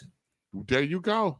Okay, so it's the program from almost even the so-called well-to-do women tell young women, especially, not to get married. They tell them in the black community, right? They tell them to spend their 20s getting dick down. They don't say it that way, but that's exactly the ways that the women interpret it, and that's what they go on. And it's hard. They hardly ever get out of their 20s without carrying some asshole's baby. Well, here's my thing, Arpain. What the younger women need to ask the older women is, are you gonna pay my bills? Are you gonna have my babies? You know what I'm saying? They need to start talking to older women like, hey, you need to show what you did and show me what you did is better. Because what they did is projecting, the older women are projecting their trauma onto the younger women, and they don't have to walk around with that. You see what I'm saying? But that brings me to a question, though, y'all. Let me just counter what you just said, Lit. Go ahead. Because what the younger women do is the fact that they take advantage of the safety net of their mother and their grandmothers and have these kids. So they know they're going to pawn them off. I mean, I showed that video, but that one lady screaming on her daughter saying, listen, I'm in my sunset year. I'm not raising your children. That's for you to do. What I'm saying is the girls who have these babies who don't want to get married, the reason why they have babies is because those women, their mothers and their grandmothers are enablers. And the enablers outnumber everybody in the black community, especially on the woman's side. Hey, do you know why they enable these younger women? Go ahead, tell me. Because the younger women are their safety net because they screwed up with their own men. So how do younger women be a safety net? They shouldn't listen to other older women for a fact. I'm glad you said that. That's where I was about to get to. With that video, because I seen the video, TJ, when you told me about the video, the whole thing was that she followed her man through all his fuck ups and through all of the things. And the thing is this, because that shit was on my motherfucking mind. There's a time, man, where we are at the apex of rebellion of our parents. It's an apex we are at with rebellion. And this is where it comes down to. What age would that actually be? Where we would sit back and say, I need to take control of my life. Because this is what I have a problem with. Parents, and I'm looking at it from a parent standpoint. I'm looking at it from a child standpoint also. When we're looking at shit like this, like if you guys haven't seen that video, the video is actually, man, it's enlightening, to tell you the truth, whether you agree with what the brother did or whatever. But these are a young couple. They got married. The young man was making decisions. Now, every decision that he made wasn't a fucked up decision. That's the crazy part. But he was making fucked up decisions, and guess what they were doing? Figuring it out with just them two. Right. Not having the influence of the outside. I think we have a problem in America where we have too much of an outside influence. I don't give a fuck. I'm not even just saying about social media and all that. I think our parents can fuck our up parents our spoke to that. If He's we right. keep following our parents too old. When we get too old, that shit can fuck us up. That's Our where pain I'm was looking right. at it, where if you get two young people get together, 18, 21, 20, whatever, and they ain't have no, and they look at it as, I don't have any choice other than this is it right here. Fuck all the options. And they look at it from there, because my mission is not for me, it's for my children. I think we have a different way on how we can have these conversations also. Right. That right there looks weird when you see those two. Like when we was talking about the aesthetics. Old girl had the fucking shit on her head and stuff like that. She did. She looked Amish. She made that, But at man, some herself. point- That looked like that was homemade, brother. Yeah. But at some point, when do we get to a point where we sit back and say, I'm not going to put the onus on my influence. I'm not going to put the onus Yeah, on but my... how do you get there, JT? How do you get there? I'm saying These that people- I think no, that... no, I'm asking you a That's question. a legit question, man. And I'm about to asking you a answer question. it. How do you I'm get about to there answer when it. you're programmed by the women around you? How Who's do they the most get there? programmed people? Is it the old people or is it the young people that's more programmed? Listen, if we're talking about young people getting married, they're being programmed from the older people around them who are pretty much still taking care of them not to fucking get married. But I'm asking, That's what they're telling them. right? So and when they I'm get when that shit every goddamn day. And then when they go to college in the black community, they tell them, go get your degree. Don't you got time enough to settle down, which is a lie, because once they hit 30, that time is starting to fucking run out. Right. And the women who tell them that know that. They know it. Because get that's that. their And insurance I'm not- policy. and I don't have So I don't have they the answer. refuse. I'm just posing. What I'm doing is I'm just bringing this in the.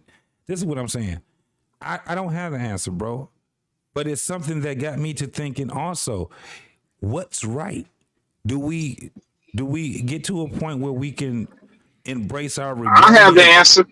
Wait, hold on. Do we get to a point where we can embrace our rebellion, our rebellious spirit, and we be leaders, or do we just succumb Who are you talking about leading? Who are you talking about leading? Men? Men Who you and talking about women are leading? leaders. They just got different levels. Them of men ain't leadership. even in the house, man. Men are not going to lead the women to do that. Women have to change what they tell their goddamn daughters. That's I where we understand. are right now. Yeah, I I mean, understand that. that's the end. And wait a minute, these platforms where we're starting to see some women starting to say, "Let me tell you what's wrong." They just made another video, which I'm gonna show on Monday, where a lady said that reason why that the black women of today are being groomed to be prostitutes because all they're asking for is money. Yeah. And you know what? And that was co-signed because Joy Taylor and Taylor Rooks had a whole fucked up podcast, but they said one thing that was true.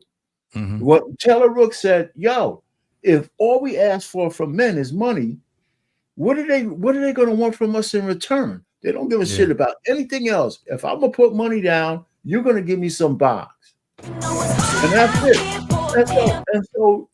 So that's a cosign to what's going on. Now I'm saying this. I'm gonna land it right here. In my own family, I see how my younger cousins, female cousins, 1 year, we have around 5 or 6 cousins, female cousins. They all had babies the same year. And I told them, I said, you fucking chicks, man, got together and said you're gonna do this. And you know what? Each one of them had a month. They was living with their mothers and grandmothers, and they took full advantage of the fact that they had a safety net.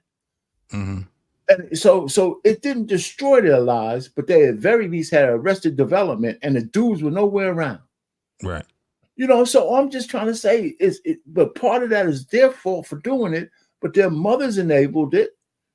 And my grandmother was a part of that too, because we're never going to turn away the kid when they're born. The kids are innocent, so they don't get turned out. You know, so I mean, we got a whole community of people who take advantage of their mothers, grandmothers, and the state. And I'm saying, how do you break that program? And if it's not the women, that's going to do it? No, because we're on the same page. We're on the same page. I just said it in a different way. Let me say that. Let me say something, Arpain. How you fix it is the older women gonna have to get married so they can shut up, basically. Because what they're doing is they're using these young women as their insurance policy to carry on to take care of them. Think about it. if these women started out on welfare and all this other stuff, and other people taking care of them, and the simp culture, and once the simps found out they weren't doing it, they doing it no more. They pulled the rug from up on them. So by that time, their daughters went to school, got their education, and then that comes into phase 2 of manipulation. Girl, you know I took care of you your whole life. You should slide your mama a piece of change. And guess what? She gonna tell you don't need no man to take care of you. That's what your mama here for. You can stay here as long as you want, as long as you put some on the light bill. You know what I'm saying? It's hard out here for a grandma. You know, that's the reason why. And the only way you're gonna fix it, Granny gonna have to get a husband. And some of y'all gonna have to take some of y'all have to take the L, bro. That's on. We got to fix this. But that's where it goes to a point of, like I said, when we talk about the rebellious energy, how much of that should we use as, I'm not saying rebellion like because you said I can't get a tattoo type of rebellion. That's not what I'm talking about. I'm talking about in the spirit of, you know, this shit is fucked up. By the time you're about 18 years old, you seen how fucked up shit can be out here. And you got a bunch of old motherfuckers talking bullshit, right? This is what we have a problem with. Our pain, you deal with it, I deal with it. We have, look at it what the young men are saying. Y'all niggas are old. That shit that y'all talking about, that shit is old as fuck, right? Because that's a rebellion part of them. Until they get our age, and then they ass start talking even worse than what we, at least we got some shit successful. You dig what I'm saying? But what I'm saying is this, and I don't have the answers to it. I'm raising the question just like you are. I have the answer to it. I do have the answer to it. But this is the problem. What's the answer, R-Pain? The answer is that the fucking women have to decide that they want to live differently. Maybe the Gen Z women, and some millennials, because I heard them say the unwed birth rate, I think, is supposed to be going down. I think it's going down, by the way. But what I'm saying is, I know the answer. Well, how we get to implement the answer is the problem, because it's what women tell each other that matters. Thank you. And that's the answer. If they don't change their conversation, we're never getting out of this shit. Never. Never, ever, ever, ever. Never, ever, never, ever. Never change it. Man, can I Come on, Hot Sauce. I know you've been waiting, man. Come on. So for once in my life, or once in the history of the stream, I'm agreeing with our pain. It's the women that controls the value of women. The older women have to teach the younger women to value their body. If women do not value their body, nothing ever, ever, ever will change. He's 1,000% right about that. Now, how you implement that? Well, one of the ways we have to implement it is by letting nature take its course. You got to let young people see that if you get pregnant, there is no one that's going to help you. We got to stop mentoring these kids. We got to get our nose out of this business and let nature take its course. When nature been nature. I know guys like Trey Ferg is like, no, we can't do that. But quite frankly and respectfully, you're part of the issue because you're enabling them. You're allowing younger kids to say, hey, if I don't manage my coochie correctly, there's going to be a guy like Mr. Trey Ferg that's going to come along and he's going to be the father figure. This is the main reason why. You got those girls on CNN back in the 80s and say, well, my kid don't need a father. I'm enough, because we have father figures. Right. As a matter of fact, in the black community, that's a term, father figures. And black women are satisfied enough, not all, but black women are satisfied enough to giving their child a father figure. And Trey, I respect you as my elder, and please don't take this as disrespectful, sir, but you are enabling. You are enabling. How am I enabling? I just explained it. I don't just know. explained it. I'm illiterate. I don't understand how I'm. He trying to call you Russell Wilson, man. You out here building ranch. No, I'm not trying to. What he's saying is that there has to be some I'm not. suffrage. No. Without I'm not trying information. I understand what he's saying, but hot sauce's ass is over in another country. Let me tell you something. Do that shit if y'all want to. All y'all kids, grandkids, all them motherfuckers gonna suffer. I don't give a damn what y'all talking about. The whole future of us will suffer. But Trey, that needs to happen. That needs to happen. You say that shit over there. Wait, y'all. We Hold over on. here. Fuck that. I'm trying to live out the rest of my days with a peaceful, young community. Hold on for a minute. I don't give a damn about that. Yeah, we all suffer. Yeah, so hold on for a minute. Hold on for a minute, Trey. I got you, because this is you and hot sauce. Matter of fact, Loss, can you put them both in a I got you, in the man. box? I got you. Because this shit is about to get really good. Yeah. So hot sauce, what you're basically saying is this, is that the elders have to take their hands off of the younger folks, and there's gonna have to be some type of suffering so the world or the community can see it, and then that's what's going to change their behavior. Is that what you're saying? That's exactly what I'm saying. Correct. I thought I explained that carefully, but I guess I didn't. No, but that is what I'm saying. We there. I want to have a conversation. So Trey Ferg, I need to hear your rebuttal to it. Man, we already fucking suffering. What you talking about? But damn, hot sauce, she done it again. We already suffering. Are we suffering because we took our hands off of them, or are we suffering because we've been enabling them? We suffering. Okay. Listen, we ain't got a hand in that shit. We just talking the shit.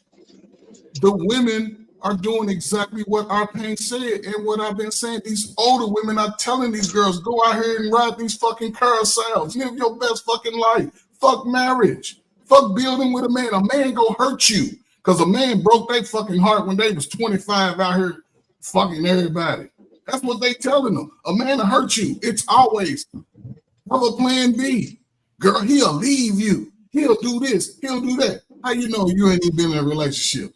Because they don't know how to choose the man either. These dudes was raised by the same fucking mamas. They talk about they see their brother and their cousins on that bullshit. They see their brother and their cousins walk around smelling like fucking dog pee and shit. They taking fucking, they see that shit.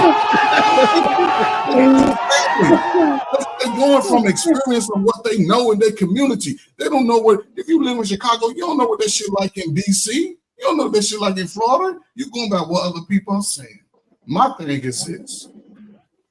The message is going to have to come from one, like our parents said, definitely the women. But the older women want the motherfucking dude making the fucking $100,000. So you think they're going to tell the young girl, girl, you need to marry this guy because he's on the ride. Girl, fuck that.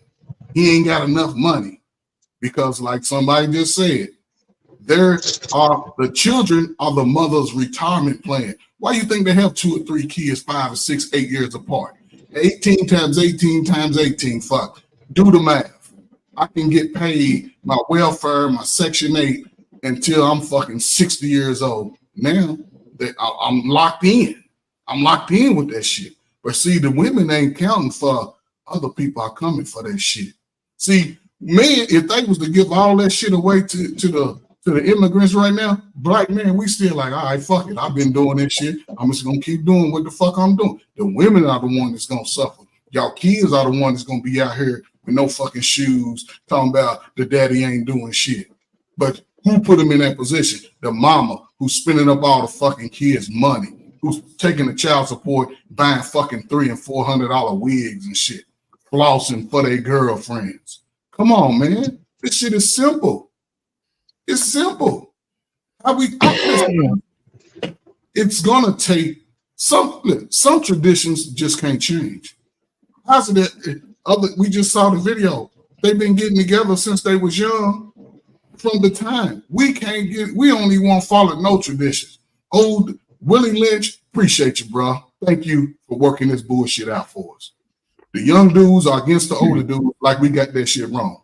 And every older dude, listen, It's always, I say 20% out of every race where it's going to be some fucked up people who just don't want to move the needle for themselves. But when you start preaching that rhetoric to the younger youth, man, we fucking lose. I don't care what nobody say. We lose. Trey, We you lose. You ain't in America. You ain't in America. Your kids ain't going to be affected by the American system. You out of the country. It does not apply to you. I'm talking about these young folk that need a space to move and grow. Can I? I didn't say anything, man. I talked for like less than 1 minute. You talked for like 4, right? It doesn't matter how long I fucking talk. It doesn't matter how long I talk. Well, I'm trying to have a constructive 21 to 41. 21 to 41. You're a full-fledged adult. Be careful how you move, regardless of which lane you choose. If you want to get married, focus on married. Talk to married people. Hang around people that want to be married. Stop listening to these bitter-ass people that got their heart fucking broke. You 41, you better make a fucking deal. You got to make a deal. Start asking for credit reports. See how much debt they got. Fuck that. Half the dudes ain't got a credit card, so he's good. Fuck all, he ain't got no credit card. And it's like, no, that shit good. You ain't got no overhead debt. You get all of your checks, especially if you ain't got no kids. What you gonna do? You choose a lane in America. You're going to work in a factory. You're going to go to college. You're going to join the military. Everybody talking about this entrepreneur shit. Motherfuckers don't even know how to negotiate with people outside of a relationship. Come on, man. What are we going to do? What are we going to do? We all lose, man. We all lose. I don't care nobody. Hot sauce, go ahead, brother. I appreciate that. Trying to have a constructive conversation. So here's the situation. Hold the sass. Regardless if I'm in America or not, doesn't matter. Right, because that's me saying the same thing as like, well, you're not in every city, you're not in every black city in America, right? I mean, that's pointless. The point is this: as long as there's going to be safety nets, right, you're not going to be able to change the behavior. Young children need to see that when you have children out of wedlock, with no good man taking care of you, they need to see the repercussions of that. People, unfortunately, learn from punishment. And the reason why we are suffering is because we have good brothers like Trey, good brothers like RB, and good brothers who do want to go back to the community that they want to help. But what does the devil say all the time? The road to hell is paved with good intentions. And that's all we're doing. We're paving a road to hell. Because at the end of the day, as long as good men are accepting to be a father figure in young children's lives, we will continue to suffer corporately. Okay. Let me hold on a second, Trey. Hold on a second. Just let me put it to you like this. What Trey is doing is different than what women do. Women are enabling other women to continue the degenerate behavior. What Trey is doing is he's standing in the gap. That's different. What these older women are doing is they're trying to teach their younger women, girl, you go out and you find you a Russell Wilson because you know what I'm saying? They out here looking for a miracle. They looking for a guy that make $1 million to come in and take care of them and they 7 kids. I don't even think Trey gonna do that. But hear me out, right? Standing in the gap. So when I fuck up, I'm gonna have someone standing in the gap. Even though the strategies are different, the result is the same. I don't think so. I disagree. Because think about it. A man will teach another man to do something completely different from what he's been taught and send him down the right path. What these other women are doing is they're teaching them how to continue the trechery that's going on. Continue to be baby mamas. But before you go on, let me clarify the point. When I'm saying enabling, I'm not saying enabling the adults. I am saying you're enabling the young girls that's going to come up next. Okay, hot sauce. Can I say something to you though? Right? Sure. It's not the men standing in the breach that's the problem. I keep going back to it. Yeah, men are going to stand in the breach, but we're not the safety net for the goddamn women. After our pain, can I talk, please? Hold on a second. Let our pain Yeah, finish we got first. you. We got you, Clement. We got you. We got you, man. We got you. I was just going to end this. It's not the men standing in the breach.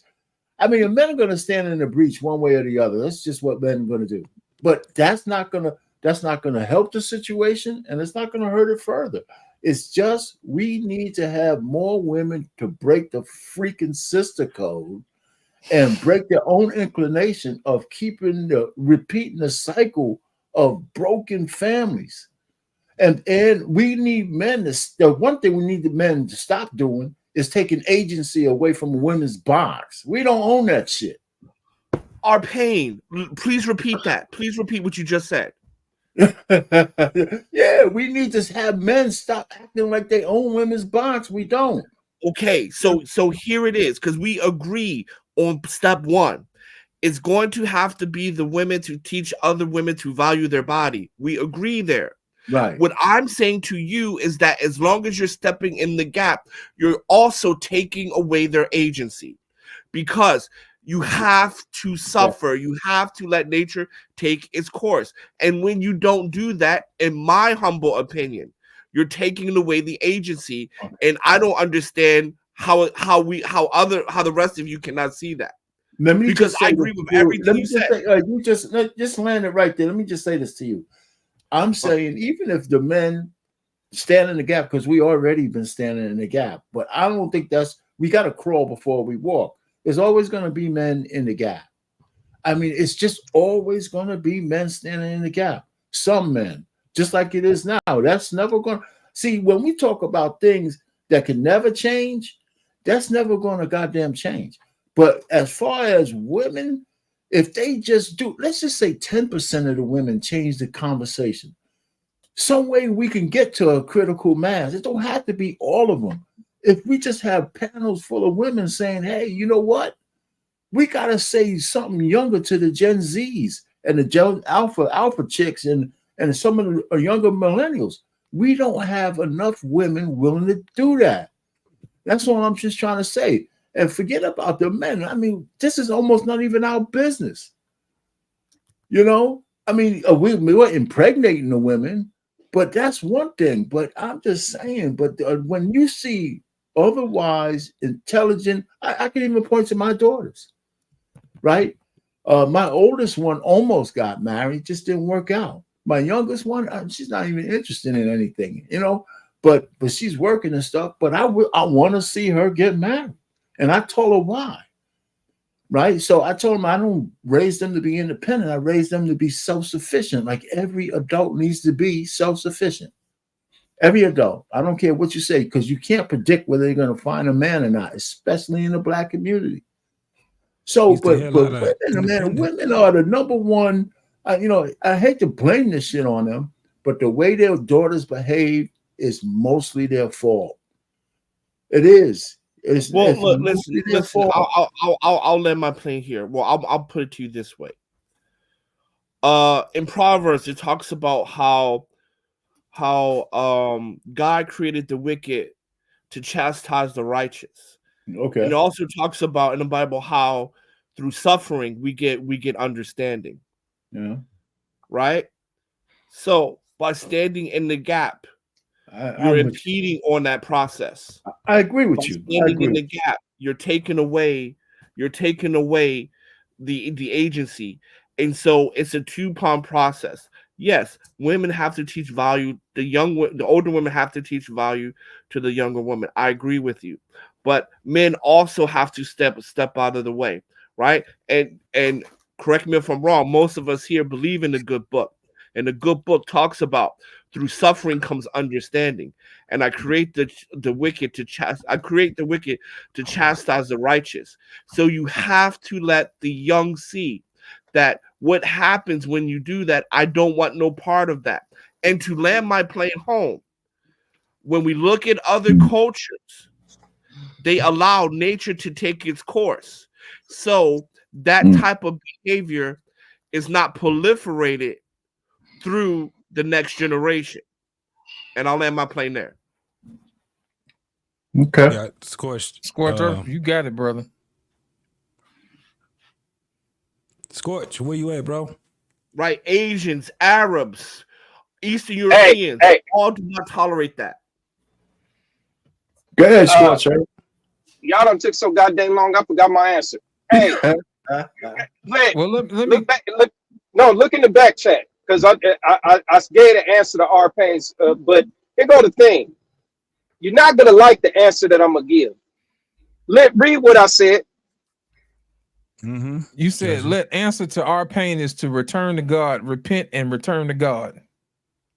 That's where it starts at, whether you believe in them or not. We're going through the same, everything that we're doing it's not like it has not been done before. Everything that we're seeing today the Bible has already prophesied that. We only live in what's already been done. The problem is we're too ignorant to turn around and repent. It ain't about whether you and see. The thing is, we keep talking about. You're right, the elder women. But the problem is, our pain, your generation. Oh, here we go. I'm gonna put it there because see, the thing is, you're disagreeing with hot sauce, but in a way, hot sauce is right. I'm sitting up here watching it right now. Transparency. My separation with my wife mainly was caused because of the elder women who have no man, ain't trying to get a man. Turned around and said they don't want no man because they don't want no man telling them what to do. So the minute that me and my wife have a problem, she's listening to her mama and all these other single goddamn women out here. See, and I'm a Gen Xer. Now, when you sit back and look at it, what do you see? You see babies after babies after babies by women that has no man. They ain't got no husband, no covering. You unhusbanded. A woman that's walking around single with children, with no husband, they uncovered. And you can't turn around and say, well, I go to church and I'm up. No, you ain't even listening to that. Because the Bible clearly states what you should not be doing if you ain't married. So how in the hell are you coming around with all these goddamn babies out of wedlock? See, Score Church, let me just say this. I agree with you 100%. And please remember, I'm always right. No, nigga, get out of here, man. I'm a genius. Listen, I've been right all night long. Right all night long. Hey, listen. You know what? You trying to get his brother some goddamn kudos and whatnot. He want to sit up there and get judged. You know what? That's why your brother got into trouble earlier. Shoot. Scorch Earth, here's my thing, man. I can't help I'm a genius. I can't help that. Hey, hold on, genius. Hold my beer. Okay. Hold my beer, genius. Check this out. I'm going to tell you what Trey Ferg is different. Okay. A long time I'm not. Hold up, Lit. Scorch, I'm not going against what Trey. No, hold up, man.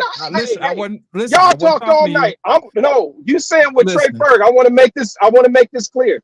I'm with Trey Ferg on his stance. See, I'm in agreement with everybody. Everybody got a point. Okay, I'm even in agreement with our pain. Let me finish. It's just damn. Let me finish. I just gave you. I get 2 minutes to talk, and this son of a gun turns around and takes over again. Don't let me pull a Ronald Reagan. Go ahead. Hey, don't let me pull a Ronald Reagan. Now, this is my microphone. Okay. Now, let me go back and address what Hot Sauce and what Trey Ferg was talking about and how it's different. Okay. There was a young man who played at LSU. Okay. And he had a stepfather by the name of Phil. You understand what I'm saying?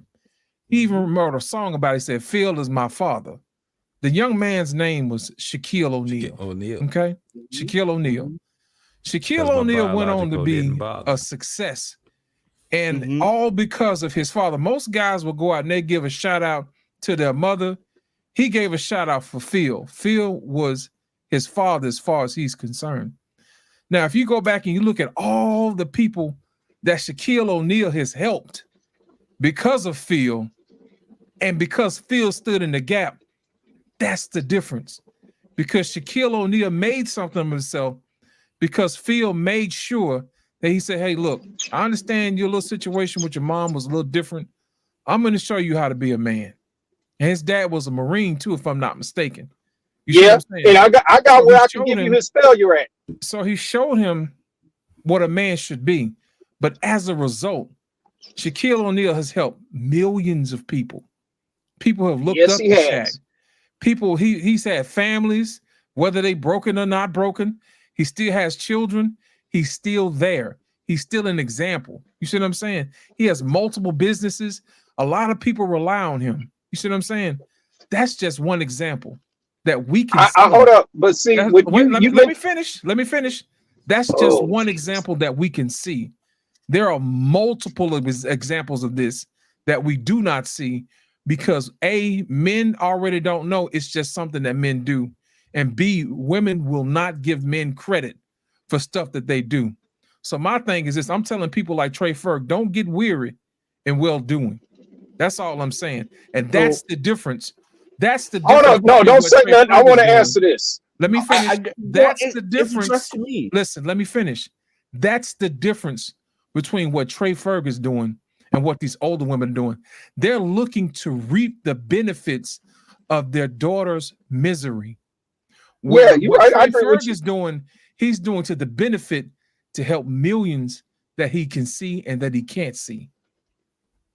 So that's a lovely, heartwarming story, but unfortunately, Shaquille was a worst example you can use. So first and foremost, I would offer this.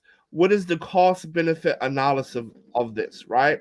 For every Shaquille O'Neal, and let's make it a little bit more practical, right? So for every guy that had a father figure in his life that made good, right? Let's just say average, good citizen, whatever. Let's not even say millionaires, but we'll bunch them in together. How many more people in that neighborhood saw that and got pregnant and their kids end up being ain't shit and perpetuate the cycle because of the enabling?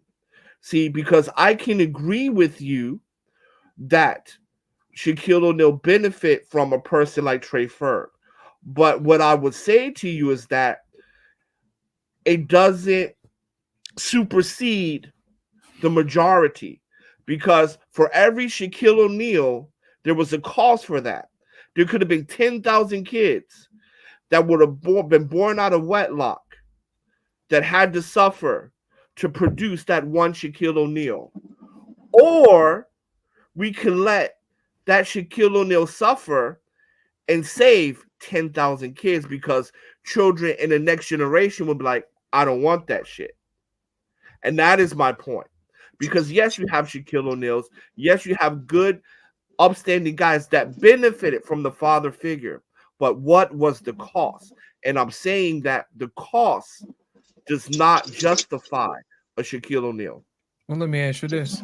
What's the cost of you not doing anything? Say, for instance, if I'll give you an example. Say, for instance, these young men see that their mother's struggling, okay? They're going to do what boys do. I'm going to go steal something. I'm going to go sell drugs. I'm going to go make some money to go help mama out. They're the ones that LeBron wind up didn't do going to that. jail. They're the ones that go to jail. Mama don't go to jail. Right. They go to jail. Or they Right. could hold you up at gunpoint and rob you. You see what I'm saying? That's the Right. difference. No, it's not the difference, because it's happening anyway. People like Trey Ferg are doing things positive in the community, and people still get robbed. 80% still end up in jail. In my scenario, in my world, right, in the con world, the situation would be that 2 generations later, you're not going to have people robbing anymore because young ladies aren't having kids out of wedlock anymore. Right? That's what I'm saying. Because when kids are seeing how the mother's suffering and the community see how they're suffering, they're like, you know what? I don't want that. I don't want that. I don't need that. So in the short term, yes, you are right. There will be robbing, killing, stealing, just like there is now. But in the long term, the difference between your plan and my plan is that the birth rate, the single mother birth rate, or the single parent birth rate goes down while yours still maintained. And that is the difference. Is that due to policy or a preference? Let's be real about it now. That's due to enabling. No. It comes down to, and it depends on where you're from. Now, if we're having an honest conversation, I think sometimes that policy shapes what people are actually doing versus their preference. Like real talk. Well, I mean, okay. Well, I will. Okay, in fairness, I would say policy does contribute. I will give you that. I'll be honest. We're having constructive. I will give you that. But however, culture, if we had the right culture, then I think that would help us because we're black, right? We're black, and we are attacked by white supremacy structures. So that there's no denying that. That is factual, right? But if we had a better culture or better whatever, I don't know what the word is I'm looking for, then that will happen. But my point still stands, man. At the end of the day, we are enabling. But also the culture will change with listen, man. Listen, and this is me. Maybe I'm wrong. Why is it that we the only goddamn race of people that we swear by Jesus Christ Himself, but we the first ones to say let their ass burn? Doesn't make sense. Jesus would say that. Jesus says that. God said let. He's like, listen. I'm talking about the children. I'm talking about the young ones. I don't give a damn about y'all 40-year-old griping ass. I'm talking about children under 13. I'm focusing on the nieces and nephews of some of these young people who don't even know what the fuck to do. They listening to dudes, man, women ain't shit, fuck the women, but the same dudes will be sleeping with the goddamn women. They listening to the women, don't go out here. You're right. In a family, don't Trey Ferg. And they see their ass and titties out every day. Girl, we going out here. Jesus came today, Jesus would say, let the children burn.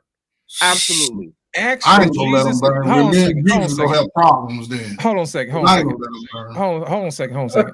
Hot sauce. Jesus' last words was, "Forgive them, Father, for they know not what they do." Done. Yes, correct. That's what he said. That was his last words. But that's listen. That actually wasn't his last words, though. But hold on. But lost in translation. What happened to? Well, I don't know your belief system, but I'm going to ask this: what happened to the real Hebrews after that? What happened to them? They lost their identity. They went through 2,000 years of fucking slavery. We lost our identity now. We don't know who the fuck we are. We all over the place as a nation of people. We in the thick of it right now. What are you talking about? But that's who the Hebrews are. I'm not making a blasphemous statement. I am not making a blasphemous statement. Look, what is the gospel? The gospel is that Israel will be restored. And when Christ came, they all asked him, if you are the Messiah, are we here to restore? No, they didn't. He came down because Israel committed adultery against God. Then Israel chose criminals over the Messiah, and so then Israel went into slavery for 2,000 years, lost their identity, and was spread to the four corners of the earth. And if you read the Bible, it talks about when he comes back, it's going to be a terrible day. I came to separate mothers from daughters and fathers from sons, to know who my people are. This is actually Bible. When he comes back, Hot Sauce, he said he's going to return the fathers back to their sons. Right, but it's also called the terrible day of the Lord for a reason. Hot Sauce. What they got to do with feeding the kids, bro? We done moved these goalposts up and down the street, man. These kids hungry, man. No, I followed you. I understood exactly. Yeah, you gotta remember, he had been going for a minute, man. Hold on. To be fair, this Hot Sauce, he was not the one that brought up the whole thing of the Jesus thing. Somebody passed the ball to him. He wasn't running, boy. No, I appreciate it though. I really do. He was on point. I followed you. You ain't had everybody follow. Look, I'm going to drop it here because I never lost a debate, so I'm just gonna leave it This here. nigga right here. Ain't nobody debating with you. How can you win something that ain't nobody debating? Hold on. Listen, He I'll lying. just say, He I'll just leave it lying. here. We I'm just appreciate gonna hot leave it here. sauce, man. We really I do. get, I understand what I say is very controversial. I understand that, and I do understand where y'all coming from because I understand what I say is very controversial. So I do understand where y'all coming from. I'll leave it there. That was a nice touch. But Hold on, we appreciate you, before brother. we even We get do. more in there, my man RBN just left, and he gave us a 50 ball, bro. He gave us a 50 ball. RBN, hey man, he says, here we go, money talk. Here comes the money.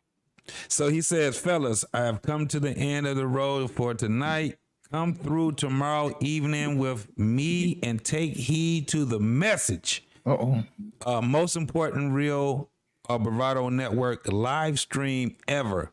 7 p.m. Central, 8 p.m. Eastern. So we definitely got to go and support our brother. We got to see what he got to say tomorrow, y'all. Most definitely at 7. What is that? 7 Central, 8 Eastern. Right. Hey, we gonna be there, bro. Moderators, can we you too. get his link in the chat for those who are coming through who don't know it already? Go ahead and drop that in the chat for us. Yes, sir. So the Yes, people sir. know how to get a hold of him. Well, so let me just, and if we just end this kind of, I mean, on this topic, I think things start with a whisper, and I think we're hearing some of the whispers. This young lady that I saw came out with a nice little soliloquy about how Black women are being groomed to be prostitutes, and she's coming in with the receipts on why that's true. And I think they're starting to, this whole notion that it's men, if men wouldn't buy it, there wouldn't be no prostitutes. Well, you know what, men are going to buy box. This is the one. Some things have to be constant in our nature, and that's what men are constantly looking for. Sex. That's just the way it is. Hoes gonna be hoes. And oh, hey, how you doing? And so all I'm just trying to say is, when women become more chaste, I think they can shape. This is the power I think women have, and we keep taking agency away from them. If they become more chaste, men will behave differently.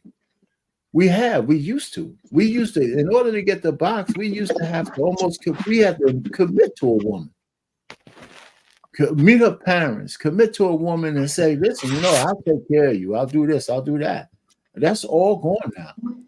It's all gone. I mean, okay, it's the sign of the times, but that dynamic used to work. The one thing I want to say about old people, right? I've seen a lot of funerals where the men and the women died in marriage, death to their part. My grandparents did it. Wait, let me just finish one more thing on this thing. What I can't stand, especially from other people, when they say only reason why women stay with their husbands in the past is because they couldn't do anything else. That's one of the biggest fucking lies told to mankind in this modern era. It's not true. Did they have abuse back then? Of course. But I'm telling you, the men and women used to be tight like a motherfucker. Listen, I'm gonna just tell this story. You guys gotta bear with me. My stepmother, my father was a lucky man, a blessed man. He had 2 women who loved. Hey, okay. Wow. I'm just playing with you, bro. Well, Go listen, ahead, RP. Listen, my stepmother came over to my house one day in hysterics, and my father was dying, right? And he wouldn't stay home, and she didn't know what to do. So she's in hysterics. And I told her, I said, listen, you gotta let him go. I said, you've done all you can do for him. Let him go. Now, the tears in her eyes tell me, when I looked at her, that woman was devoted to my father. There was this bullshit. She didn't have to stay in the marriage because she didn't have nowhere to go and all of. When every fucking woman I hear say that today, I really want, and I can't stand arguing with ladies. I said, you don't know what the hell you're talking about. You'd be blessed if you had a man love you like that. You'd be blessed, And so I'm just saying, and those women back there some of them chicks were tough, man, much tougher than the chicks of today. And all my aunts, they all retired with pensions. They didn't have to stay with nobody. So I'm gonna land it there. So it's just crazy, man. When I hear some of this bullshit, the only problem they did do was create a safety net for all the fucking illegitimate kids that came out. That's the problem they had. They didn't kick them to the curb because nobody's gonna do that to kids. Not in your own family. You know what I'm saying? It's just not gonna happen. Absolutely. Go ahead, Clement. Scorch. Hey, look, we about to end this right quick, man. So everybody get it in right now before we get it. Clement, That was my because final he thought. still has something he wanted to Yeah, say. and before y'all leave, man, don't log off. I need to talk to y'all after the show. Don't For go sure. nowhere. You got it. For sure. You got it. You got it. I'll give- All I'll I'm give- gonna say, Oh no, go ahead. You go. all I'm gonna say is everybody had a point. I believe that with whoever you can turn around, Bird, R Pain, uh, Hot Sauce, JT, Lit, whoever it is that you can help, whatever generation they in, long as you're doing the work to help someone, because all you have to do is reach one. That's it. One. The scripture says it takes one to chase 1,000, two to chase 10. You got what? 5 people on here? We chasing. Somebody's hearing it. So everybody has a point, and everybody's point is valid. I think what the problem is that my biggest thing is that I look at and see whenever them type of questions are asked, who can what? For me, it returns right back to scripture. Return back to God. Repent. Because it's going to be a day of reckoning, like Hot Sauce says. And it ain't going to be nice. So if we really want to change our community and change our people, the mindset, it starts with us as men. So we're gonna have to set a standard and agree. Yeah, we can agree to disagree, but there is points that we all sit on that we can all stand on and say, you know what, I'll rock with you on that one. Okay, we can stand here. Okay, we may not we're gonna disagree on this right here, but it's not so much of a disagreeable to the point that where we can't still take the positive that we do carry and move forward. I can rock with any one of you brothers if I saw you down the street. Our Pain, I'll probably have to keep away from him because he might turn around and want to part the Red Sea and do what he got to do or whatnot. So, we ain't that far down. I ain't that ancient. So, but in all seriousness, we need Our Pain. He's our elder. We need the Trey Bird. Hell, we need even Hot Sauce. We all need one another as men because we all bring something to the table. Truth be told, even though he blasted off and got mad or whatever and did what he did, we even need a Trey because of what he brings to the table. Hey, we need the Hey, think about it. Jesus had 12 disciples. One of them was called Peter. Peter was wild as hell, was he not? Man, Peter was out cold. Yeah. That's I can attend that to Trey. Very outspoken, he's passionate. He reminds me a lot of me. That's how I was. Just fly off the bat and just go off. But he's still needed. So it coming here on this barbershop talk. Yeah, you're right. It's not it's not that regular barbershop that you would think when you walk into a regular barbershop to get your hair cut. No, it's not that. Right. This is far more serious, far more in depth about how we can change our particular communities, starting with us. Women, hey, I have to agree with Our Pain. It's going to take the elder women, but you got too many of the elder women nowadays sitting in the church trying to sit up there and sit up there sleeping with the deacons and the pastors and all them. Because they done got them. And this, unfortunately, this is what my generation is watching.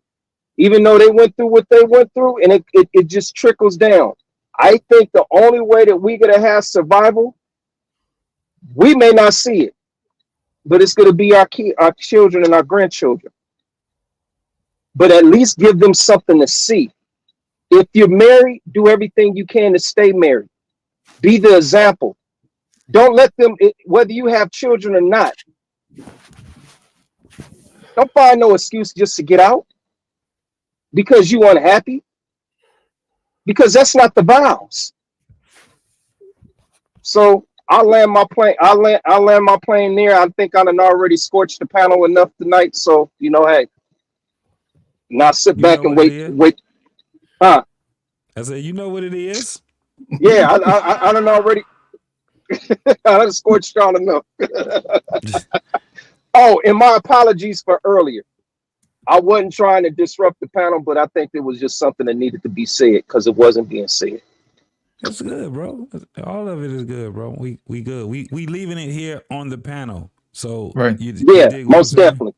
Yeah. So, hey, let's go to hot sauce, man. Go ahead, man. Give us your final words, bro.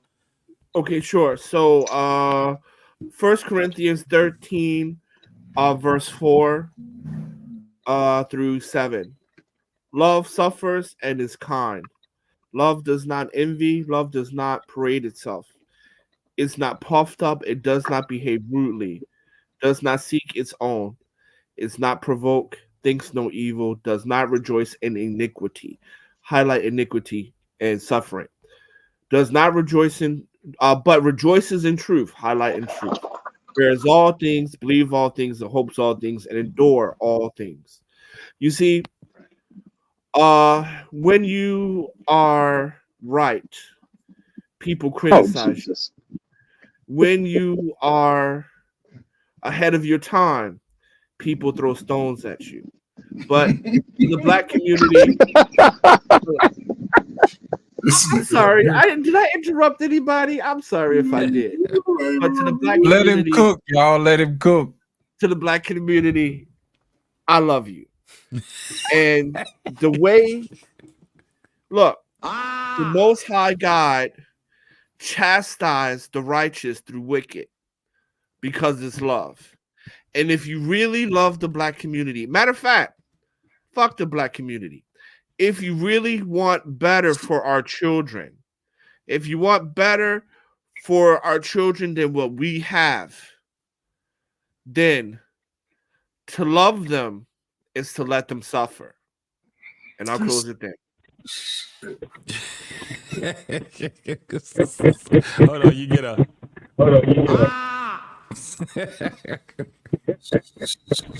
Thank you, man. Hot sauce, man, for your last words. You something different, man. Most definitely. And like always, man, I do enjoy. I was respectful and shit. Y'all wrong. But I will say this: the reason why I've never lost a debate is because I debated. You can go to hell with that. You know that, right? What? You can go to hell with that right there. Anyway, that's my final statement. Yes, sir. I got you, bro. Trey Ferg, what's going on, man? Go ahead and give us your last. JT, put the time up, bro. I just need 3 minutes. I'm gonna get out, trying to get everything. Can you got the timer? Can you pull it up, man? I ain't got the timer, 3 minutes. but you gonna know after you gonna know. Mayday! Well, hit me. When you give me the plane in 30 seconds. I got you, we brother. said something about, I think somebody said somebody paying for it. Yes, sir. Unfortunately, the guys that women want to sleep with don't have to pay for nothing. They're just going to give it to them. Now, other races, they will pay. Most brothers, we already know. What was that? $40, 20 in the front, 40 in the back. That's right. 20 in the front, 40 in the back. We're going to give you $20, $40, 60 if you're nasty. That's about all we're going to come up with, especially a man that's on his purpose. Now, I'm just being facetious with that. This is the greatest time for the brothers in the history of America to secure their foundation for themselves and for their future. This is the greatest time. Other people are coming here to take what your ancestors have laid the foundation for. And if you continue to look at things laterally, you'll never move up. You'll never move up. You ain't got to listen to my old ass. Go live your life for the next 10, 15 years and come back and tell me the outcome. Go look, go find it. Go secure your skill set. Go chase the bag. Find you a wife. Do all that shit. But you got to move, though. You got to move. You got to put in the work. You can't come back 10 years talking about that shit. Ain't nothing happened, but you ain't did shit. Get outside your community. Get outside your neighborhood, your city, state, you can always come back. Mama's still gonna be there. But you gotta live life. You're made to live life. Go fucking climb a hill, a mountain, something. Go do something that's different than what you're already getting. You've been living in shit all your life. Ain't you tired of smelling like shit? Go find a new flower bed. You don't know who you can be to another woman outside of your neighborhood. You can be there. You don't know who she'll be, but you got to have those fucking conversations. There's been enough conversations and topics on these panels, I don't care which panel you go to, that you better be asking all them goddamn conversations. Every day you need to have a question about her life and your life. What can she do for you? What you plan on doing for her? Simple as that. If you want children, you got to really think about it. As a man, you can raise a child by yourself. Is it easy? No. Is it hard? No. It just depends on how much you invest in your child. As a woman, you can do it, but you got to invest in your child. It's a video out there that a young girl, she was telling her daddy she don't want her baby no more.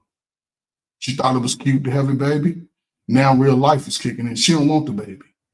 And this is where we are when these young girls get out here and have these babies too early. When that baby get to walking and talking and moving, they don't want it. It slows their life down.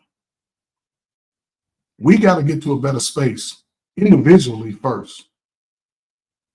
One man, one hand. And I made a living, and I made a good living, reaching back to those young people who's looking for a star. I'm going to give it to them raw and uncut, but at the same time, I'm not going to beat them down about it. We all made mistakes. We all was ugly as hell in high school. I want everybody to bring their high school picture up and see how funny you looking. They at the same cocoon state we are. They have to be able to get nurtured. And if you're going to fuck up, believe me, you're going to have a fucked up life. You have a child out of wedlock, your shit going to be fucked up. Brother Alpayne said 36, now shit going to be 46, 56. Because every time you quit a job, they add that shit on the back end. Women, it's going to hurt you. Don't have a child early. If you get to an older age, you want to have a man, a husband. If you ain't got no children, I guarantee somebody will wife your ass up. But if you come into them with 4 kids and $50,000 in debt, you dropped out of school, your kids is dumb as hell, can't read, ain't no man taking this shit on. But he's still going to sleep with you. He going to clap them cheeks until he ready to ghost you. If you don't want to be in this situation, protect your virtue. The one ace card you got is your body. That's it. You can be a dumb as hell, slow as hell, but if you protect your body, believe me, you can keep your body tight, you're going to always be in the game. This ain't hard for us, man. I don't see why we ain't getting it. You know, it's going to take some time. It might take the next 10, 20 years because the immigrants are coming. They coming for y'all nice-ass apartments. They coming for y'all link. They coming for all y'all little benefits that y'all was getting for the government. And brothers, you can say you don't want to do nothing, but guess what? Who they going to move out first? The men. Because they can clap cheeks with the women and start trying to do their best to phase them out. Because they will have sex with a sister. Every race of man will have sex with a black woman. Little Poncho gonna get loose on them. But they'll push your black man out. So if you want yours, now's the time to get it, brothers. Now's the time. Dedicate the next 4 years and stop spending your money on the bullshit. Save your money. Put it in the mattress like grandmama did when they bought that house that your ass was raised in. So this is our greatest time, man. You know, I appreciate this. You know, this space again, man. You know, I'm always do what I gotta do, man. And I'm looking at moving the needle. So other than that, man, we just gotta get better. Appreciate y'all, man. Appreciate it, Chafe. Oh, you almost, it was. Mayday! Yeah, it's the clock, baby. Appreciate it, Trey Ferg. Thanks, sir. It's on you, sir. It's on you. Yeah, you know, I said my piece, man. I said enough tonight, man. We rocking and rolling, man. You said we're gonna go to back chat. Right. No, I said my piece first. Yeah. All right, JT. We just got work to do, and I think if anything, I would put on the women. They got to start speaking differently to their sisters. They just need to. Yes, sir. Yes, sir. So yeah, great conversation, guys. Man, this shit is absolutely is helping somebody. We done had hundreds of people that have been over here on Black Men Unfiltered. We have a lot of content, man, and I'm telling you, it has done something for the people that has actually came to watch this content.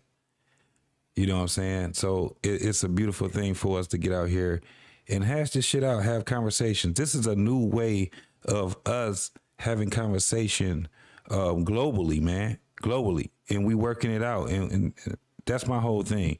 I'm never gonna be one of the ones that shit on this type of thing, this type of communication we have right now, especially when we're just trying to get to a point to figure out how we can make the world a little bit better. You know what I'm saying? Because when we gone, this content will still be here, still gonna be here, and even if this content wasn't here in video, somebody is gonna be regurgitating the things that they hear from us. Dig that?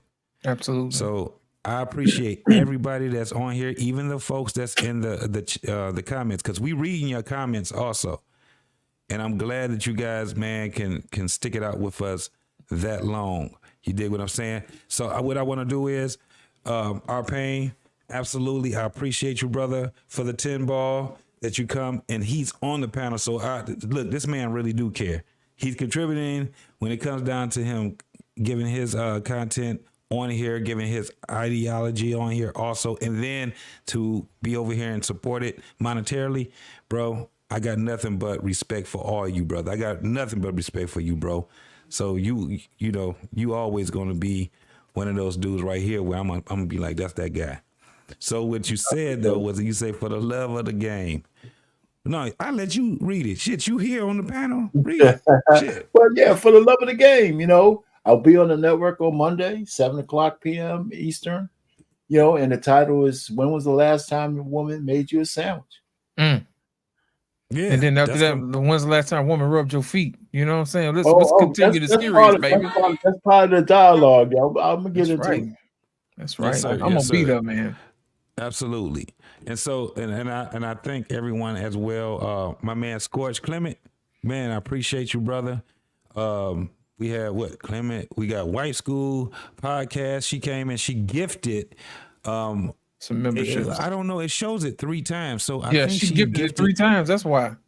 So it's 3 people that get it, and the guys that do get the membership, please take care of it and hold it up each month. You dig what I'm saying? So Wife School Podcast, she came with that. Then you had Marcus, $2 ball. We already went over these.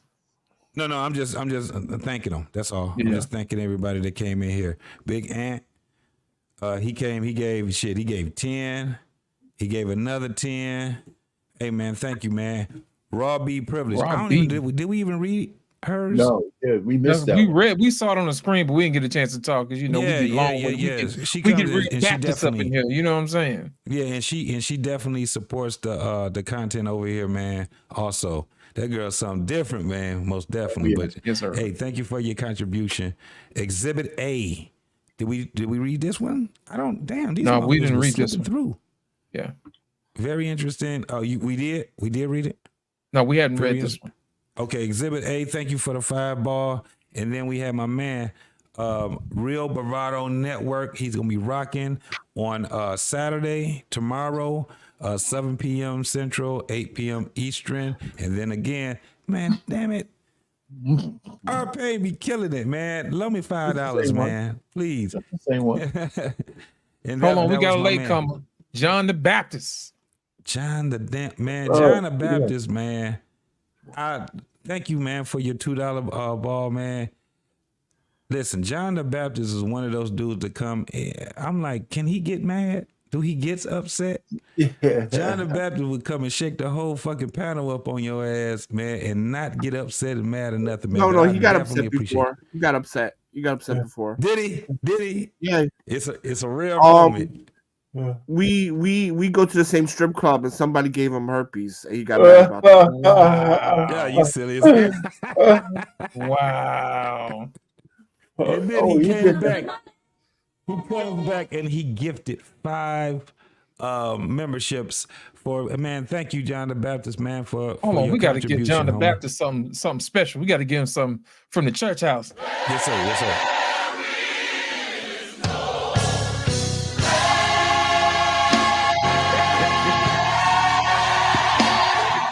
Yes, sir. You Straight need from to the give him choir. something that clean Yes, that sir. dirty Yes, dick. sir. Oh, Jesus Christ. Straight from the choir. We've been Yeah, reloading man. our pay, man. We got new stuff for you, man. That's nice. We can't give y'all the same old, same old. You know what I'm saying? I'm happy about Absolutely. that. That's right. Appreciate it, John the Baptist, for the gift and the 5. Thank you, Yeah, sir. pray for that Appreciate nigga's it. health.